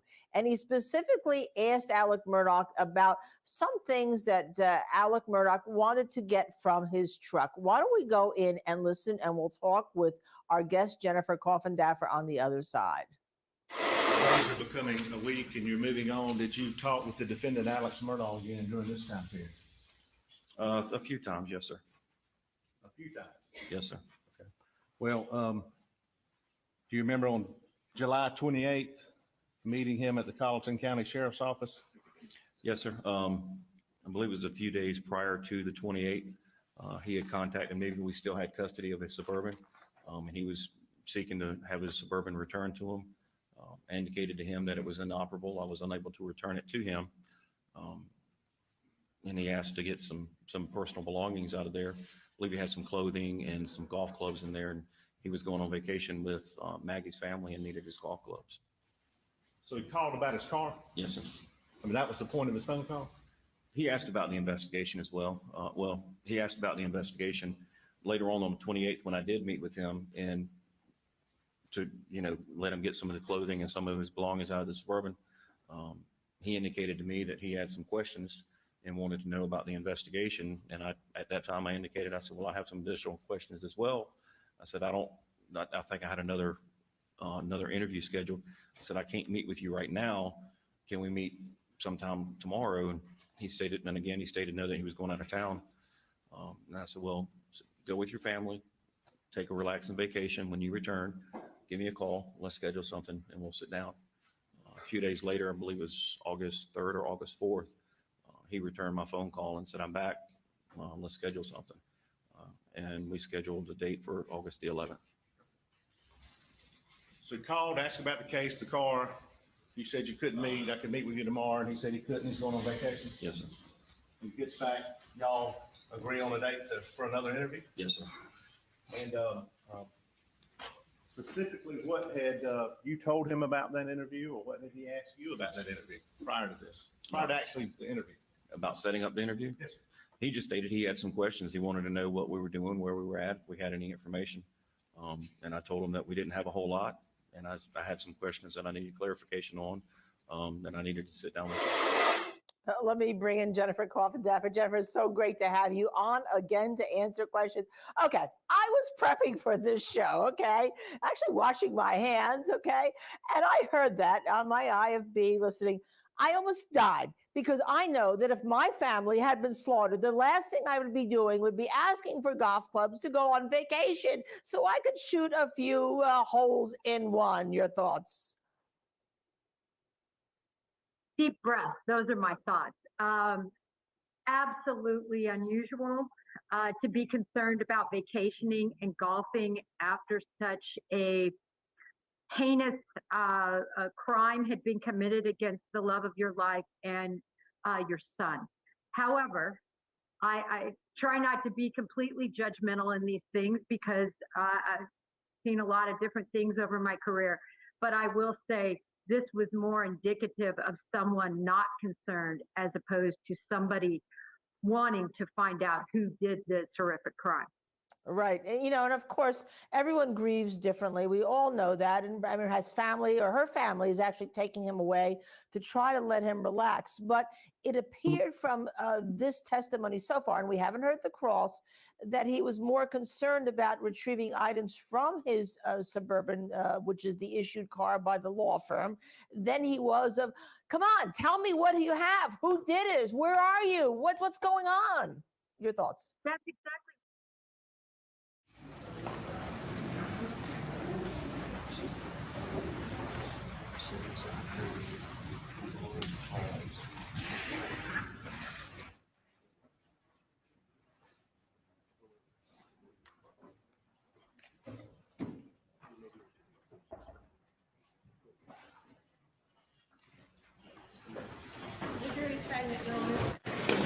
Thank you. You may proceed. Yes, sir. We will now continue with the other one. Specific scope on it. I don't know if you had, or we asked, when was the last time that gun had been seen? Do you know of?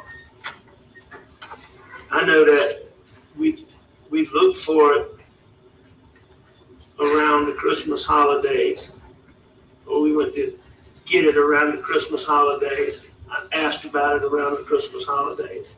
Of 20, this past Christmas Yes, sir. holidays? Okay. And that was the replacement, what I guess we call it. That's correct. Okay.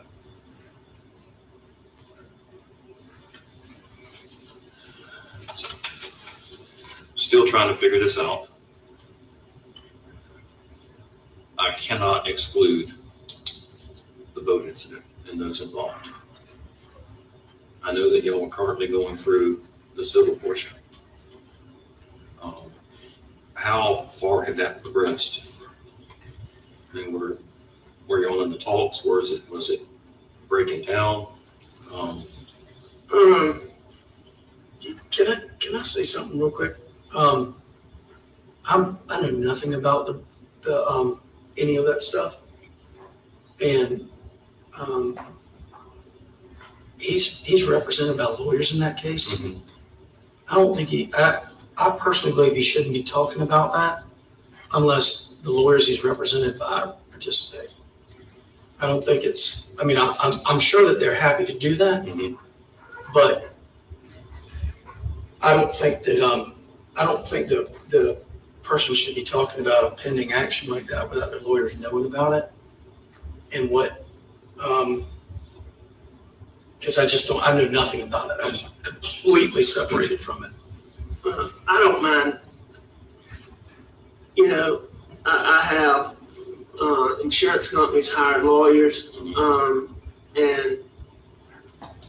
then some of my partners are helping with that also. But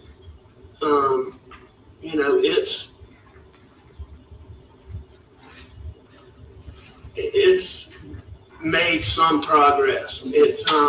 It's still unresolved, but it's not in its initial stages by any means. And what I'm getting at with this, it's in progress. I just want to make sure that it's not make sure. Bad word there. Did one party say this and y'all countered or something like that where the other people are pissed off, and now we have somebody out there with more motive because now they're thinking, Paul's going to get away with this. And I mean, I'm not aware of any of those discussions. The only thing that I am aware of is that I've learned that one of the daddies of one of the kids in the boat wreck went to lengths to, or maybe it was his son, I don't know, but I was told that there are people out there that were being told you can't be friends with Paul and the Murdaughs and with us. You got to choose. And that was a dad going out telling. I don't know. Or it was that dad or that kid going out saying this stuff. I don't know that. I was told by a person who had been told that. It's Nate Tootin is the boy's name. So is that find out from him. Any kin to Nolan? It's Nolan's younger brother. It's Nolan's younger brother. So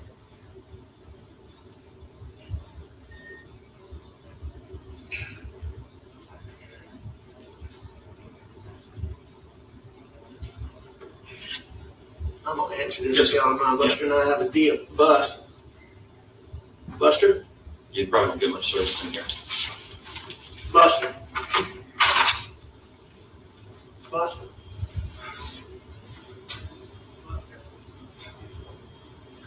If you go outside, hit that green button on the right.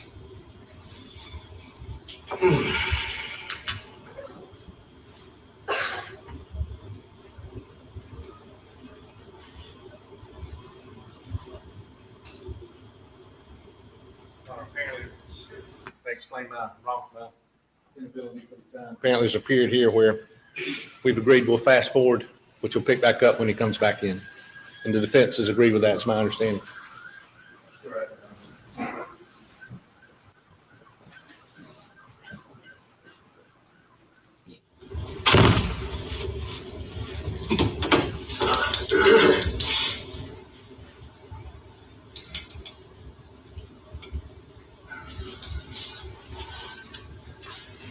You don't have any more questions?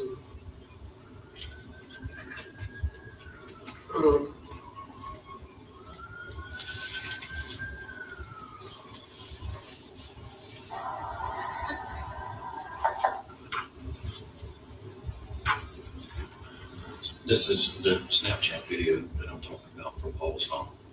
Okay. So it just kind of brings back here. Okay, I tell you what. Yeah, we were laughing about that because he's laughing because I've gone to great lengths to try to, a tree got knocked over, and I've gone to great lengths to try to get it to, be upright. Okay. And was that night? Because the friends that we talked to said it was posted that night.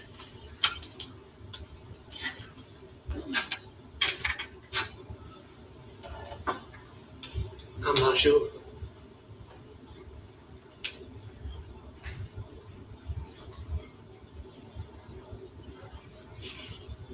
Somebody's phone on? Sorry? Somebody's phone on? No, it's somebody's phone. I hear like somebody talking in the background. Okay. Like it was a call that had dropped or something.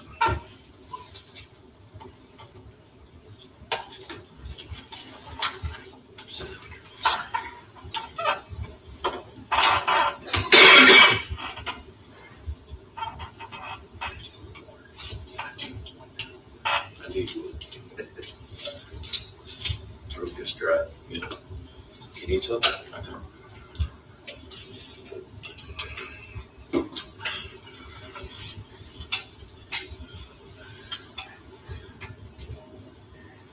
Anybody from the boat or their family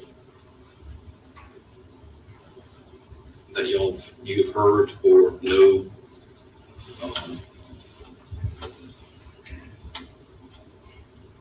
have any issues with them recently or prior to this incident?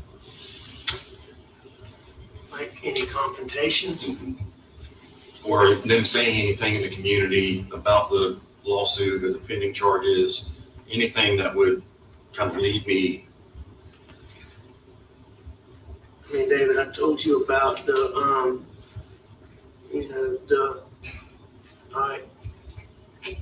Kenya, tree horn, a month or so, maybe 6 weeks before this happened, called me, just all out of sorts, and told me, I told you about this, Yes, sir. right? We've interviewed her, yes, sir. So, I mean, she said she'd heard it from 2 different places that family from the boat wreck was, it was over the top that I really didn't, pay it a bunch of attention.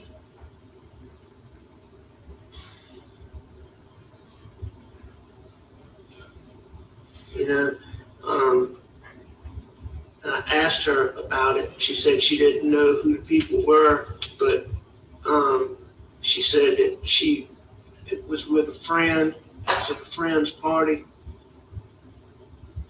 She knew who the friend was and would take y'all to the friend.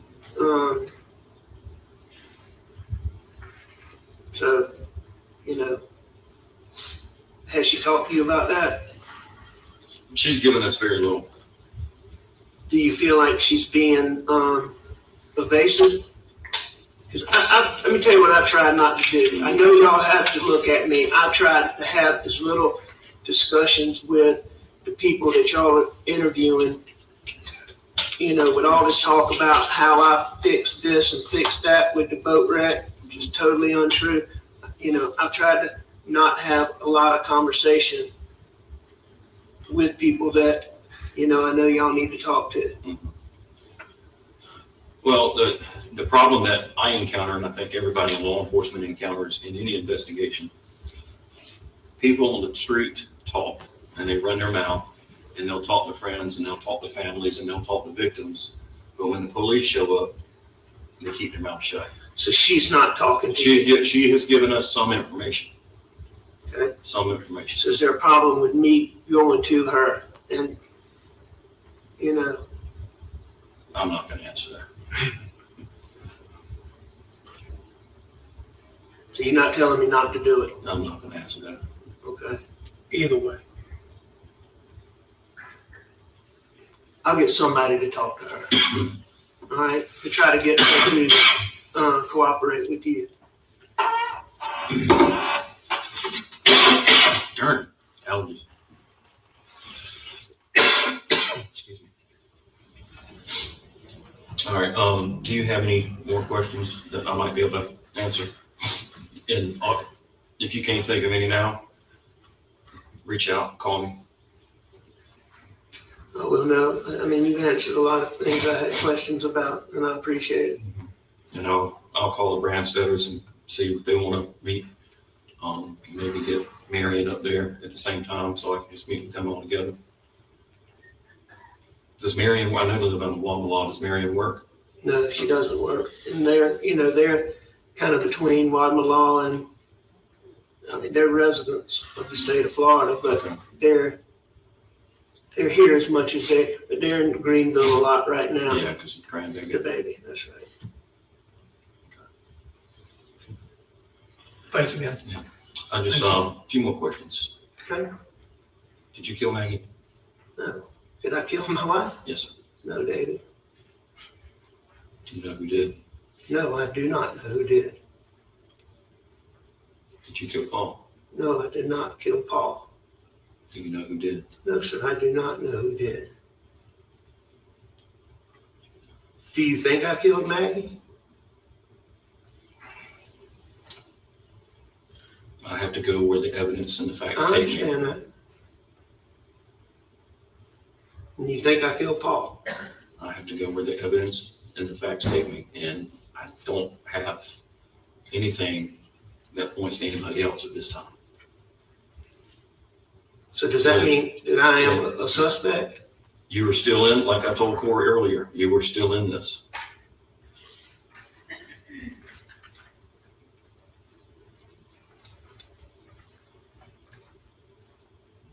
With everything that we've talked about, with the family guns, the ammunition, nobody else's DNA.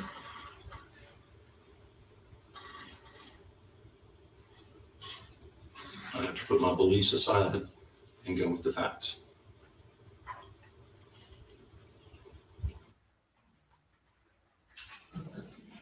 Talking with Mr. Griffin, there's one sentence after that before we redact it. We both agreed that I can lead and ask you after that last question. Do you say, well, I understand, I mean, and shaking his head? Yes.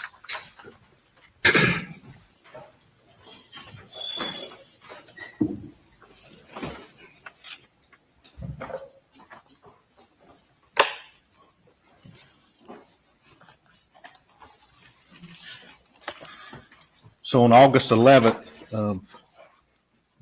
2021, after this interview, during this interview, did you consider Alex Murdaugh a suspect in the death of his son and his wife? He was the only known suspect at that time, yes.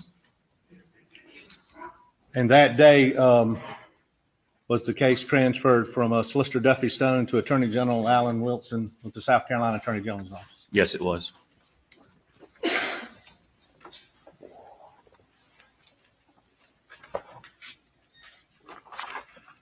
I just want to go back right before we ended, and I'm not trying to get you to repeat this, but do you remember when you asked, or do you remember when he told you, I know y'all got to look at me, and I've tried to have as little discussions with people that y'all are interviewing, with all this talk about that. You remember that? Yes, I do.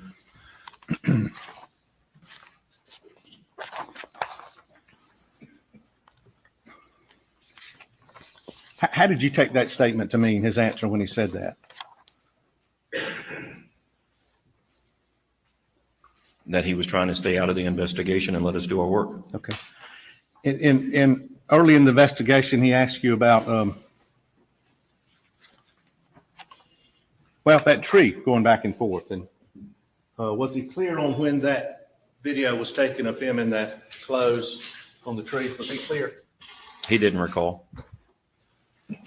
At this point, had you already talked to Blanca Simpson? Or had she been talked to reference? She had been interviewed, yes. Okay. And at some point after August 11, did Blanca System also provide some information in investigations about a conversation she had with the defendant, Alex Murdaugh? Yes. Okay. And was that concerning the shirt? Yes. Several months later, she provided information that she and Alec had a conversation go ahead. About what he had been wearing that day when he left to go to work. And just briefly going through the interview, you asked him about when Maggie was coming to Moselle and why. Did you have in this course of the investigation, did you have the emails from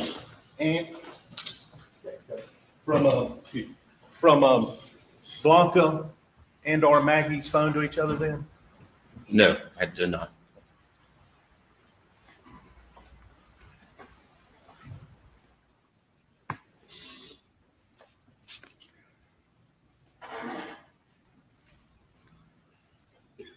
And early on in the interview, you asked him how long he'd stayed at his mama's house? Yes, and he stated approximately 45 minutes.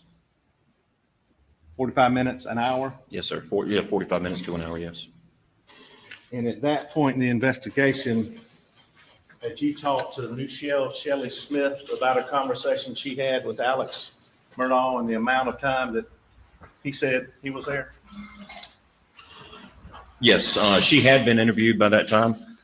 Again, there were so many agents going out and doing interviews and reporting back to me. But she stated that it was somewhere around 20 minutes. I don't have her report. I don't remember exactly what was said, but I know in our first interview, he had stated that it was around, he had spent about 30 minutes with his mother. And did your investigation reveal inconsistencies regarding what Mr. Murdaugh had told you? Yes, I did. And was that significant to you in your investigation? It was, because it wasn't one inconsistency. It was several inconsistencies over a period of time that were repeated. Now, you asked him about a list of guns several times in these interviews. Did you ever get a list of guns from Alex Murdaugh? I have not. Between June 7th, 2021 and August 11th, 2021, this interview, how many times did he call you asking about the investigation? We spoke approximately 5 or 6 times.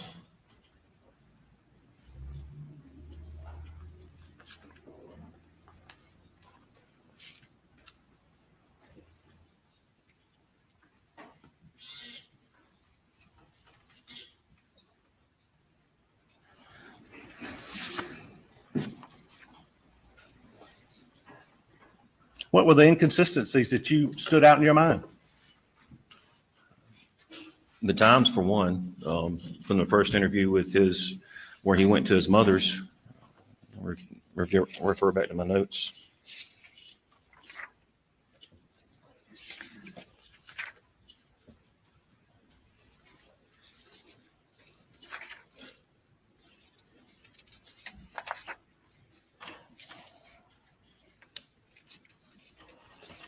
Time at his mother's, is it fair just to say that? So the first interview in June, he stated that it was at his mother's for approximately, sorry. First off, he stayed for a little while. And then the second interview on June the 10th, it changed to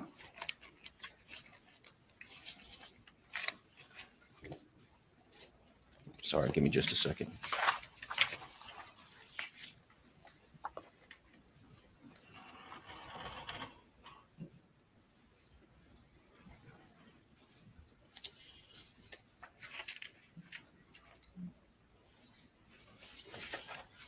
It's about 25 or 30 minutes. And then the third interview, it was 45 minutes to an hour.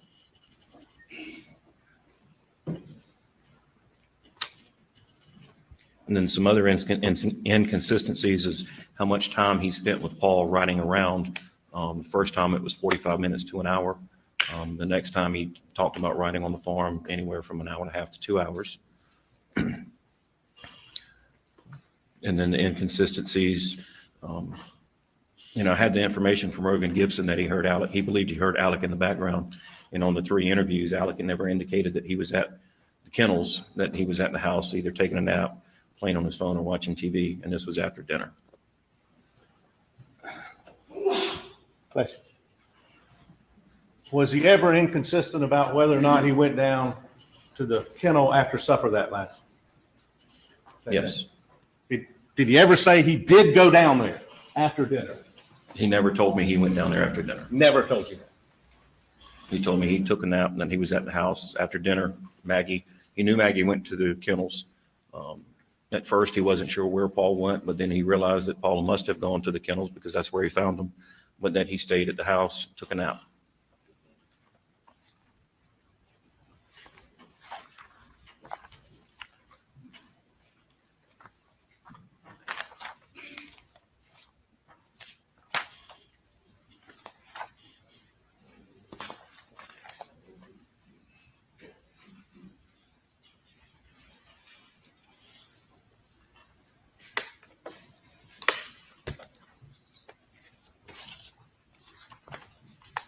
Now, there's been some discussion, and I think your testimony was he brought it up on the 911 case about the boat case. Yes, sir. And that happened in what year? February of 2019. 2019. And was that case null prosequi, dismissed by the Attorney General's office in the after Paul's death? Can you prosecute a dead man? No, sir, you cannot. And it's my understanding that the Attorney General's office null pros Paul's case in August of 2021. So that case criminally, like we're in a criminal courtroom, was over? Yes, sir.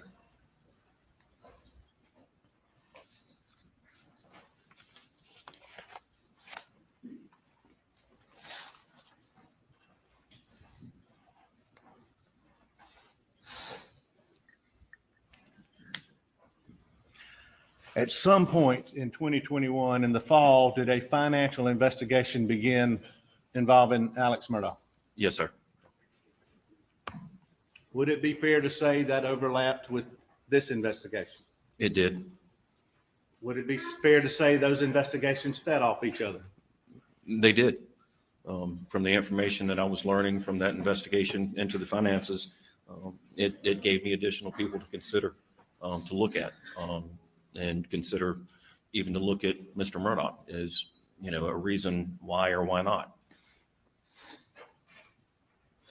Were there individuals in the financial investigation that you also interviewed in reference to this investigation? I did. Did some of that information you learned from interviews or grand jury testimony? Yes, I did. Did you then follow up on some of that information? Yes, I did.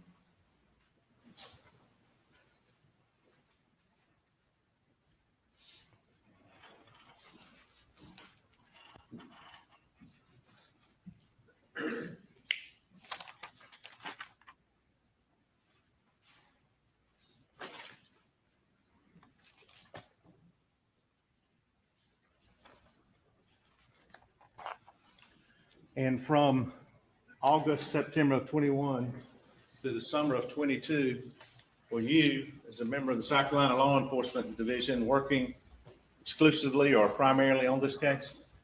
That's correct. And were search warrants still out there you were waiting on? Yes, sir. There's a multitude of search warrants.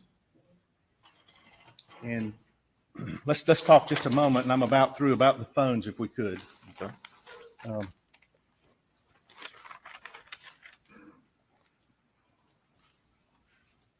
You, law enforcement, got Maggie Murdaugh's phone when? I mean, when did you actually take physical custody of it? Maggie Murdaugh's phone was recovered on June 8th, 2021 on the side of Moselle Road. And what, were you able to do you, law enforcement, you know what I'm talking about, able to get how much information did you get from Maggie's phone in this investigation? The family gave us, I believe it actually came from Alec or either Buster, but we got access to her phone via her password. So we were able to do a full extraction from her phone. Full extraction? Yes, sir. And some of that is included in the timeline that's already been entered. It's going to be entered by Mr. Waters in a little bit, right? Yes, sir. Full extraction. Full extraction. Now, how about Alex's phone? Was it initially taken on June 7th or June 8th? It was not taken on June 7th or June 8th. We got an extraction on June 10th when we met for our second interview. But that was just a logical extraction, not a full extraction. Which was, I don't really understand, but that's the surface, right? That's just the surface. Off the top. All right. Did you ever get that phone back? In September, yes, sir. September. And at that point, was further information attempted to be gathered from Alex Murdaugh's phone? Yes, sir. And how successful was that? Being the time difference between June and September, a lot of the earlier on information had been overwritten. It's just the way the computers work. You have to clear out memory to make room for new memory. So some information had been not erased, but cached out. So we were able to gain some information from the logical in June and compare it to the full extraction that we got in September. And were you able to determine what had been erased also? There were some phone calls that had been erased, yes. Now let's talk about Paul's phone. And to go back in the interview just very briefly on Paul's phone, I'm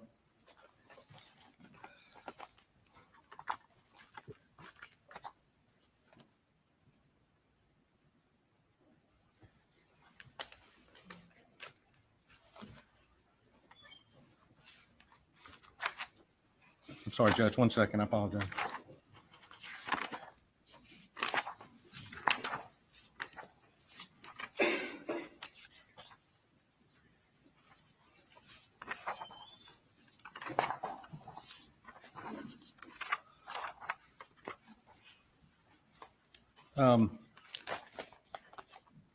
You would ask him when he turned Paul over and his cell phone popped out. Do you remember that? Yes, I do.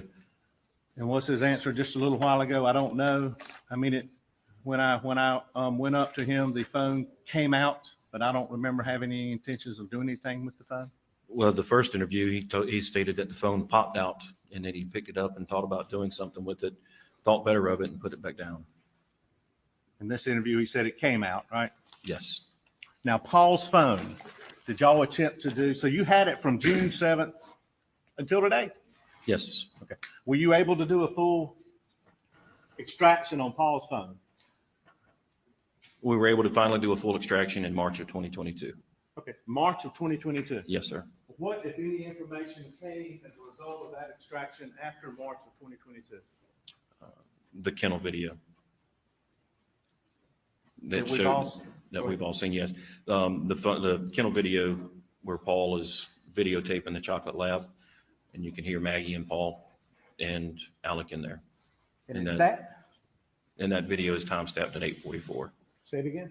8:44 p.m. And until that day, what day was it? Do you know? Well, if you don't, that's fine. But it came out. I believe I got the information on April 8th of 2022. Until that day, and it was extracted. To your knowledge, did anybody else in the world know that was on there except Paul? Nobody, to my knowledge.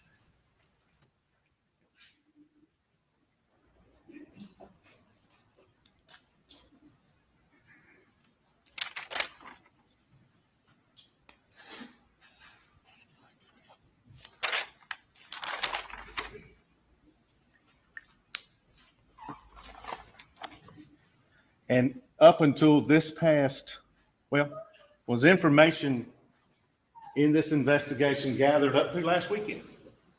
Yes, it is. What was that? The General Motors information from Alex's 2021 Suburban.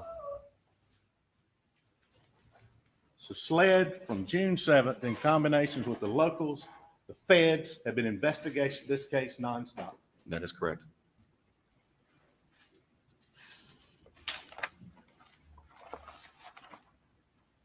Where is it? What is it?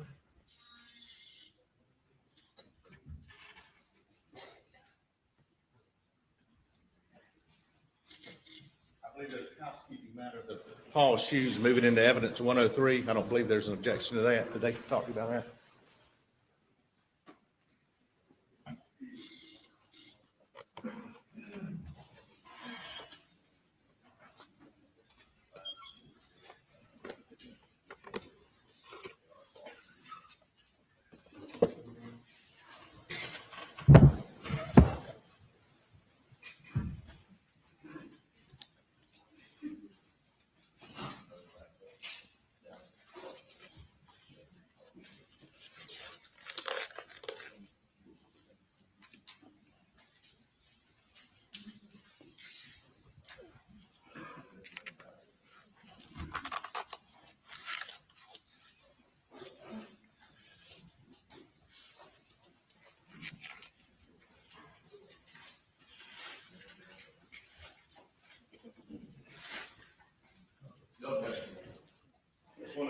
Objection. Thank you, gentlemen.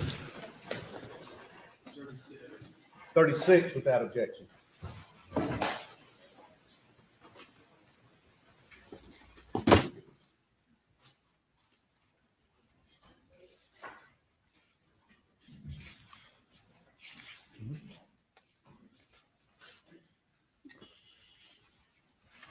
Submitted. Any further questions? Yes, sir. I don't believe I asked you this, but for the couple of questions. Were there any other credible leads that you've investigated that led you to anybody else beside Alex Murdaugh? Not credible, no, sir. Did you follow up with every lead that came in on this case, social media or otherwise? Yes, we did. All the SLED did? Yes, sir. Locals? Charles, Collin County as well, yes. Law enforcement really worked together on this case, didn't it? Yes, we did. And is the individual that you took this statement from on August 11th of 2021 in the courtroom? Yes, he is. Sitting between Mr. Harpootlian and Mr. Griffin? Yes, sir, in a blue blazer and a white shirt. We'd have to record so reflect. That's all we have this time. Thank you. Cross-examination.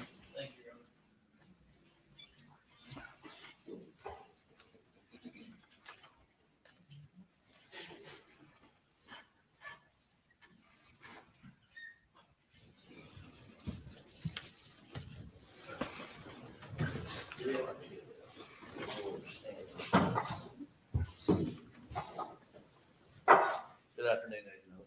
Good afternoon, sir. Get my stuff organized here.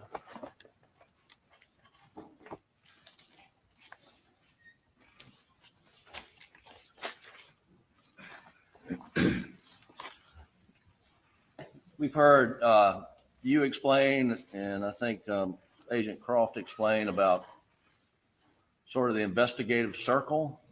Yes, sir. And I think you talked to Alec about that on the video, that he is in the circle. Yes, sir. And he was in the circle from the moment he called 911, correct? I would say yes. And no one had to give you any lead to put him in the circle, right? No, sir. He called 911. He's the one who discovered him. He's closest in relation to him. So when you're asked about, were you given any other credible leads except the one that led to Alex Murdaugh? I mean, he was there from the moment he called 911. Yes, sir. And what has happened over the last year and a half, 2 years is, as you explained, you've been unable to get him out of the circle. Isn't that right? That is correct. So if someone's in the circle and can't get themselves out, they end up sitting over there where he is today. That's what happens. Isn't that right? As long as there's credible evidence to keep them in that circle, yes. We're going to get to that.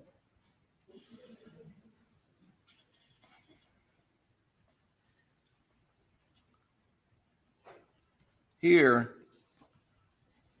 SLED failed to take immediate steps. I mean, maybe it's not all SLED, but SLED and the Colleton County Sheriff's Department failed to take immediate steps to preserve evidence that could possibly exclude Alex Murdaugh from that circle.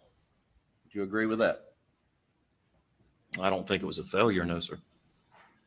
Well, let's get this right. Your investigation, as I understand it, leads you to conclude that Paul and Maggie were murdered sometime between 8:50 p.m. on June the 7th and 9:06 p.m., correct? Yes, sir. And whoever murdered Maggie and Paul would, at a minimum, have in their possession an AR-15 style assault rifle and a 12-gauge shotgun, correct? Not unless they got rid of it. Well, the moment they were murdered, yes, someone had to have, one person or two people had to have murder weapons, right? Yes. Paul was murdered with a 12-gauge, right? Yes, sir. You would agree then that the murderer had a 12-gauge shotgun. Yes. You would agree that the murderer had some AR-15 style assault weapon that killed Maggie, right? Yes, sir. And you would agree at the time they were murdered, they would have those weapons. Yes. And would you agree that whoever murdered Maggie and Paul would likely have blood and biological material on them following the shotgun blast that essentially blew Paul's brains out of his head? They would have some, yes. And on the night of June the 7th, you said it was after midnight, so we'd go early morning hours, but 1 a.m. on June the 8th, you interviewed Alec, and he told you that he had left Moselle sometime between 9 and 9:10 to check on his mother. Is that right? That is correct. So if Alex was the perpetrator, as alleged, he would have had to brutally murder his wife and son sometime after 8:50 p.m. and 9:06, dispose of the murder weapons either somewhere on the Moselle property, within the Moselle residence, along the drive to Alameda, or at his mother's residence or property at Alameda. Is that correct? Yes. Now, immediately when law enforcement arrived, they secured the immediate murder scene. That is my understanding, yes. Down at the kennels. And they eventually thoroughly searched the Moselle residence. There was search of the Moselle residence the next day, correct? That is correct. You know what time that was? Early afternoon, late morning? That's approximate time, yes. And no murder weapons were found in the residence, is that correct? That is correct. And no murder weapons were found on the property at Moselle, is that correct? That is correct. And was a search of the route between Moselle and Alameda ever done? It wasn't walked from Moselle to Alameda, but it was driven several times. And you didn't find any weapons there, correct? No, sir. And was a search of the waterways along the route done between Moselle and Alameda? Most waterways, yes. Excuse me? Most waterways, I don't know if every single one was searched, but there were several waterways searched. Now we know from the General Motors OnStar data that was delivered during the middle of this trial that Alec did not stop from the moment he left Moselle to drive to Alameda. Is that correct? Correct. You've reviewed that? Yes. There's no detours along the way, correct? No, sir.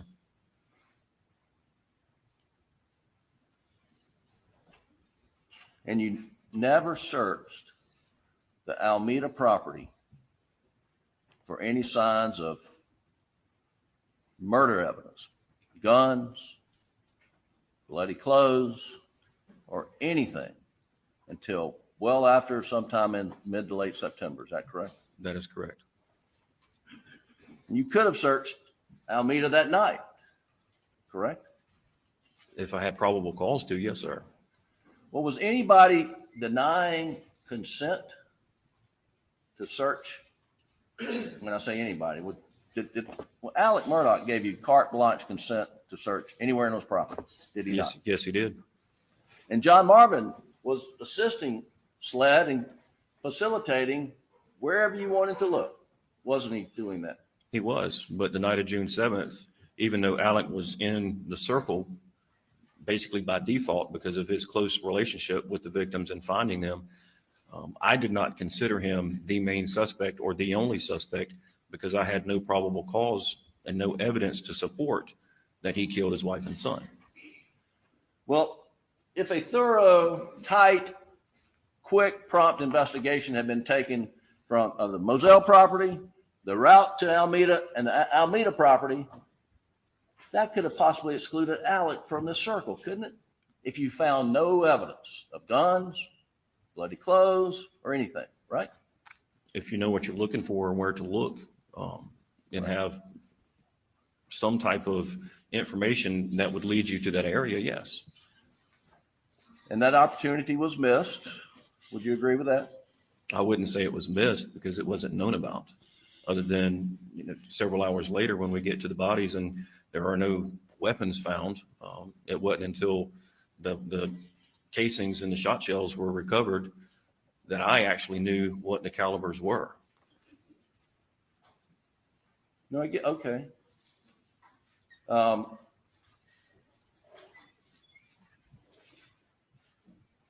Pretty clear the night of the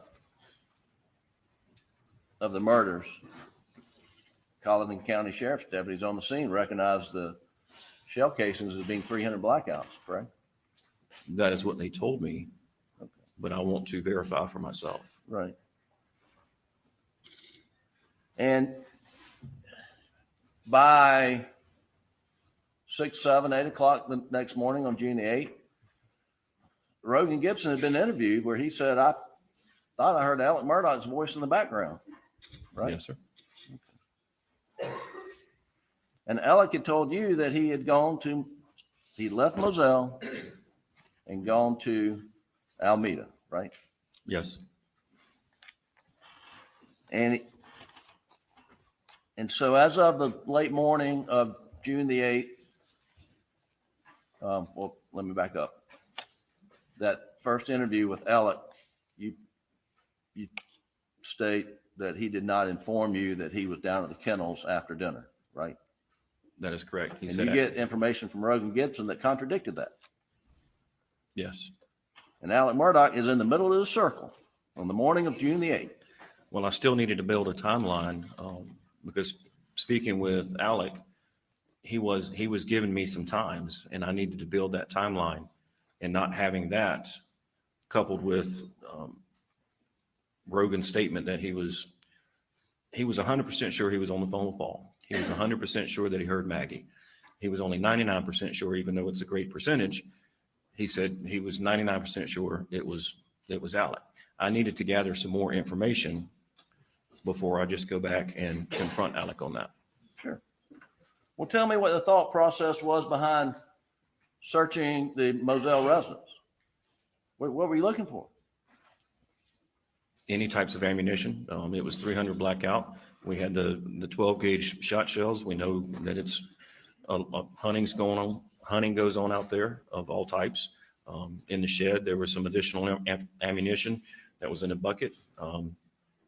Needed to see what type of ammunition or firearms were in the house to try to get documentation of what was missing, what was there. And why was Agent McAllister looking in the tubs and in the drains for guns? Why was she? Yeah. You'll have to ask her. I wasn't there. I mean, it's obvious that you were searching to see if there any evidence of blood in the house. I mean, you'd want to do that, right? Yes. Because Alex in the circle and he had been to the house. Yes, sir.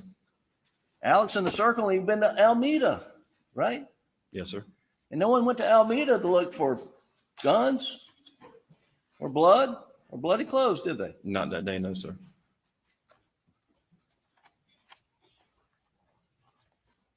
Would you agree that was an opportunity missed? For Almeida, yes. Now,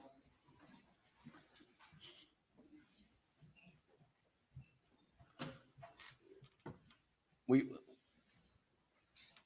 talked about the murder weapons. You would expect that the murder weapons would also have on them, at least the shotgun, the 12 gauge that killed Paul, would have some biological material, blood on the shotgun. Fair enough? Fair enough. And the assault weapon and the shotgun would have GSR on it, would it not? Yes. And if someone were transporting shotgun with blood on it and a rifle with GSR on it, and you got their vehicle, you would look for signs of that in their vehicle, would you not? Yes. And that was done here, was it not? It was done on the Suburban and the Mercedes, yes. Excuse me? It was done on the Suburban and the Mercedes, yes. Yeah, and so there's nothing in the Suburban, there's no blood in the back where people would possibly carry guns. And when I say the back, I'm talking the back. Cargo area, yes. Yeah. There's no evidence of blood back there, right? No, sir. No evidence of GSR back there, was there? No, sir. There's no evidence of blood or GSR in the second or third seats, correct? No, sir. And the only GSR found in the Suburban was one speck on a seat belt buckle, right? That is correct. And there was one drip of blood confirmed on the steering wheel that comes back with Maggie's DNA. Is that right? Yes.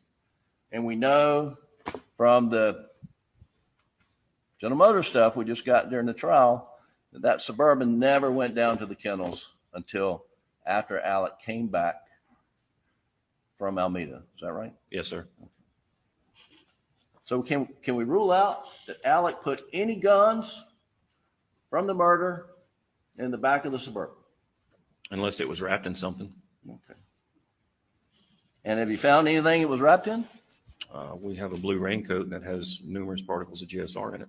Let's talk about that blue raincoat for a second.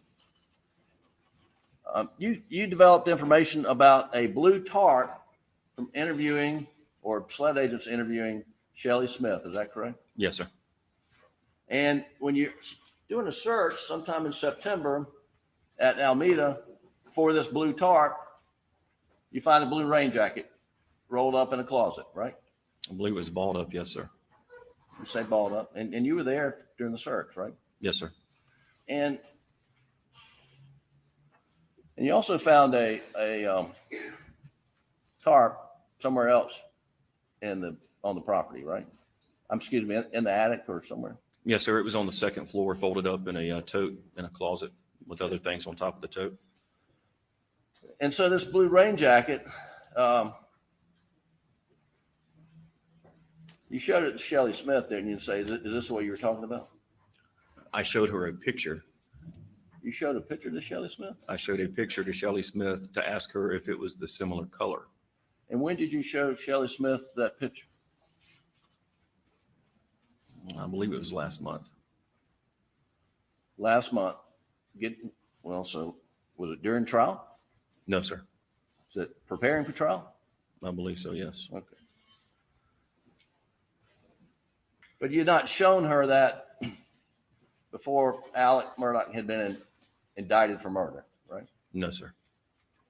But you had shown that blue rain jacket to a number of people to see if they recognized it. I showed it to family members to see if they recognized it as being Alec, Maggie, Paul's, Buster's, or anybody else in the family. And not a single family member recognized that blue rain jacket. No, they did not.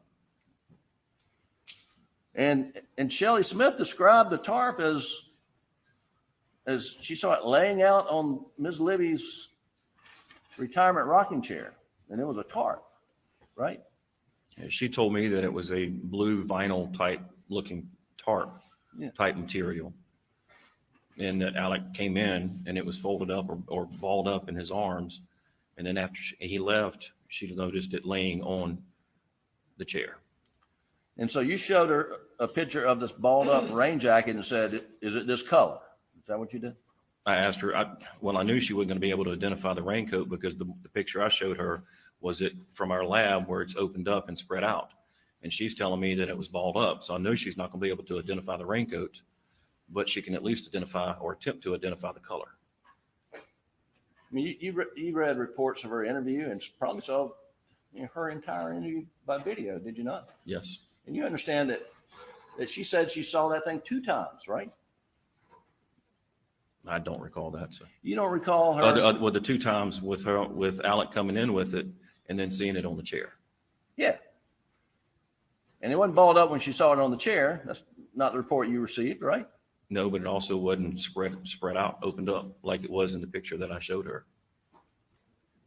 She didn't tell you it was spread out, opened up on the retirement chair? She told me it was laid across the chair. Is the information that I received. Wasn't balled up though, right? No, sir. Yeah, you didn't show her a picture of the rain jacket, right? I did show her a picture of the rain jacket. As balled up? No, sir.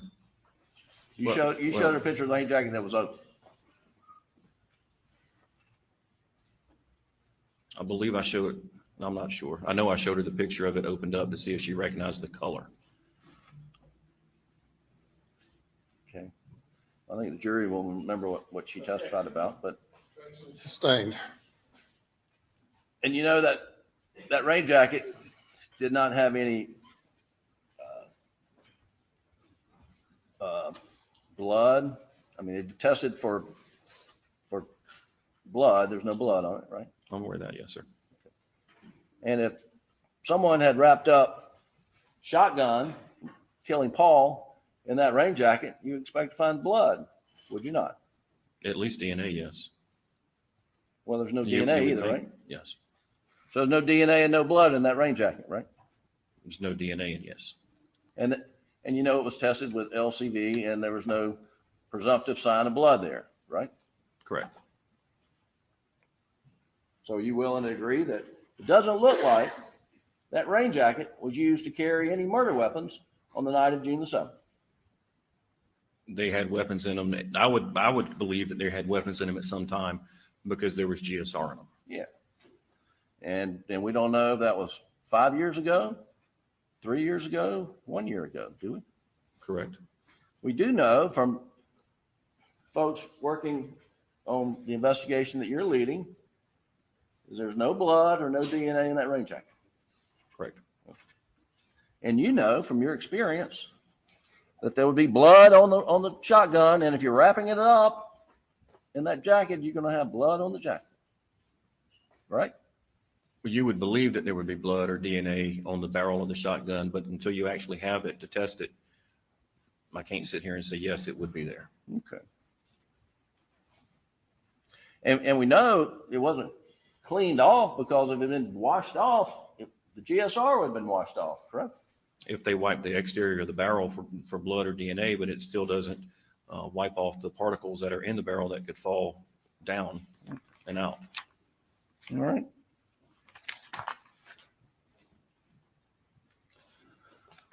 And let's talk about washdown. Did you notice any wet spots in the back of the Suburban?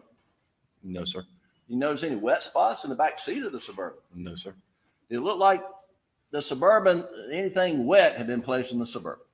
No, sir.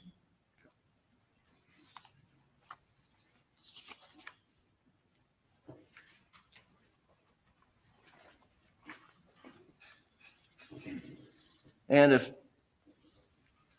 Alex Murdaugh had cleaned up after committing these horrendous murders, wouldn't you expect to find some trace evidence of blood somewhere in the house, if that's where it occurred? If he cleaned up in the house, yes. And did you find any trace evidence of blood in the house indicated Alec had cleaned up? If he cleaned up in the house, no.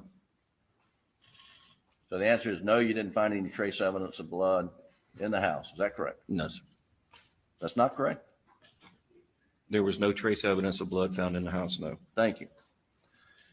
Did you find any blood on the carpet, floors, or anywhere throughout the house? No, sir.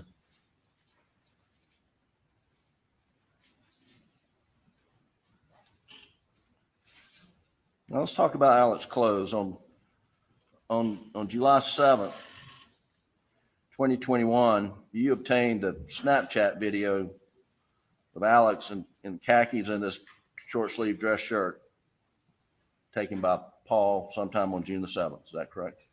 I did not receive it on June the 7th, but I did receive it, yes.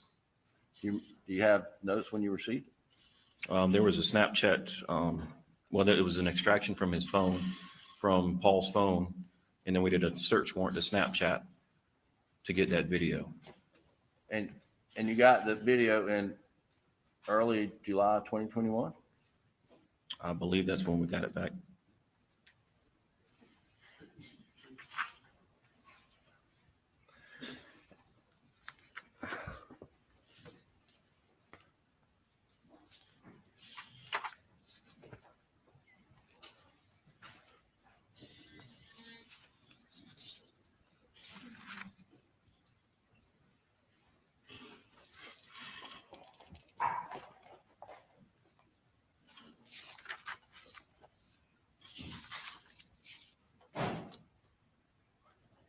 And Agent, it may not be in your narrative, your case management notes, but I don't see it indicated in my notes, but I know I did not get that Snapchat video the night of June the 7th or the early morning hours of June the 8th. no, I said July. I'm sorry. Okay. Can We you got talk- we got it a couple weeks after. Yes. Yeah. So by early July, you had the Snapchat video. Yes. And it's in the evidence as Exhibit 306. Will you please just pull it up, Doug, and let's freeze it, stop it right there. Now, is this the same video that you showed Alec during the August 11th, 2021 interview that the jury and all of us just watched? It appears to be the same one. Yes. I mean, and you're pointing out to Alec in that interview, you know, here's a picture of you in these clothes, and when did you change? That was your question, right? Yes, sir. And his answer was, I don't really remember when I changed. Is that right? That is correct. And it looks like he's wearing khaki pants, right? Yes. And it looks like a dress shirt. And I think that's what you called it in the interview. Is that right? Yes. Would you agree it looks like a blue dress shirt? It's a light blue. Yes. Okay. And you agree that on August the 11th, at the conclusion of the interview, you essentially confronted him. Did you kill Maggie? Did you kill Paul? And he asked, am I a suspect? That happened on August 11th. Is that right? Yes, it did. And you said, I got to go where the evidence leads me. Is Yes. that right? And you testified here today that on that date, Alex Murdaugh was the one and only suspect. He was the only known suspect at that time. Yes. And I think you testified that that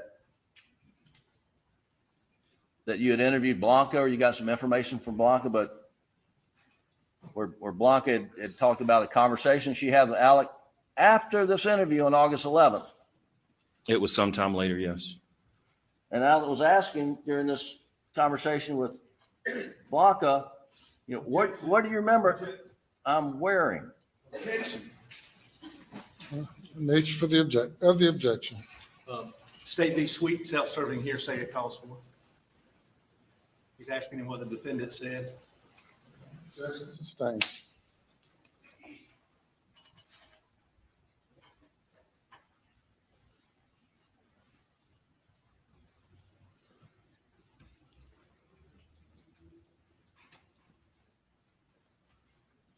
Did you learn in the course of your investigation that after you confronted Alec as being suspect and showing him this video that he questioned Blanca about what he was wearing that day? Is that fair? Yes.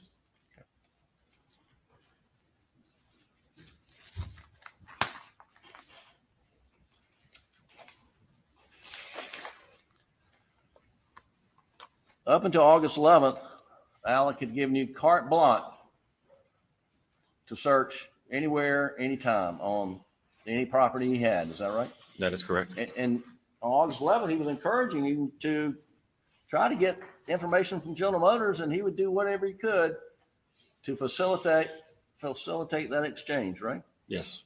And up until August 11th, I mean, you'd reached out to Alec, me, John Marvin, whenever you need to go on property to do anything, and you always got consent, correct? That is correct. And anything you asked, for the most part, it was provided. Yes. At no time prior to August the 11th, 2021, did you ask Alex Murdaugh, where's that blue shirt? Where are those khaki pants? Where are those shoes? Did you? No, sir, I did not. And you have never asked him for that blue shirt, those tan shoes, and those khaki pants, have you? No, sir. And the reason you didn't, because you weren't concerned about those clothes.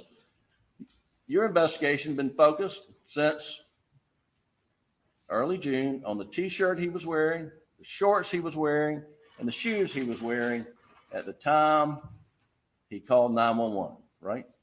Yes. Is that correct? Yes. And you were actively investigating whether or not the T-shirt had evidence of high velocity blood spatter, which you would expect to find on someone who was shooting Paul. Backspatter, yes. Backspatter. And your agency, in fact, engaged an expert out of state to give his assessment on whether there was high velocity backspatter on the T-shirt, shorts, or any part of the clothing, right? Yes, we asked an individual to examine it to look for backspatter.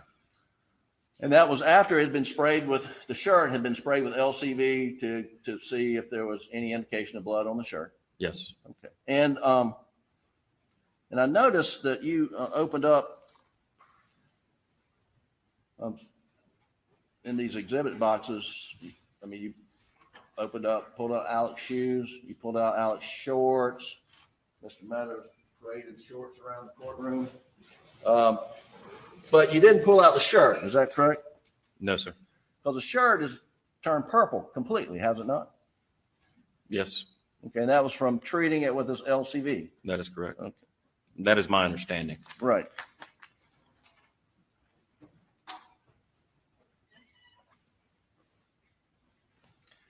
Now, when you presented this case to the Islandton County Grand Jury to obtain a true bill indictment, you testified under oath that an expert had found multiple. Is he talking about grand jury presentation? Carlton County, you can't, it's not a record of a county grand jury.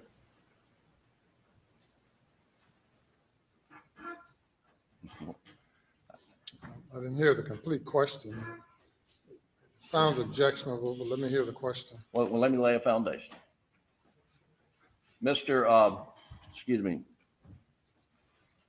Agent Owen, before you testified before the Islandton County Grand Jury, you prepared an outline of your presentation, did you not?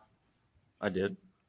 And in that outline, you identified essentially a narrative of what you were going to tell the grand jury, correct? Yes.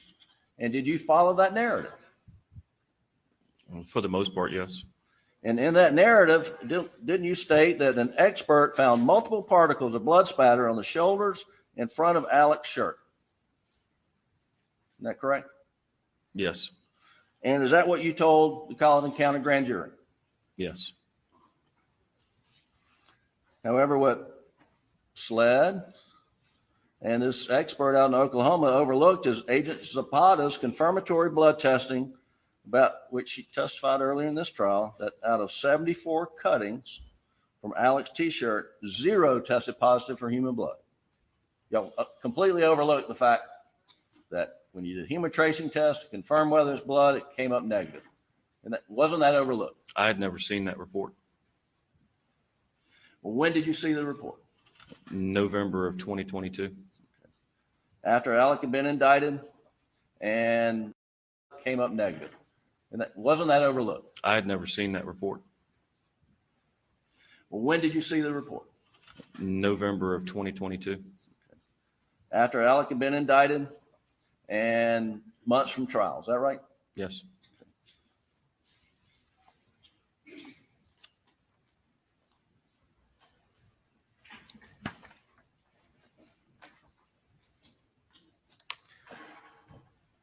Now, a couple of things. You talked about on the tape that we just saw when you interviewing Alec. You told him that there's no unknown DNA taken from the crime scene. Do you remember that on the tape?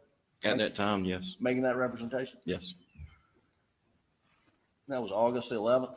Yes, sir. 2021. On August 11th, 2021, did you know that there was unknown DNA of a male obtained from Maggie's fingernail clipping? I believe what it was explained to me is there was one allele under the fingernail, which is not enough for confirmatory test on the DNA. Okay.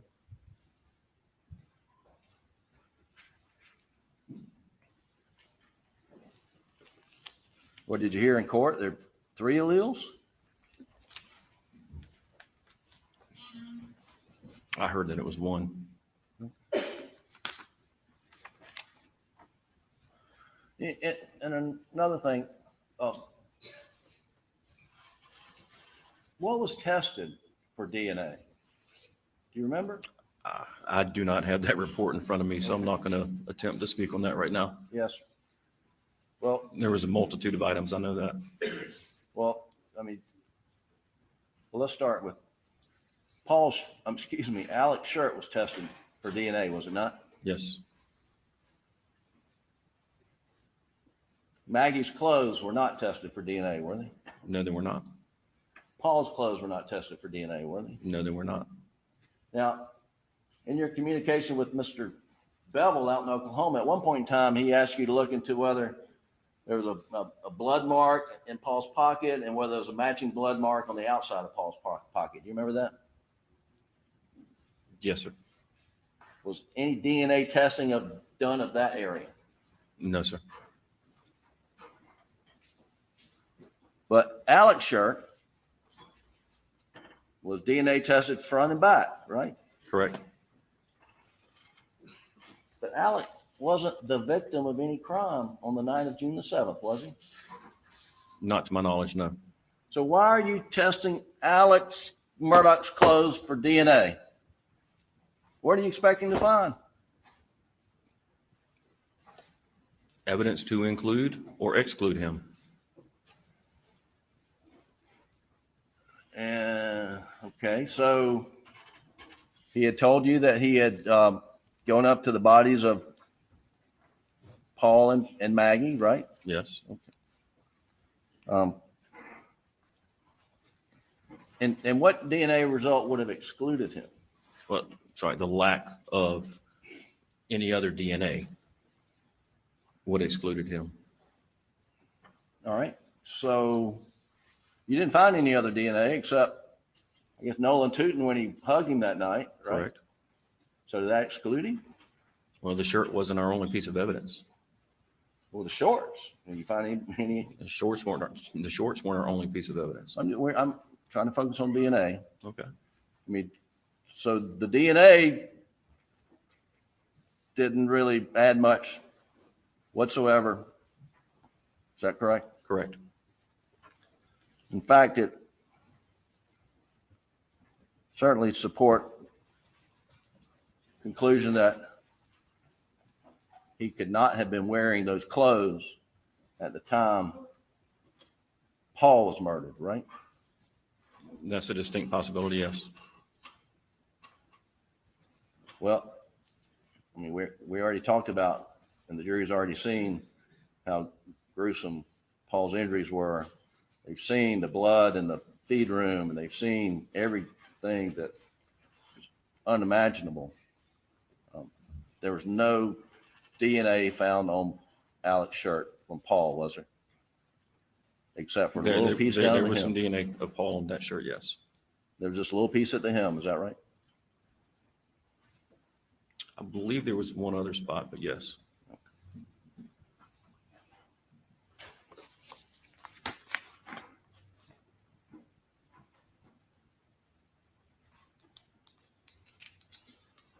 In your outline to the Islandton County Grand Jury, it indicates on page 18 that you found DNA in the areas of spatter that were identified belonging to Alex, Maggie, and Paul. Do you remember that?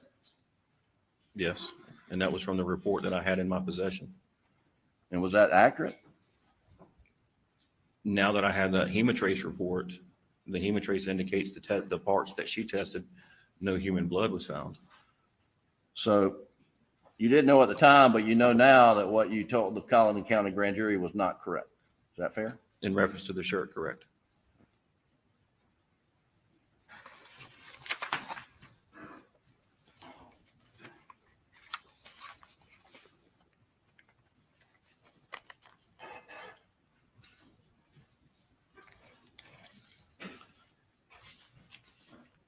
Talk about a few other things right quick.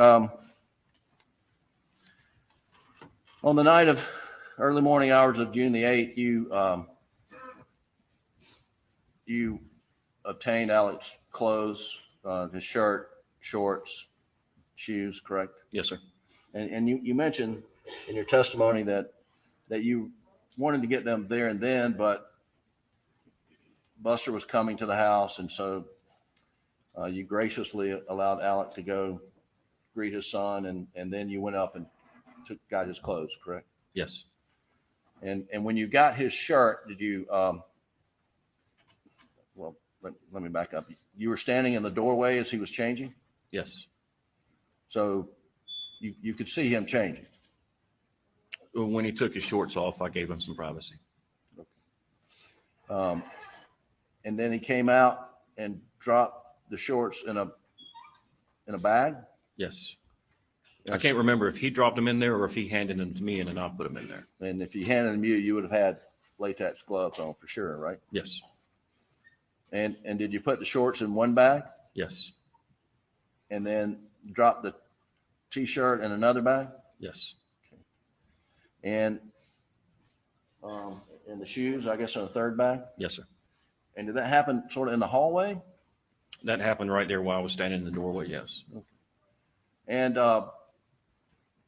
And at the time, Alec was wearing, I guess, sort of like gym shorts or something he'd put on?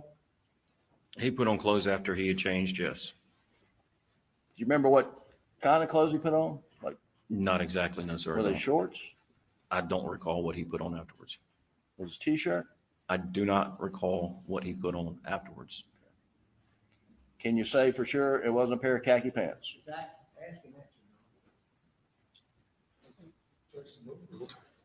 Can you say for sure it was not a pair of khaki pants? I do not know what he put on afterwards. Okay.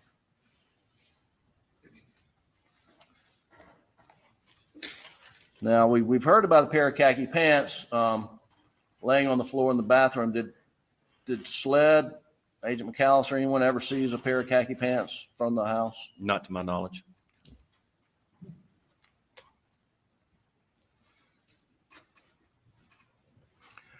One of the things that you testified to, and I just want to see if we can clear it up. I don't,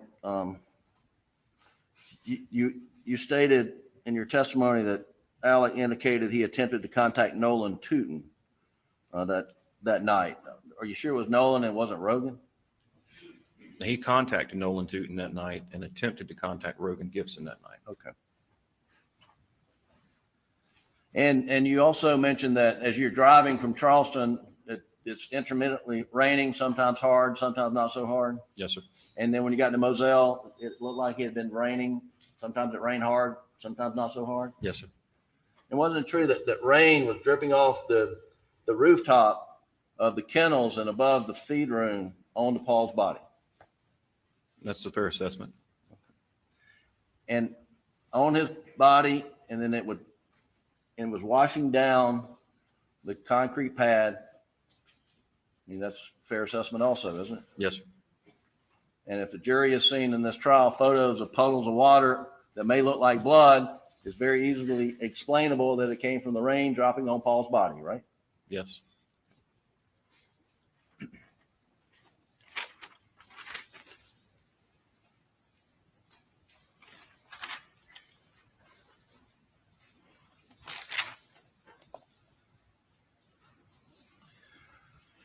Now, I think you covered it. Alex Murdaugh called you multiple times, June and July and early August, asking for an update. Did he not? We communicated. Sometimes it was via text and sometimes it was via phone call. You're right. And not only did he want an update for himself, but he also kept wanting you to update Maggie's parents as well. And I met with Maggie's parents. Yes. Sure. But Alex was requesting that of you, was he not? Well, he was requesting that of me, yes, but I also intended to meet with Maggie's parents regardless if he requested it or not. Okay.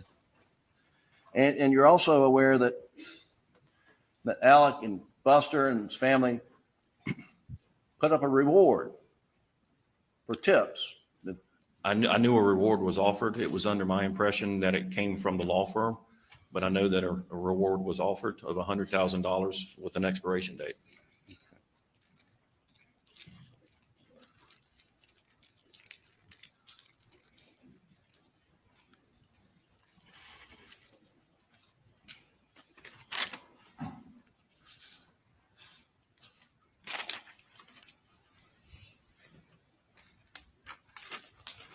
And in the interview of August 11th, one of the questions that Alec had of you was essentially whether Maggie and or Paul suffered. Mm-hmm. Do you remember that? Yes, sir.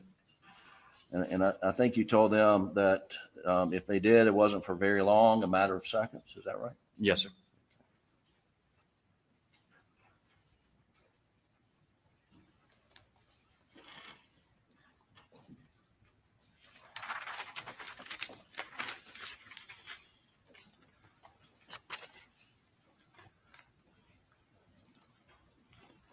Now,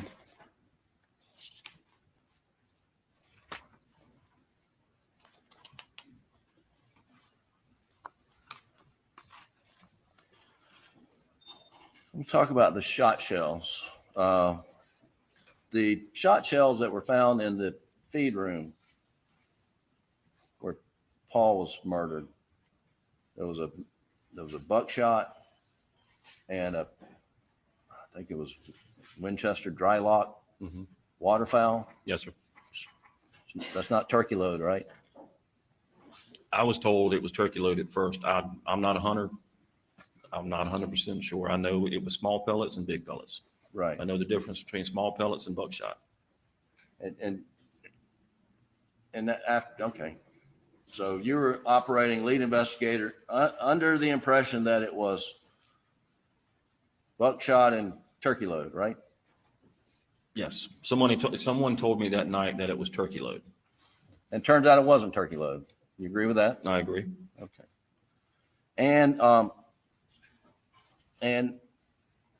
think Agent Croft got involved because of his knowledge of firearms and shot shells and the works, correct? Correct. Okay. And you mentioned that in the interview, you told Alec that that there were multiple guns found on the property that were loaded with buckshot and turkey load. Do you remember that? I believe I used buckshot, birdshot. Okay. Well, I mean, Agent Croft had testified, but can you identify any weapons that were loaded with buckshot and birdshot that were found in the house? Repeat the question. Can you identify any weapons found in the house at Moselle that were loaded with buckshot and birdshot? No, sir.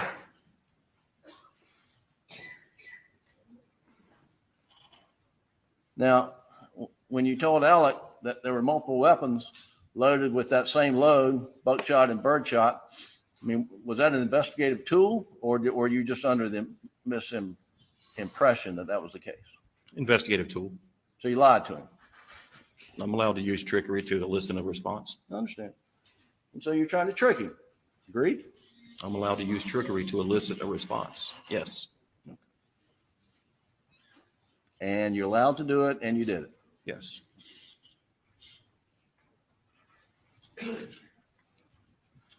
But you also testified under oath in front of the state grand jury. You said basically the same thing, that there were 4 shotguns on the Moselle property and they were loaded with buckshot and turkey load. Yes. Now, were you mistaken then, or were you trying to trick the state grand jury? No, I was not trying to trick the state grand jury.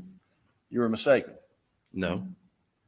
What did you not? The shotguns that we recovered from the house had 2 different loads in them. They weren't Winchester or Federal. They had different loads in them. So when I tell the state grand jury that there's different loads in the shotguns, there were different loads in the shotgun. So you're saying you weren't telling them that it was buckshot and turkey load, but you were telling them it was just different brand names of something. I may have used buckshot and turkey load or birdshot, but they were 2 different loads. Well, I think we established that you did not find, SLED did not find any weapons at the house with buckshot and turkey load loaded in, right? That is correct.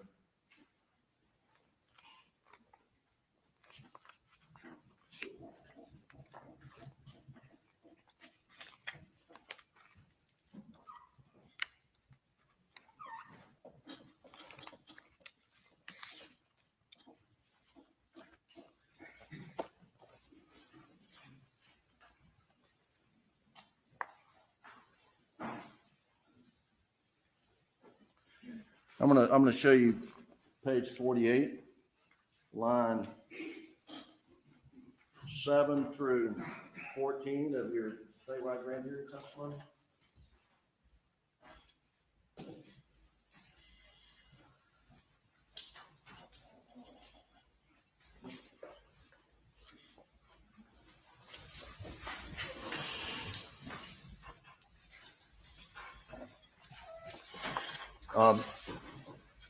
Hey, gentlemen, do you recognize that to be a copy of your state grand jury testimony?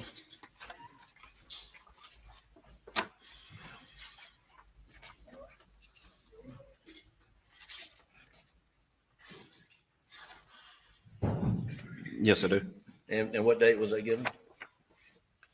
Tuesday, November 16th, 2021. All right, and if you'll go to the page I had open, and I tell you, I'm going to read the question. If you'll read the response, it says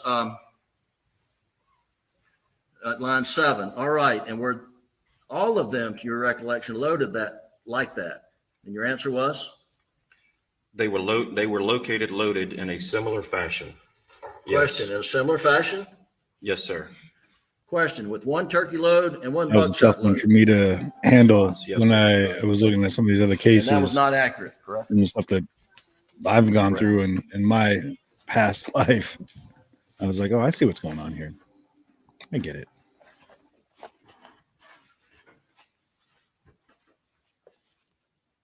mean, people do make mistakes, do they not? Yes, they do make mistakes. And people make mistakes about time frequently. Is that right? I would believe that would be the most mistake made is time. Okay. And here, you were asked to identify inconsistencies with Alex's statements to you, and the one that you pointed out was times. Do you recall that? Well, the inconsistencies is they kept changing. Well, that's right. I mean, you said that he said on June 8th he was at his mother's for, quote, a little while. And then you said he changed it on June 10th to 25 to 30 minutes. Do you remember testifying to that? I do. And then you said on August the 11th, he said he was there 45 minutes to an hour. Yes. Okay. And you found that those were inconsistent. Well, there was a difference between 20 to 30 minutes and 45 minutes to an hour. Well, let's work on that. He left well, let me tell you, he told you that he left the Moselle property between 9 and 9:10, did he not? He showed me his text messages, and it was narrowed down to 906, yes. All right, so he clearly told 904, 906. So on the night of June 7th, early morning hours of June 8th, he told you, looking at the text message, I left here at 906. Is that right? Correct. And he got back when he called 911 about 10:06, right? Correct. And so he was gone to his mother's almost an hour, was he not? He was away from Moselle for an hour, but my question to him was, how long were you at your mother, or how long were you at Amita? And in your investigation, as we established in my cross-examination of you moments ago, I don't know how long I've been standing here, a few minutes ago, it's your investigative belief that Maggie and Paul were murdered sometime between 8:50 and 9:06, correct? Yes. So for your investigative purposes, does it make any difference if he's at his mother's house 25 minutes, 35 minutes? Obviously, he couldn't be there an hour and make it back and call 911, but I mean, isn't that really not material? How long he was at his mom's? If I'm trying to build a timeline, yes, it is. Well, your timeline is, you're focused on is 8:50 to 9:06, right? Well, my timeline and what we're talking about is how long he was away from the house when he says he went to Alameda. So he leaves Moselle at approximately 9:06 is when Right. he sends the text to Maggie. And the 911 call comes in at 10:06. So I know he's away from Moselle for an hour. And he says he goes to Alameda. How long did you spend at Alameda? Right. He tells me 20 to 30 minutes. Then he goes 45 minutes to an hour. I see. I got it. So it's possible that he was only at Alameda for 5 minutes and he was spending the other time hiding evidence. I mean, I understand that would be what you're looking at, right? Yes. But General Motors has sent their records in and we know he went straight to Alameda and goes straight back, right? That is true. But if you look at the GPS points that came from General Motors, one of them puts him way in the backyard of Alameda. Right. Not in the driveway or where it's normal for them to park. In the backyard at the door where Miss Shelley Smith says he knocked on. I believe that point's closer to Miss Libby's work shed. Okay, we'll get there. Okay.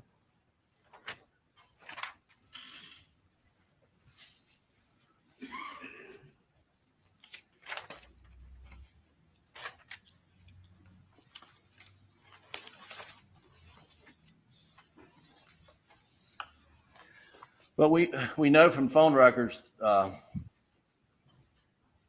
essentially when he got there, like 9:22, correct? Yes, sir. I believe that's the time, yes. And we know from the GM telemetry data and the GM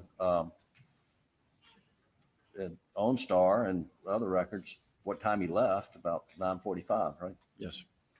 And so we know exactly how long he was there. Yes.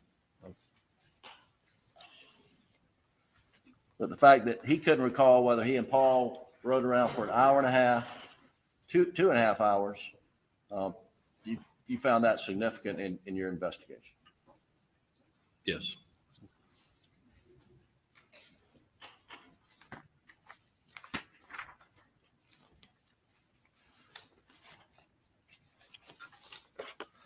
Now, you also testified that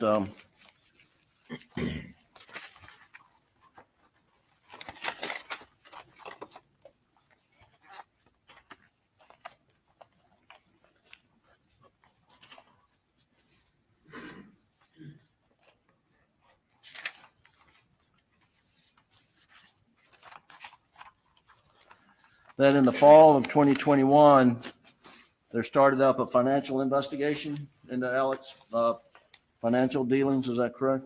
Yes, sir. And you said that overlapped and fed off each other with what your murder investigation was doing? Yes, it involved Alec. Right. So we were looking at the totality of the circumstances and seeing if there was any paths that crossed or. Okay. Well, I tell you what, I'll skip one part. In your interview, and as of August 11th, you told us that you had excluded everyone from the circle who had come in to the circle except for Alec, and he was your one and only suspect at that point in time. Yes. And you talked about interviewing CB Rowe and him telling you where he was on June 7th, right? Yes. But you found out he lied to you about where he was on June 7th, right? Yeah, he came forward and was honest with us without us even approaching him. All right. But he was initially told you one thing about where he was, subsequently told you I was not honest about where I was. Yes, he didn't want Mr. Murdaugh to know that he was looking for another job and fear of being fired. Okay.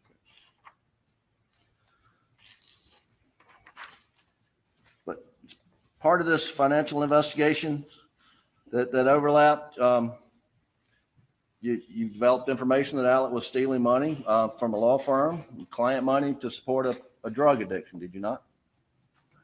That's what was purported, that it was for a drug addiction, yes.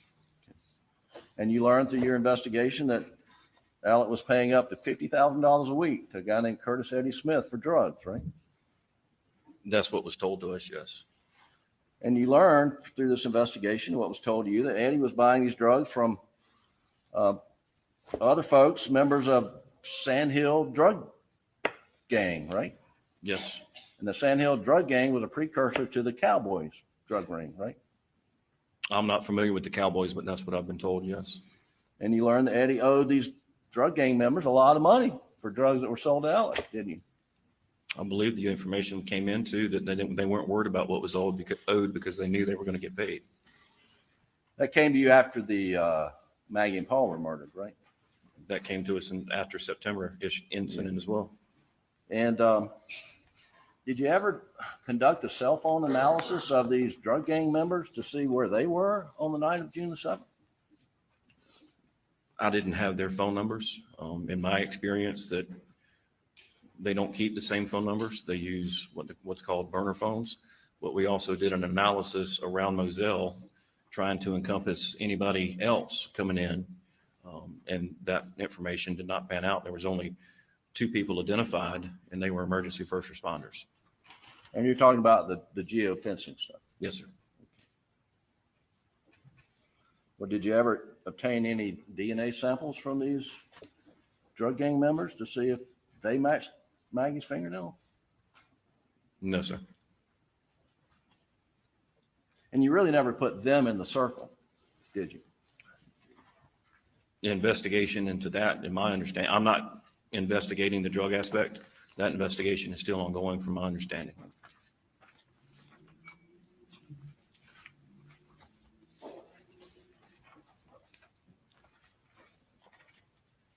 One second, you know.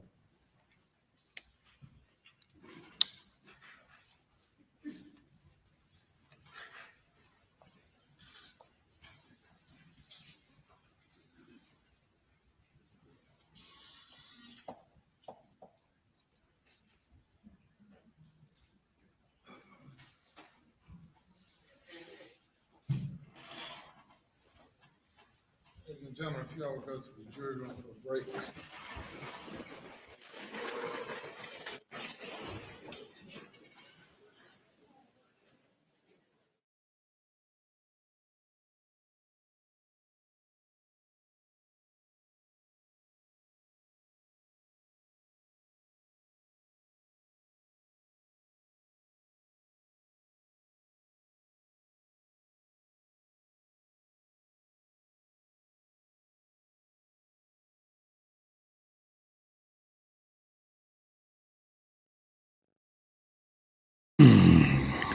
Well, I feel like this might be a great time for us to go ahead and take a break ourselves.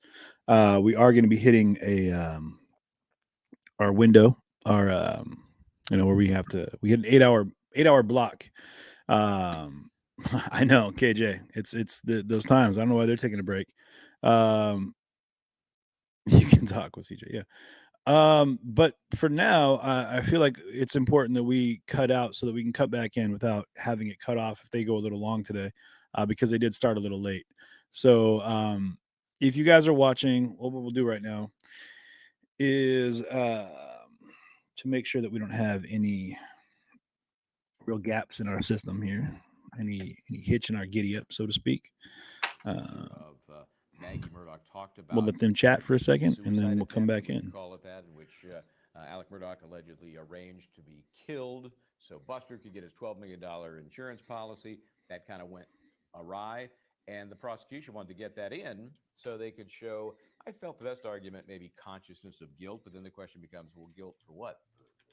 Fiscal crimes or the murders?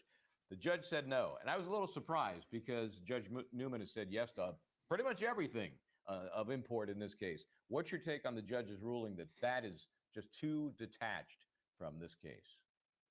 I thought that was an interesting ruling, just because, as you said, he's let quite a bit in, and it does allow for the argument by the state that this was a proof or further proof of this guy's bad character and his incredible guilt over what he did. But without something more than that speculation, I understand the judge's ruling. I mean, here's a guy who lost his wife and his child. If we buy the defense argument that he found them and that he actually wasn't the one that did it, that could be and he was in the middle of a scandal at his job where he was being prosecuted for stealing client funds. So, it does kind of create a potential leap for jurors to conclude something that there may not be evidence of, and which may lead to other sources for him doing that in the first place. Yeah, I mean, I think that same issue is going to raise its ugly head if there is a conviction on appeal that there's way too much of this collateral issue with all the financial crimes. The order itself said issues related to the day, June 6th, June 7th, 2021, and we've gone far afield of that. Different issue. Let me ask you this now, as we think the prosecution is going to be wrapping up. So we always start thinking, okay, defense case going to come up. Are they going to put this guy on the stand? Can we keep him from taking the stand? So let me get your take on kind of both questions. Should he take the stand, and can we know legally we can't prevent him, but is he the kind of guy that would want his way if he wants to talk? Well, first of all, I don't believe that he's going to take the stand. I don't think he should take the stand. I know that over the past couple of years, we've seen quite a few very high-profile murder trials where, surprisingly, the defendants have taken the stand, and we can run the list of them. But in this case, there is so much muddy mix in the water about this defendant that I just don't believe that his lawyers believe it would serve any useful purpose or any beneficial purpose by having him under oath, under cross-examination by these very seasoned prosecutors. Now, do I believe that he's going to override his lawyers' wishes and instruction and demand to take the stand? All right, so you guys, I really haven't seen that so far. At this point, I am going to go ahead and cut out. Just basically refresh whatever page you're on, and it'll come back up with part 2. You'll see day 16 at the top or in the title, just past that alarm or siren thingy. Be part 2 for the last segment of day 16 here on Wednesday the 15th, February 2023. Guys, I'll be back here in just 1 second.